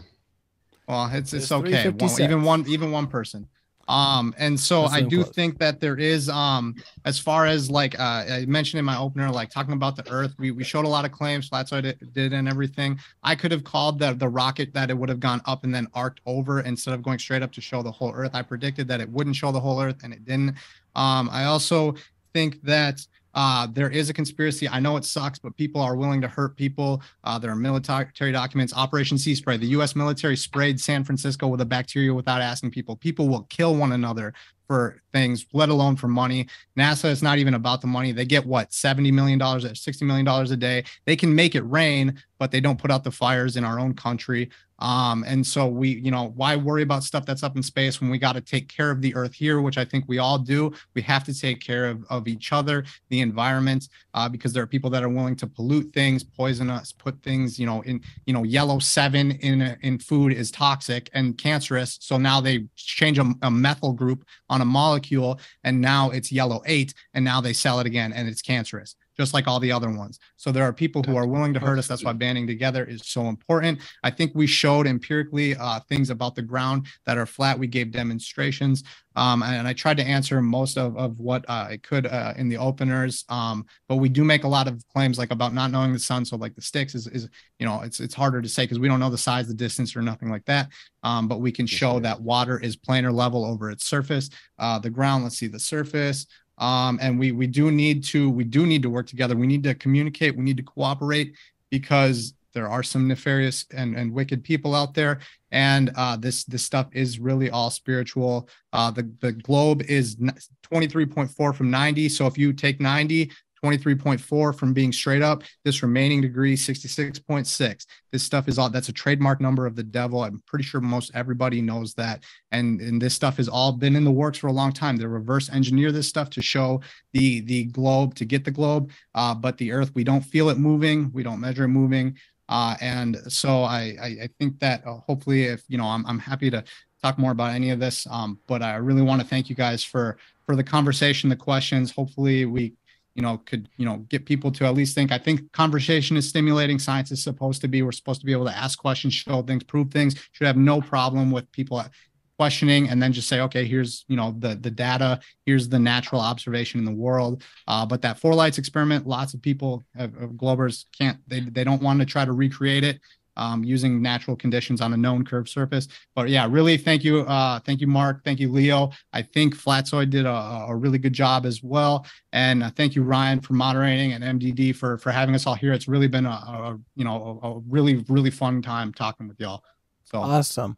I agree, everybody. Well, thank you so much for Nathan for being here. Flatsoid, when you get your power back on or whatever happened there. Thank you so much for being here, Flatsoid. Leo, it's a pleasure meeting you. This has been a great time. Mark Reed, once again, great to see you. Maybe I'll see you again here shortly. Who knows what's going to happen tomorrow, everybody? I'm trying to get something. Yeah, it was a pleasure. I just got to say, it was a pleasure meeting you too. I was ashamed to find out that you're married.